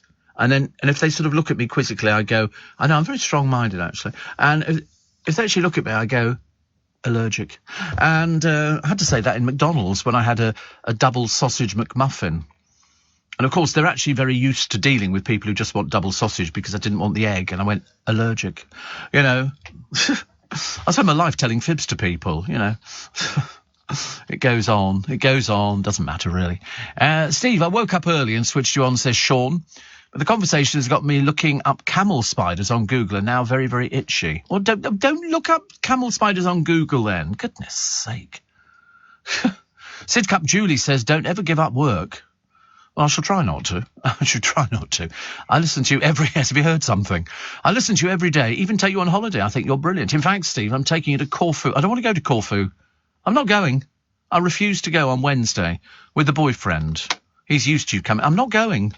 Don't even think about it. I'm not going. I shall not be in Corfu with you. I shall make sure that your radio does not pick me up at all. Ridiculous. Steve, Royal Caribbean and Celebrity Cruises have female captains. In fact, they both drive the two biggest cruise ships in the world, says Dexter. Well, I'm not going on them ever again then. No chance. Didn't they used to have a female pilot on one of the EasyJet things? And they had all these blokes in Liverpool. Might have been another plane. They were going, oh, no, bloody hell, it's a female pilot. We'll never get there now. And when they got off, they also discovered she was very, very good looking and pretty. And they went, oh, you managed it then? And she went, yes, thank you. Did you enjoy the flight? I mean, put it this way, these planes fly themselves, I've told you. You don't need to be there, actually. You could just say push a button and put sixpence in the slot and it'll take you there. Perhaps I could try it. A lot of people, when EasyJet were casting for pilots, they had a few women applying. Because it's quite rare when you see a woman lorry driver. I see women driving black cabs, but I don't see them driving all the other ones. Apparently Clive on Breakfast can fly planes. Yes, but he's sitting outside with the rear gunner and the outside toilet. I mean, the sort of planes he's flying, I mean, honestly, they're just like drones. He just sits there with a remote control. You know what he's like. Steve, to be honest, says Ashley, once in a blue moon, the Sainsbury's frozen fried chicken isn't too bad for a one-off. You see, I mean, I think everything is available to you as a one-off. You know, sometimes, I mean, it's like, you know, poor old Brooklyn Beckham, he makes spag bol. How complicated is that? You get a tin of sauce. I don't believe he makes a sauce. I shouldn't imagine you've got the faintest idea. Yeah, 8 hours to make a sauce. Amateur. Still doesn't have a job, of course, which is probably the best, because let's face it, the family can give him money. I wonder if they've left money to them. I bet not. Mr. Whippy's ice cream vans touring the neighbourhood could soon be lost.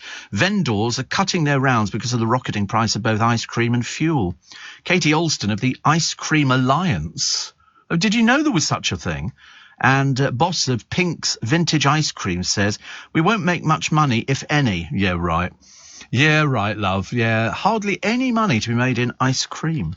We don't do many miles, but the engine needs to be on while serving, so I fill up every other day. A tank of fuel used to be under £99, but we're way over that now. Oh, our heart's bleeding for you, dear. Our heart's bleeding. I've never seen a poor ice cream person. Seriously. You see them outside the museums in London. There's always a queue and people going, I'll have a double 99 with crushed nuts, you know. Yeah, £10, thank you very much. Because people don't complain about the price of things, do they? And also, once he's pulled his little lever down and gone and done squirty, you can't go, how much? And he goes, that'll be £6. And you go, I'm not paying that. Put it back in the machine. I mean, it is possible to put it back in the machine, actually. You just literally tip it into the top of it and it will come back out again. But I haven't had a soft, swirly sort of ice cream for ages with a couple of flakes stuck into it. You can't, can you? Because there won't be any Mr. Whippies, because apparently £99 for petrol is too much. The fact that they must make thousands a day in ice creams, and if you're not trying hard enough. I mean, there's huge profit. You could go to Iceland and buy loads of ice lollies, which you get like 10 for £1. 10 ice lollies for £1. You could sell those for, for kids, 50p each. You're making, loads of money. And they do cornettos. They're like £2 for a box of 4. Very profitable ice cream. Or bottles of water. You know, you sell a bottle of water. The average bottle of water is about £1.50. Or if you go to a festival, £2.50, £3. Well, for under £5, you can get a big case of water. £3.40, I think, a big case of water. And then you just pop them in the fridge and keep them nicely chilled. I sometimes go to Iceland because they do actually have water which is chilling in their chiller cabinets, and I buy a load of them. There you go. Kirkland deal. You can buy a pallet for £239. It works out at 15p a bottle. 15p a bottle. But then you can keep that in your garage and then just bring it in as you need it. Or the boot of the car. Of course, the car won't go anywhere. It'll be tipped up like that. I'll be leaning backwards. 84850 steve@lbc.co.uk. What else we got? Letting workers kip whenever they want is the secret to building a successful business. Well, that'll be useful, won't it, here? Excuse me, I'm just going to have a little lie down if it's all right with everybody else. Allowing staff to take naps during working hours will boost their welfare and the firm's profits. Well, how does that work out? Sorry, I'm just going... I mean, as if that's going to happen. I mean, it's just ridiculous. Apparently, Britain's cost of living hell could be fixed by workers grafting as hard as the Chinese. Who said that? I think Liz Truss said that, didn't she? Not one of the best moments, I don't think. Lots of chat about Harry Styles. He's on Rolling Stone magazine. They like him. I think he's got it sussed. I think he's absolutely got it sussed. It's so good. Coldplay have announced their dates for 2023, which is very good. And... what have we got here? We've got Demi Lovato says she finally feels free of her addiction. I don't know what her addiction was, actually. Singing, something like that. I don't know. It could be anything, really. But we've also got Laura Whitmore, who's quit hosting Love Island. There's obviously something else that she's got. You don't quit that, especially the amount of money they were paying her. She's been doing it for 3 years. She admitted she's too busy. Too busy. Do away with you. Do away with you. It means that ITV will need to draft in a replacement for the next series. Shouldn't be too difficult to find. They found Laura Whitmore and she wasn't much cop at it. She said, there are certain elements of the show I found very difficult, including flying backwards and forwards to South Africa along with my new conflicting projects. But execs said Laura had been a fantastic host. She hardly featured. Hardly featured. But she took over from Caroline Flack, and she said, I was only planning to fill in for Caroline for a series, and it turned into 3. So there you go. So what she's getting... There's obviously something they're going to announce, aren't they? Oh, Laura Whitmore's doing this. Hope it doesn't involve presenting. We should be fairly safe. Let's get the latest LBC travel, shall we? 5:45 with Joanne Webb. Thanks. Are you receiving tax credits? If so, this message is for you. Tax credits are coming to an end, and most people will be asked to apply for universal credit instead. The Department for Work and Pensions is writing to tax credit claimants. You won't be moved automatically, so look out for your letter explaining what you'll need to do and by when. And there's also lots of support to help you make the move. Get ready for your universal credit switchover. Search Understanding Universal Credit today. Eligibility criteria apply. Steve in...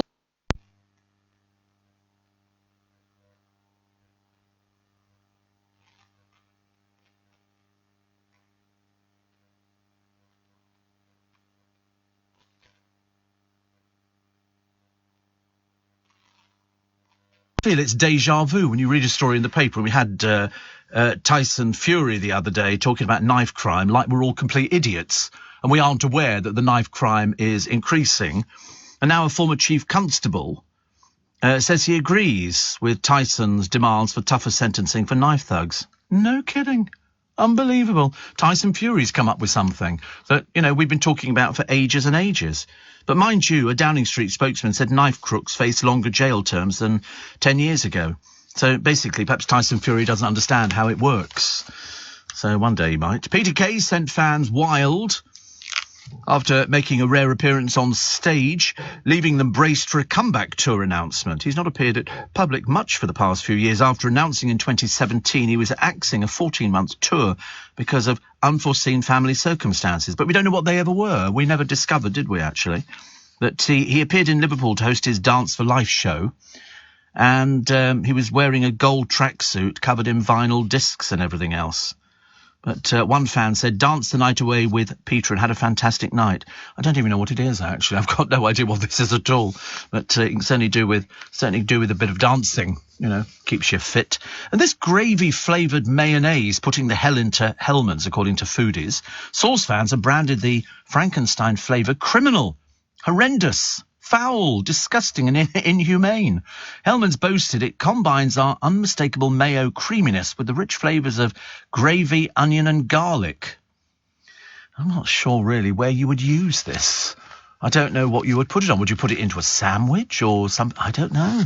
Very odd. Apparently, the divisive dressing is part of a new range of restaurant flavours.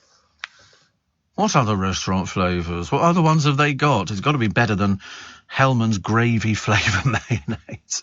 Doesn't kind of sound appealing to me. I don't know why. And I do like gravy, but I'm not sure whether the combination... So the other ones are Coronation mayonnaise. I do like Coronation. So they do one in Marks and Spencer's, but it's not Hellmann's. It's just Coronation chicken in a sort of a jar kind of thing.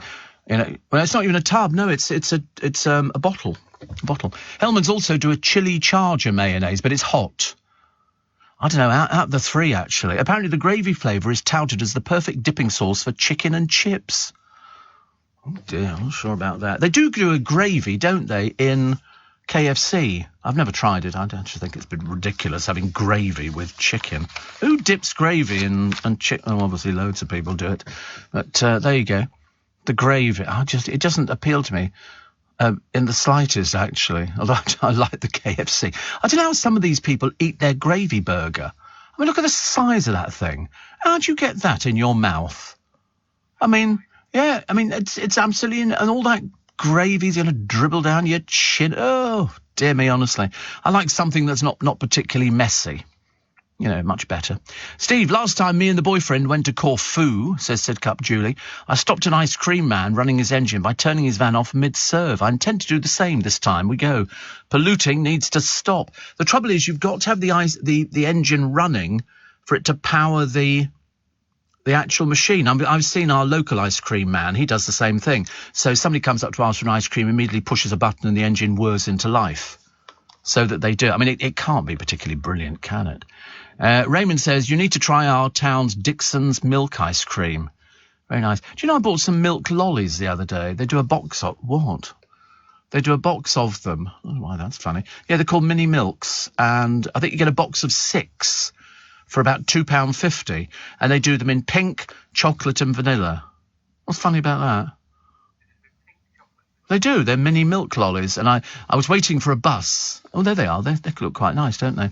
And I ate 4, which I thought was fine. You can buy them in boxes of 12. They do strawberry, moo vanilla, yummy strawberry and chocolate. Sound quite nice, don't they? I wonder if they really are made of milk. Mini milks on the bus, yeah. What's the matter with that? Got a problem? You want to make something of it? Honestly, the trouble is, I sort of sit there and sort of, especially if it's a hot day, I might do it today, and you sit there licking your ice lolly, just really winding people up. Yeah, to do it. I've got 2, look, and bite off that one and a little lick off that one, just to wind people up, or failing that, sit there going, this water is so cold, it's hurting my throat. I nearly went out the other day and bought a slush puppy, but I couldn't remember where I went to go and get them. Because I love slush puppies, but I get brain freeze. So I've discovered the trick to eating a slush... What?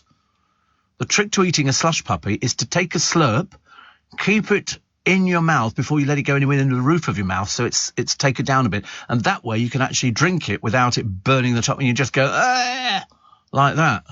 And I don't go, like that very often. But I'd like them. They do them at all the markets and everything else, but we didn't have any markets on the other day. Poolsize Pete says, new headphones, sounds like I'm sitting next to you. Sony on ear noise cancelling, £34 from Daniels Windsor. It is odd, isn't it? Because I don't know what it's like listening to this programme coming out of a radio because I'm on it. But it does sound very strange. But if you've got really good headphones, these little plastic bits that people stick in their ears, it must sound like I'm right next to you. It must be like that, mustn't it? Must be like that. Especially when I slurp. I know people love that. I get more compliments for that than anything else at all. And the ice cream with Ian and all, people love it. They say, go on, you keep doing that, Steve, because that makes our day. So, of course, I shall continue doing it. Basically, for as long as I want. Why? Because it's my cup of tea. Steve, when I go to Corfu, says Sidcup Julie, she said, me and the boyfriend are taking Spam, cold KFC chicken tenders and our local skimmed milk with us in our case. Are you allowed to do that? I don't think you're allowed to do that. I don't think you're allowed to take... Oh, actually, well, Spam because it's in a tin, so that might be the excuse, and cold KFC chicken because it has already been cooked. So it's only raw, isn't it, that you can't take?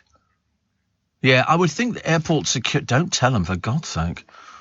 It doesn't sound... I mean, mind you, perhaps you've done it before, actually. It might kind of work.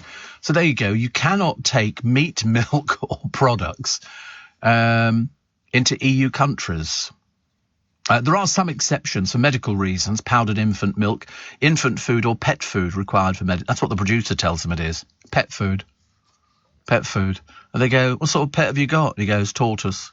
And they go, yeah, it really loves Spam. In fact, it can undo the can all by itself, you know, to turn the little key in it. I always think that was a bit annoying, actually, with Spam and the tin. You know, why can't they make it so that you just sort of can open the thing and it comes in slices? They do it in... Where do they do it? Iceland, I think. They do a Harry Ramsden's sausage in batter, which you just have to cook. Why don't all tin have ring pulls? Ambrosia custard doesn't. Oh, you're buying the cheaper one. There is one which got the ring pull on it. Yeah, Ambrosia. I buy the little individual ones. You bought the big pack where you've got, like, 6 or something like that. Yeah, they've got the pulls on. They're very good. I love custard. Isn't custard great? All you got to do is slice it. Oh, don't turn your nose up. What's the matter? I love custard with bananas in it. You slice bananas, you never had banana custard as a child? Oh, my goodness, honestly, we haven't lived. Hot banana custard was like, whoopie-doo. That was the best thing ever. That was fantastic. Honestly, if we had banana custard, we thought we were millionaires. We thought we'd arrived. It was you just heat the custard up. My mum used to make her own custard using bird's eye powder, but it wasn't ready-made. Bird's eye, yeah, all right. Very finicky today, I've noticed. But, yeah, bird's custard, you put some spoonfuls in, you'd stir it up, then you'd add the milk on top of it. And if you're very lucky, you got to lick the bowl. I became quite adept at the age of 12 of licking bowls. Very good at it, I was, really. But, I mean, just bananas also you could probably put in strawberries as well, I would have thought. Sweet corn? That'd be quite nice. Well, I don't know, the odder it is, the more bizarre. But, I mean, bananas in custard, oh, we loved it. We absolutely loved it. The only thing I didn't like about custard was skin. The skin on the top. Oh, you'd have to sort of peel it to one side and then pour the oh, God, it used to make me feel ill. Even looking at it. If ever we got it at school and it had the skin on it, I got somebody else to deal with it. Because some people used to like eating the skin. Not me, thank you very much indeed. I couldn't bear it. I thought that was a dreadful idea. There's a teenage girl. You think this is a really weird story, actually. This is in Melbourne, Australia. Because if it was in this country, we would have dealt with it quicker. She identifies as a cat. As a cat. She's being supported by teachers. The girl, who's described as phenomenally bright, is allowed to behave like a cat, including not speaking so long as it doesn't distract other students. The private school refused to confirm how the girl was behaving, but said the staff are dealing with a range of psychological issues. There was also a boy in Melbourne who identified as a dog. I've never heard this before. No, I mean, I really don't know what. And apparently, a report of the animal behaviour comes after it was claimed in March that girls at an elite private school in Brisbane, Australia, identify as cats or foxes. They walk on all fours, cut holes in their uniform, and pretend they have tails as part of a subculture known as furries. A parent says when a girl went to sit at a spare desk, another girl screamed at her and said she was sitting on her tail. I mean, I don't want to be rude, but don't you think this is somewhat... I mean, are they in the right place? She identifies as a cat. No one seems to have a protocol for students identifying as animals, but the approach has been that if it doesn't disrupt the school, everybody's being supportive. Isn't this just pandering to somebody who's a bit peculiar? identifies as a cat. I mean, I'm quite sure there's probably some name for this, isn't there? I just think it's somewhat weird. So they're allowed to go around on all fours. They think they've got tails. What sort of barking mad school is this? Barking. It is just the oddest thing ever, isn't it? But the boy is being treated by a Melbourne psychologist. I should hope so too. Just imagine if he changed his mind and wanted to be a giraffe. That would be ghastly, wouldn't it? Or a sort of, a dangerous dog or something. Tom Kerridge says his food is expensive, but worth every penny. I love Tom Kerridge. When he came in to see us a while ago, because he sells steak and chips for 87 quid, which might seem a lot of money, but you're getting the best person in the country. So, we'll take more of your texts and emails in a moment. 84850 steve@lbc.co.uk. And we'll squeeze them all in after the news at 6, which is coming up this morning in less than 25 seconds. It's Steve Allen's Early Breakfast here on LBC, and it's Tuesday, August the 23rd.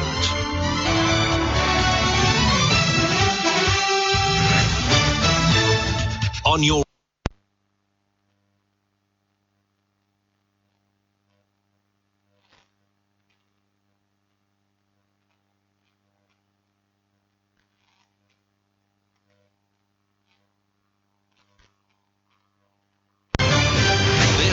LBC from Global, leading Britain's conversation with Steve Allen.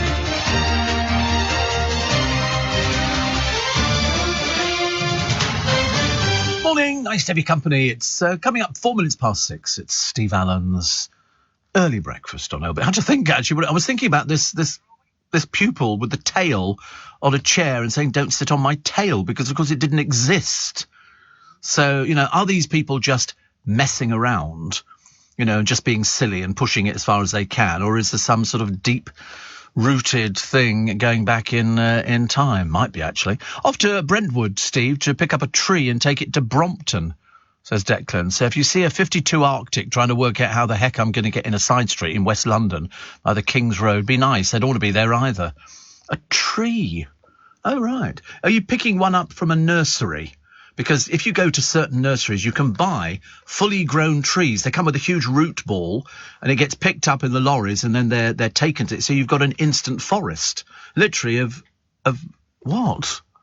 Of trees, and people buy them sort of ready grow. Because otherwise, it's a bit ridiculous having to wait 500 years for the thing to grow, isn't it? It looks a bit silly. I'd rather have, a weeping willow. Would be absolutely ridiculous, wouldn't it? You'd be waiting forever and a day. Actually, I used to like weeping willows, and I quite like them by the banks of rivers, but I didn't realise that if you grow them in your front garden or whatever, the roots spread for miles. And you've got to be very careful, actually, getting under your house. And they do look nice, actually. I think it's Salix babylonica. Yeah, I think I'm right, actually. Weeping willow. Salix babylonica.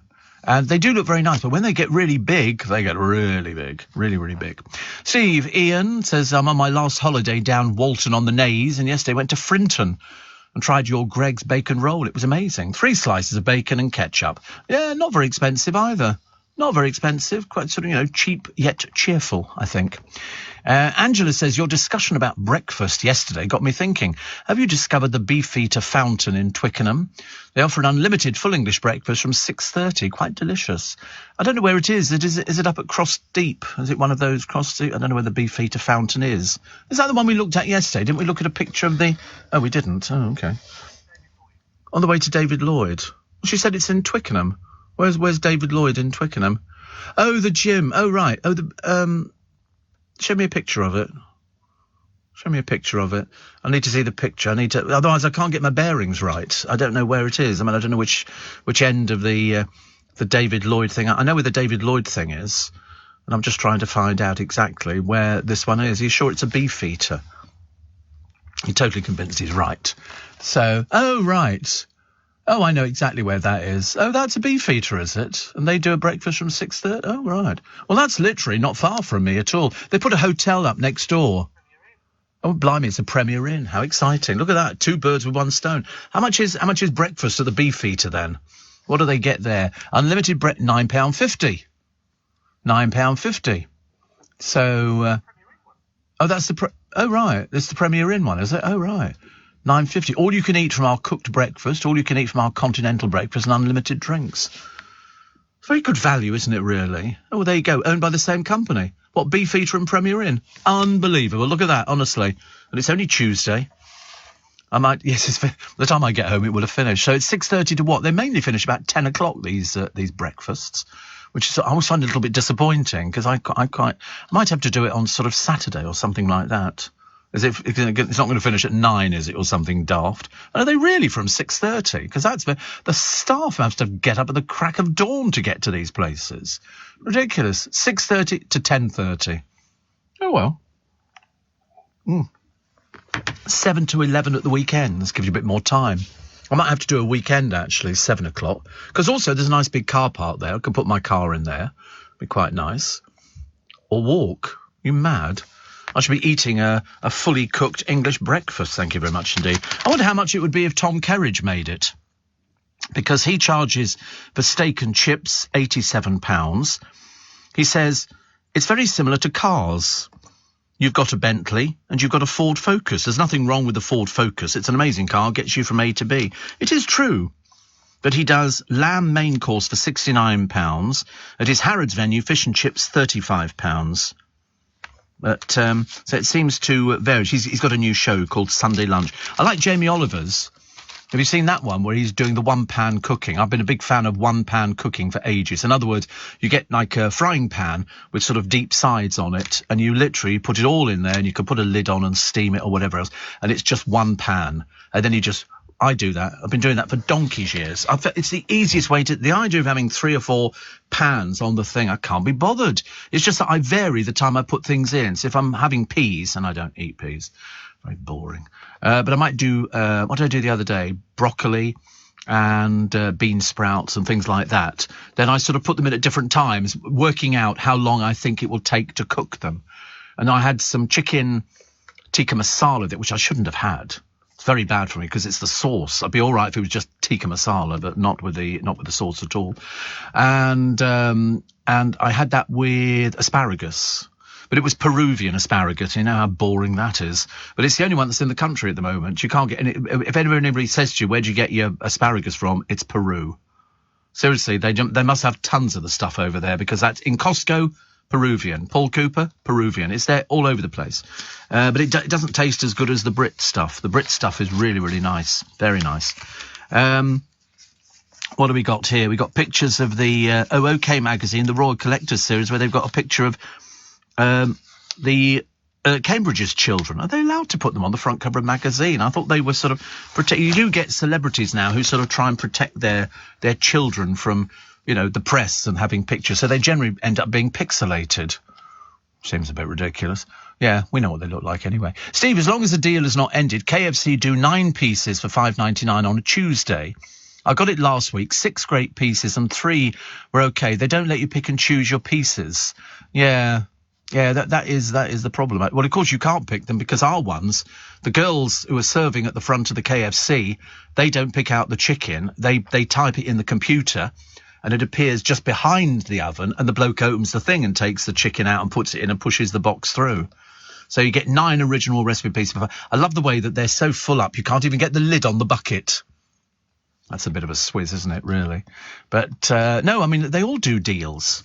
But I'm quite looking forward to the Beefeater. £6.30, £9.50, all you can eat. Yes, please. Yes, please. That's just down the road from Squire's Garden Centre. Literally. Well, I was in the other day, actually, buying some, let's just call them products, shall we? Other people talk about Joshua's tantrum the other day. Is it Joshua, what's his name? Who? Anthony Joshua. This was after his ridiculous tantrum, but apparently it turns out he has them all the time. Even when he wins a fight, he starts doing this rant for no reason. And this one was embarrassing the other day. He was ranting, and the bloke who actually won the fight, fair and square, and basically knocked him into touch, was sitting there, and you could see the look on his face is saying, shut up. Shut up now. It's not your fight. You didn't win it. Didn't win it. Oh, there's the worker who spoke to the colleague about the lottery win, and then she won. But she didn't win the main prize. She got second prize, which was $10,000 a month for a year. Whereas the 2 main prize winners got $10,000 a month for the next 30 years. That's what we'd all be going for, isn't it, eh? 10,000 a month, but they've sort of put this mother in there. Skipping breakfast apparently is very bad for children. You're supposed to have breakfast, but what sort of breakfast? I don't know. I mean, all the cereals are bad for you. Well, I mean, I personally would have... I don't have a fried breakfast very often. It literally is once in a blue moon. And if I do have anything... I mean, that Premier Inn breakfast I had the other day was very rare for me. Very, very rare.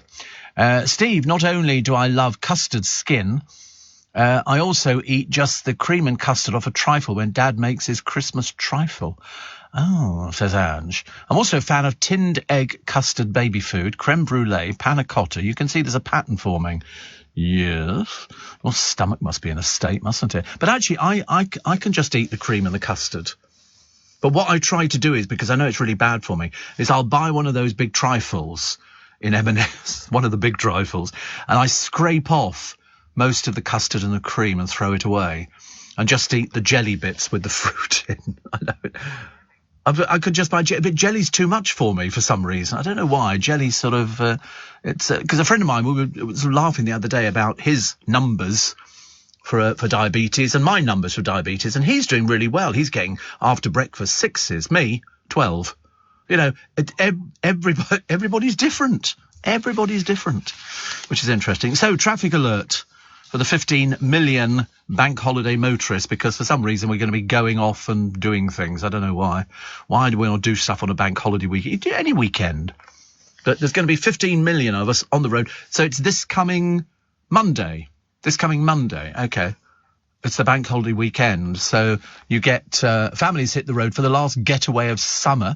And also, of course, Reading and Leeds Festival start Friday. Notting Hill Carnival all weekend. So avoid the area. I only say that for the simple reason that you don't want to get caught up in traffic. And families will be very keen to make the most of the temperatures. And petrol costing £11 less a tank than it did at the start of July. It's still overpriced. They're trying to make out like it's an absolute bargain now, but you've also got the day trippers, festival goers, and sports fans. I don't know why people expect to go out everywhere. Perhaps I will go out. I don't know. I'll probably go and see the Godchildren, I should imagine. Oh, no, it's Reading. Oh, it's Reading Festival as well, is it? Oh, my Lord. When does that start? Friday? Oh, that means Waterloo Station will be full of grubby people in Wellingtons. Dreadful. Steve, did you know Adrian Hall's has closed? Well, I went past it the other day, and it said closed on the gates, but they've still got all their plants out there. I mean, they're huge. So we'll have a look. We'll have a look on Adrian Hall's garden centre and see if it has closed. I mean, the gates were closed when I went past on Saturday because I was going to go and buy a few bits and bits. It's huge. I haven't closed. No, you can't find it. Oh, they've not got a website. Is it closed? Oh, you don't know? Don't they have a website? They must have a website. Oh, no, nothing about it closing. There you go. Yes, they are. They're now closed. Oh, my God. They've ceased trading. My goodness me. So that's the one that's down at Feltham. So they've said here... Well, I'm glad you told me that, because I did go past it. Apparently, Adrian Hall were working towards a sale of the company, but regrettably, the buyer pulled out and liquidators had to be appointed. And they say, sorry, thank you for your custom. Sorry, this is not the way we wanted it to end. Well, you and me together. But I mentioned it on the programme on yesterday. I did say I went past it and the gates were closed. It just said closed on it. And yet I looked through and you could see all the plants and everything else. They've got lorries. They've got loads of staff. Loads of staff. I mean, seriously, loads of staff. And, well, I'm gutted over that, so I don't know what they're going to do, unless they have a sale to sell all the plants off cheaply. But they sell everything. They sell everything. They've got garden furniture. They've got loads of stuff. People go there to get their gas. People go there to get their firewood. My God, how on earth did it...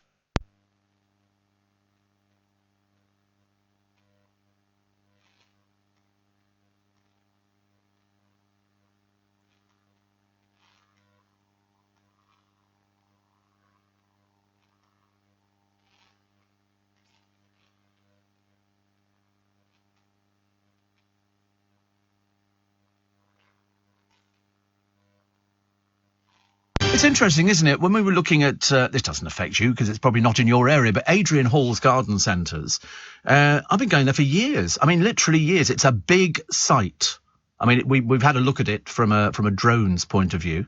And they also had 2 garden centres at Feltham and Sheen Garden Centre, and they've closed. I mean, how? I've got no idea. And the staff must be gutted. Absolutely gutted, because there's quite a few people who worked in there. They had offices.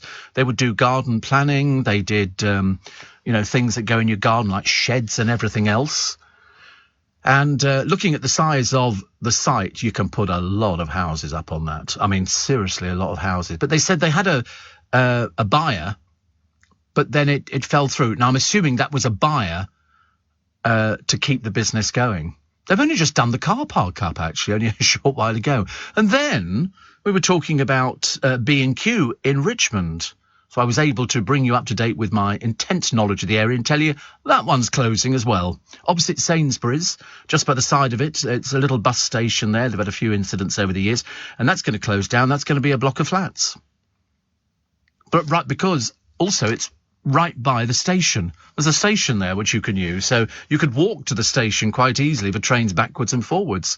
Everywhere's closing now, but is it just garden centres? I used to go to Adrian Hall to pick up Christmas decorations, all sorts of bits and pieces. They have a little cafe in there. They've got a gift shop. Well, in fact, actually half of it is selling lawnmowers and everything. Now, does that form, I don't know, whether it forms part of the stock. I just think the staff are going to be gutted. Absolutely. Alison, changing the subject, says bananas and custard is sometimes I make when I have overripe bananas. Ooh, lovely. Steve, it's raining in Bromley by Bow, bouncing off the roof of the narrowboat, says Mike. Yeah, the producer just said to me a minute ago. He said, have you brought an umbrella with you? I thought, I am the prepared boy. Of course I have my umbrella with me. And he said, it's sort of drizzling a little bit. Prince William in line for a challenging new role. The challenging role is being able to drive 10 minutes to get the kids to school, which is costing £60,000, as they're living in this little hovel, which they laughingly call a cottage. It's a mansion. It's a mansion. I mean, it's just absolutely ridiculous. We just want to be in touch with people. You're in touch with nobody. Nobody. Not even Harry's got anything like that, has he? Oh, Harry's clocked up more air miles on his tour of Africa. He doesn't really know what to do, does he? He's sort of, his speeches are almost laughable, I'm afraid. And the police doing the Macarena at Pride. I can't believe that people actually complained about it. What miserable people they must be. I suspect they're probably anti-gay. That's the sort of people who'd be complaining about it, going, why are the police doing this? Why? There were 4 of them, 4 police officers doing the Macarena. They're obviously anti-fun, anti-gay. They just don't want the police to have a bit of fun. They should be out solving crimes. Oh, grow up, you windbags, honestly. These people are ghastly. They really are. I'm so sorry to be sort of letting that interfere with my work.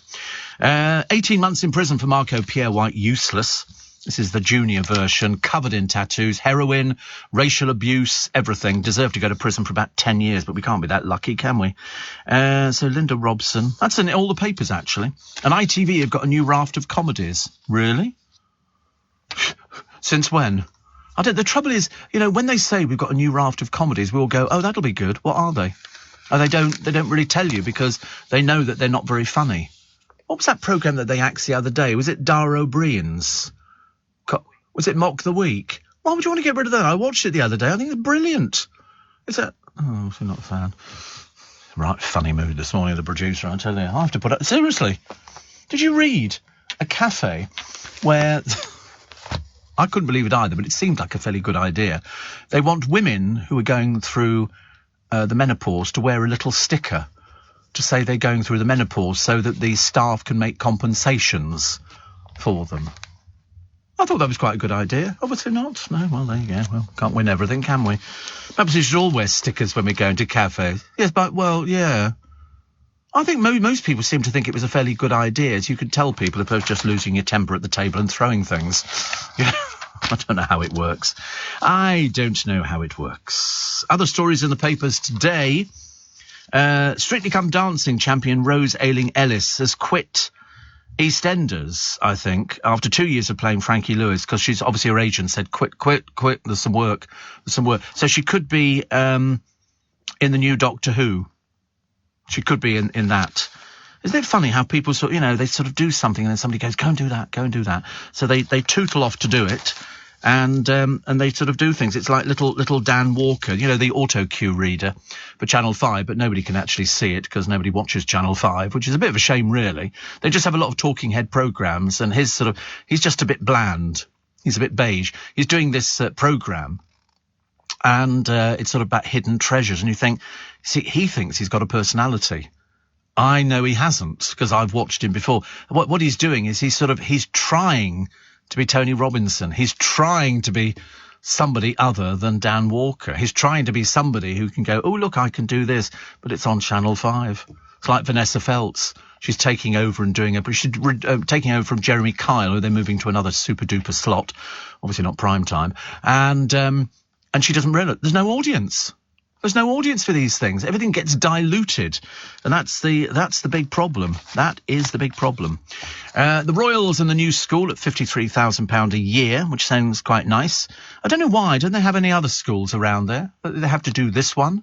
I suppose it's because they can all go to it, and then they can all be chums together at the same school. Local, yeah. It's very expensive, Lambrook. Quite expensive. The Royal Highnesses are hugely grateful for Thomas's Battersea, pleased to have found a school for all three of their children. Yes, it just involved taking over a house as well on the estate. Presumably it was sitting there sort of, you know, falling apart. I think not. Steve, do you know I just bought another shaver this morning as well? Actually, I buy shavers about every 3 years. I quite like them. I don't know why. I just, you know, because I dry shave. I can't wet shave. Cut myself to pieces. I'm an absolute lunatic with a razor. I slept in this morning, says Kim. Had the 7.5 TOG on last night. That's a duvet, by the way. Apologies. Cozy wozy Gillianites. I'll have to catch up with the start of your show. 500 lines or 6 of the best, Steve. Well, we don't offer 6 of the best, but we will take the lines, I think. David Dimbleby insists Princess Diana was not coerced into giving her interview with Martin Bashir, the former Question Time host. How old do you think he is now? 84. Good guess. 83. And he's made a 3-part documentary about the conflict. They're just all capitalising on it, aren't they? They're all jumping on the bandwagon. Do you think the boys really, really want to read anything about their mother?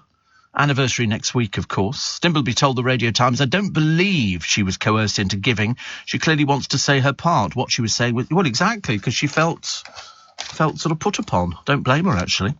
Don't blame her at all. Several female-led comedy series have been announced by ITV. Oh, here we go. They will feature Amanda Abington, Catherine Parkinson, and new Strictly contestant Jade Adams. Who? Who is that? And this is somebody who's fronting up a programme. Hilarious. Jade Adams. Some of the projects will launch on ITVX, which replaces the ITV Hub. And Sherlock star Amanda, is this a comedy series? Leads the family pie about 4 sisters who've lost their parents. Hilarious. We know Amanda Abington's very good, yeah.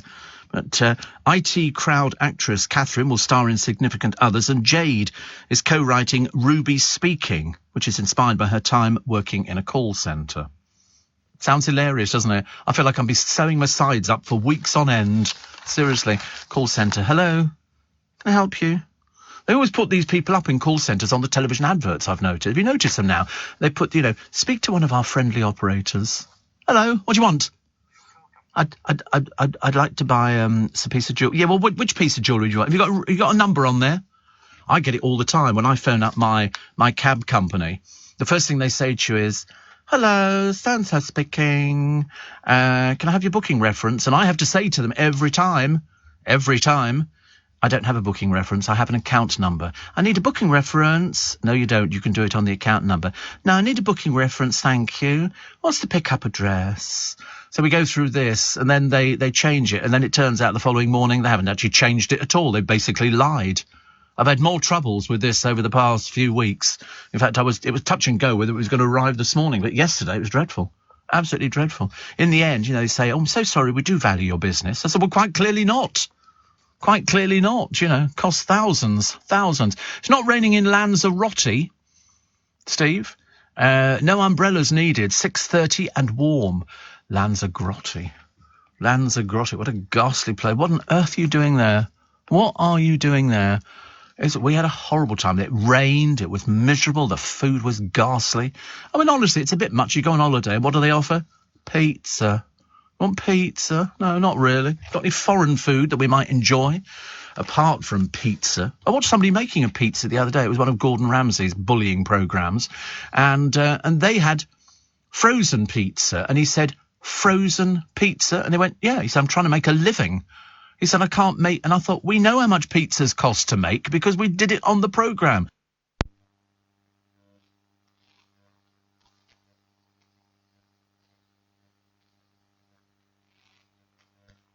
Company, 26 minutes to 7. We got a bit excited a moment ago, and then you got the umbrellas out.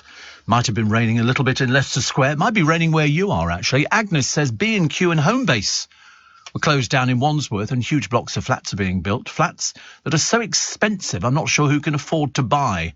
Well, you know, the funny thing is they put up flats around our way, and I also think the same as you. How much are you earning to afford to buy one of these flats, unless you've saved up a huge deposit? Because when you've got 2-bedroom flats in Twickenham going for about £699, just under £700,000, and then on top of that, you've got service charges. And service charges, you need to check. Before you buy a flat and get yourself hooked in, you need to find out what the service charges are, and they'll come up with the same old baloney every time. Well, when all the flats are sold, we'll work it out. They've got a rough idea. They know. In fact, I saw a flat the other day, and it was overlooking... can't remember, it's Canary Wharf. Anyway, one of those sort of places. And for the first time ever, it put down the service charge.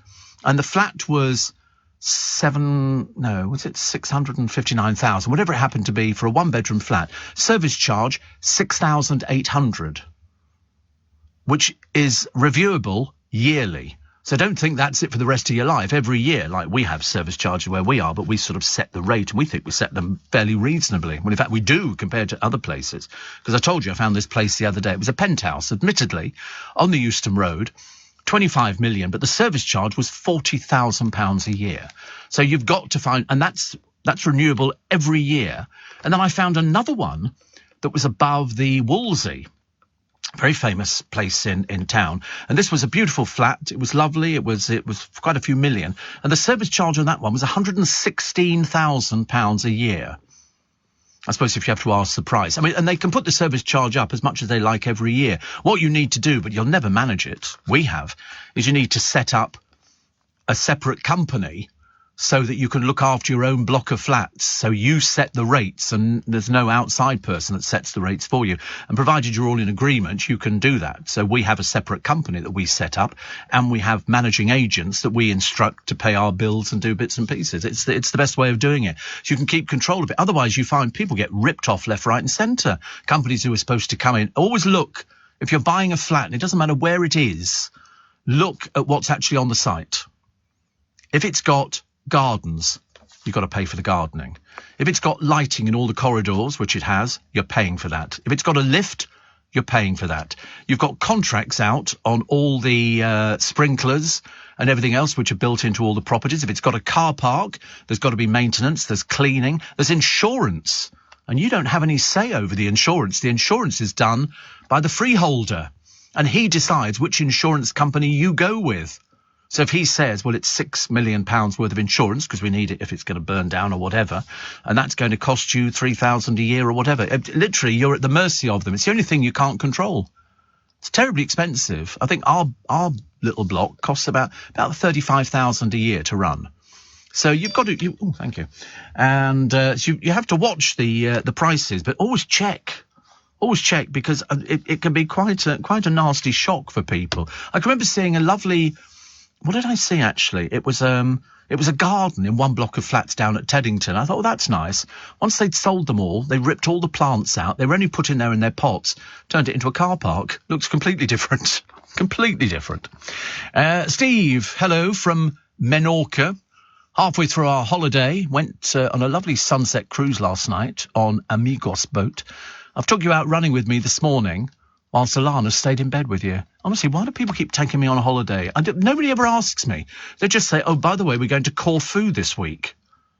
I don't know why, but I do quite like the idea that you're still listening to LBC when you go abroad. It's funny, isn't it? It's like people arriving in London. I think LBC should be piped into every hotel, and so that when people turn on the radio, they get LBC. We are worldwide. We are worldwide, which is quite nice.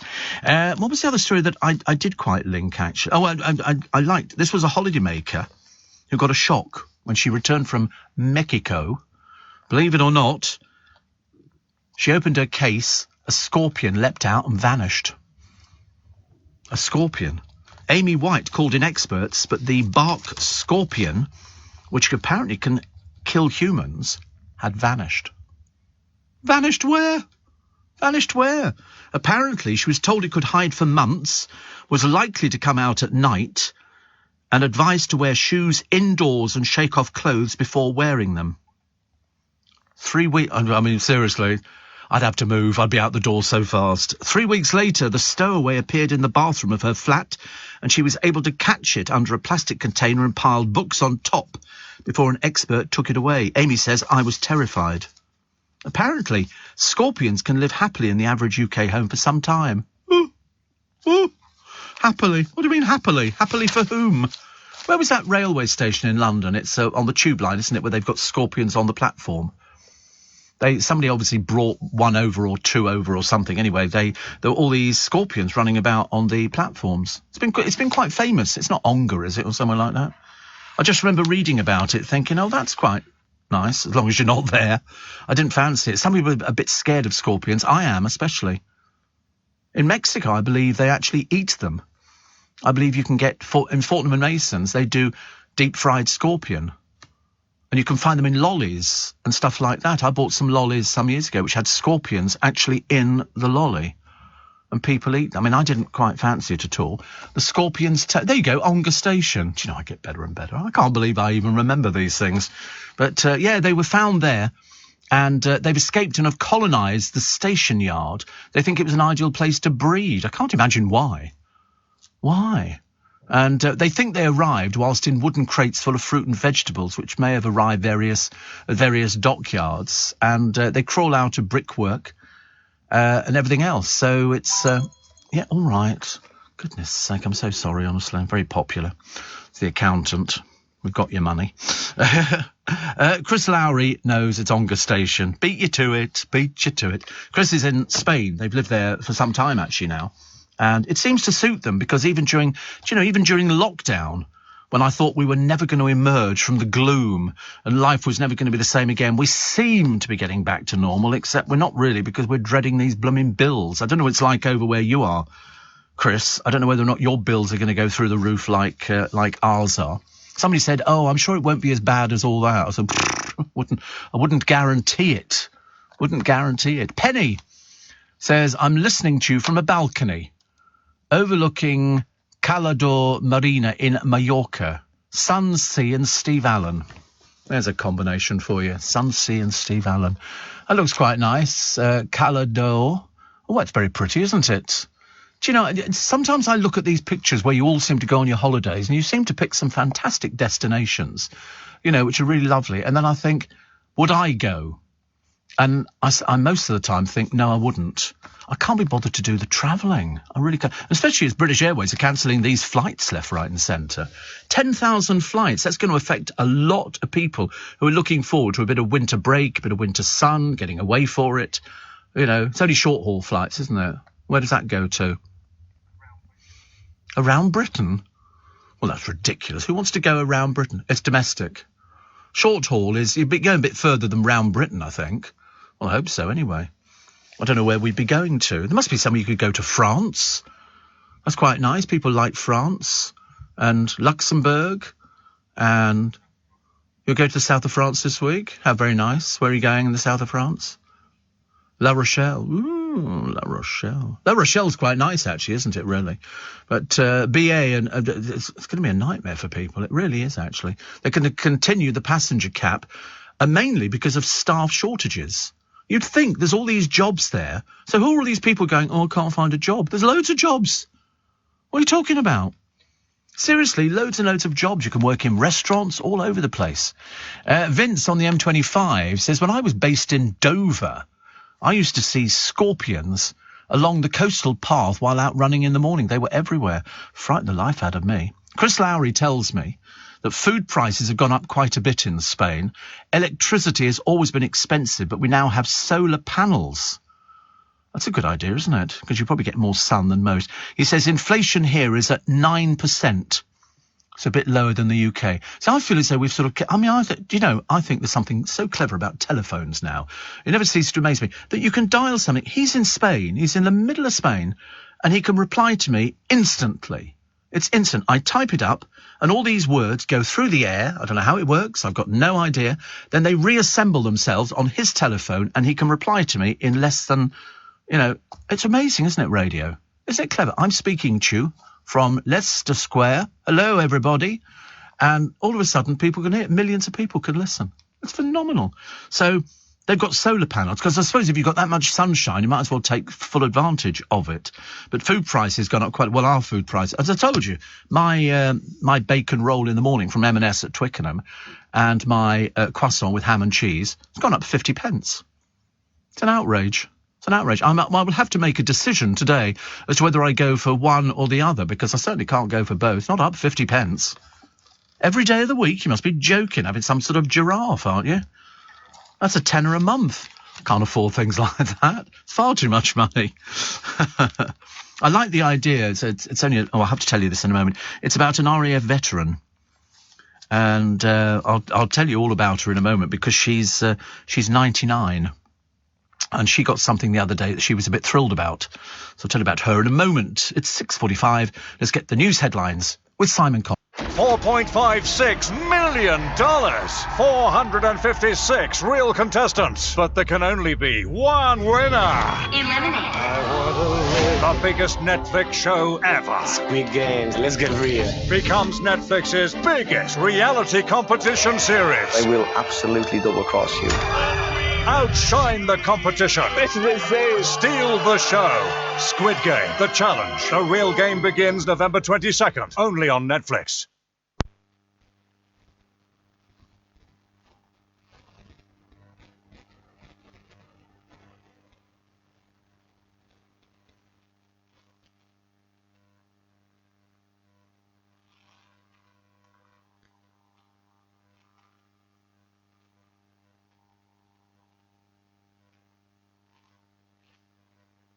With Steve Allen. The worst thing is looking at the lineup for the Reading Festival. I'm sure it's fantastic if you're aged about 16. But unfortunately, when you get to my age, you've got no idea. There's no Frank Sinatra. There's no Tony Bennett. There's no nobody at all. Instead, you've got Megan the Stallion, Dave, Little Sims, Griff, Black Honey, D Block Europe, Wolf Alice, Arctic Monkeys I've heard of, The 1975, Pale Waves, Denzel Curry, Willow and Mole Rat, plus Bastille, Bad Boy Chili Crew, and the K's. Who in God's name are these people? Are they popsters? Are they little beat combos out there? What are they? I've never even heard of any of them. And then you go further down the list, and they've got Dead Letter, Sissy, Flower Love, Honey Glaze, Dolores Forever, and Katie Baser. What's going on in the world? Where's all the popular people? Where's all the people who are in the charts? Who's Dave? I've never even heard of Dave. He's a rapper, is he? Oh, right. Well, that's about exciting. I'm so glad I'm not going to Reading Festival. I hope it rains for you. Actually, funny enough, the Reading Festival, normally it does rain, doesn't it? I seem to remember. In previous years, it becomes sort of like basically a quagmire. And all the little kiddywinks who will be down at Waterloo Station with their huge backpacks on, and they've got their tent in there and their billy can and their water, and they've got their Wellingtons on and everything else, because they know what the weather's going to be like. They know it's going to be bad weather. And then they all come back, and the trains are filthy. Have I ever been to a festival? Don't be so ridiculous. Why would I be? We didn't have them when I was little. We had a scout jamboree once. Yeah, there was a war on. It's exactly. We were too busy making up the rations and everything else. And Steve, wonderful show. I don't know if I can cope with another heat wave, says Tony. Well, you're getting it. You're getting it. It's going to be 26 degrees. Not as bad as it has been. Not as bad as it has been, but I mean, still 26 degrees today. Double it and add 30, give or take. But I mean, nobody cares unless you're a bit of a pedant. So 26, 52, 82 degrees. I mean, it might be 81, but I mean, I defy anybody to tell me the difference between 1 degree.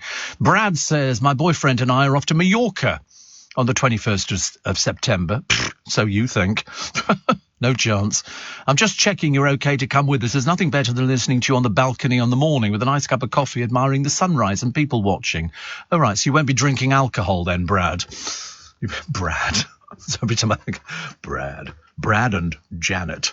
Actually, a friend of mine is over in Dallas, and he sent me a little video film the other day, today, and he's got flood water in the basement of his flats. Literally, the water is so deep in Dallas, it's unbelievably bad. They've got serious flooding in Dallas, of all places. And in his flat, the camera goes past there, and you can see the water is all in the flats. Record rainfall they've had. There you go, deluge in Dallas. Apparently, some parts of the city picked up more than 15 inches of rain. That's enough to drown in. 15 inches, don't you think that's quite a lot? I do. I was watching a car driving through and the water was up to the headlights. And I remember thinking, that engine's going to flood. Look at it, look. It's absolutely amazing, isn't it? The Dallas-Fort Worth Metroplex was overtaken by a slow-moving thunderstorm. I mean, apparently, it's the highest total in nearly 90 years. Look at it.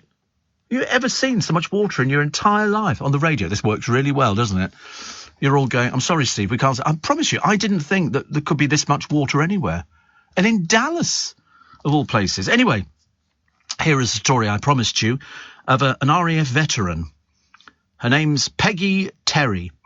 Peggy Terry is 99, and she's an RAF veteran, and she's had her Second World War debt repaid 77 years on. 77 years on, okay. She was owed the money when she was discharged from the Women's Auxiliary Air Force in 1945. She mentioned the money to a serviceman who informed RAF bosses. Now, she was presented with the coins at a special ceremony, and how much did she get back? 5 shillings. 5 shillings. I mean, seriously. Interestingly enough, she was presented with these coins. The shillings are dated 1941 to 1945 to reflect the years she served. She was leading aircraft woman during a stint at RAF Coningsby, which is where we were. That's where we were based, RAF Coningsby. Yes, I remember her vividly. She used to come around and go, give me my money. I said, you're not getting it, you old bag. Go away, you'll get it in 77 years' time. Yes, RAF Coningsby was where we were based. I used to go to school there. And it was one of the big Air Force bases. Learnt to ride horses at Coningsby. And it was only because it took ages to remember where we'd been, because we went to so many Air Force bases. But I could take you in there now, take you to the NAFI, take you to the Patch. It was called the Patch where you lived. And we lived there for about 2 years, I think. About 2 years. I've got lots of pictures of me on horses looking like some sort of comedy character. Yeah, but not quite like Putin. Jeff in Maidstone says, I take you and LBC to work every single day without your permission. Yeah, well, not anymore, right? Not anymore. I'm not having it. It's as simple as that. I have a small break between 10 and 1. I'll make sure I ask permission if I go on holiday. You make sure you do that. Don't forget, incidentally, I have 2 shows at the Magic Circle coming up on the 30th of December. I say I have them. I host it. And we have lots of super magicians. If you go to the Steve Allen Show, is it at Steve Allen Show? I can never remember what I call it, actually. At Steve Allen Show. There's a link on there, on Twitter, which will take you and give you all the details as well. 2 shows I've got for you. Money goes to charity. One at 2:30 and one at 7:30. It's called at 7 o'clock. It's called Steve Allen's Christmas Cracker. Make of that what you will. Make of that what you will. Loads of people have been in the past. It's only small. We only have a little theatre, 160 people, and you get to see close-up magic and you get to see stage magic as well. And they normally sell really, really fast. So if you fancy doing that, it's for the 30th of December. So you'll have survived Christmas and then you want to look forward to the new year. So we'd love to see you down there. Mark and Les from Loughborough says, we are sending our words on a screen from a cruise ship balcony that's just dropped anchor for a day in Agostili in Greece. We've listened to you every morning as we ease into the day ahead. Always amusing at home and abroad. I know, it's the same, isn't it? Have you noticed? It's exactly the same. It's funny in this country and it's funny in Greece. How can this be? Who knows? It's a gift. Have you ever watched Woodstock? Says Robin Dorking. I have seen the Festival of Woodstock. It's a load of stoned hippies, wasn't it? That's what I think, with the Hells Angels there and stuff like that. And how on earth anybody ever heard the music? I mean, the sound systems were piddlingly small compared to, you know, what you have nowadays. But in those days, it was, I mean, they can't have heard anything at all. But of course, it didn't make a difference to them. Who cares? They didn't know where they were. They didn't know what planet they were on. Poor souls. And Ron says the charts were a big deal years ago. Does anyone pay attention to them now? Oh, God, yes. Oh, yes. Oh, blimey. Yes.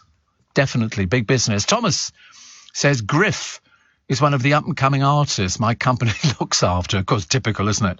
A talented young girl who's a singer-songwriter with a beautiful voice who this year supports Dua Lipa, Coldplay and Sheeran on tour. Give her a chance, says Tom. She's a lovely human being. So I've never even heard of these people. But there again, it's probably not for my age group. I mean, I'm waiting for Glenn Miller to arrive back at the airport so we can get some good blooming tunes going. But at the moment, it seems highly unlikely. Coningsby. That was good, wasn't it? I'm amazed. And here is this lovely picture. You've got to see it. It's of this coach from 1949. This bloke bought it. He paid 650 quid for it in 1983. And he's literally brought it back to life. It's beautiful inside. All the seats are reupholstered. It almost reminds me of the bus that I used to go to school on in Yorkshire. I would have to walk about a mile and a bit to the main road from our village in Yorkshire, and then this bus would come along. If you missed it, I mean, you had to make sure you were in plenty of time because it wasn't going to stop for anybody, and it would stop and you'd get on, and it was just like this, moquette seats and everything, rattly old thing, and it used to take you into school, and we loved it.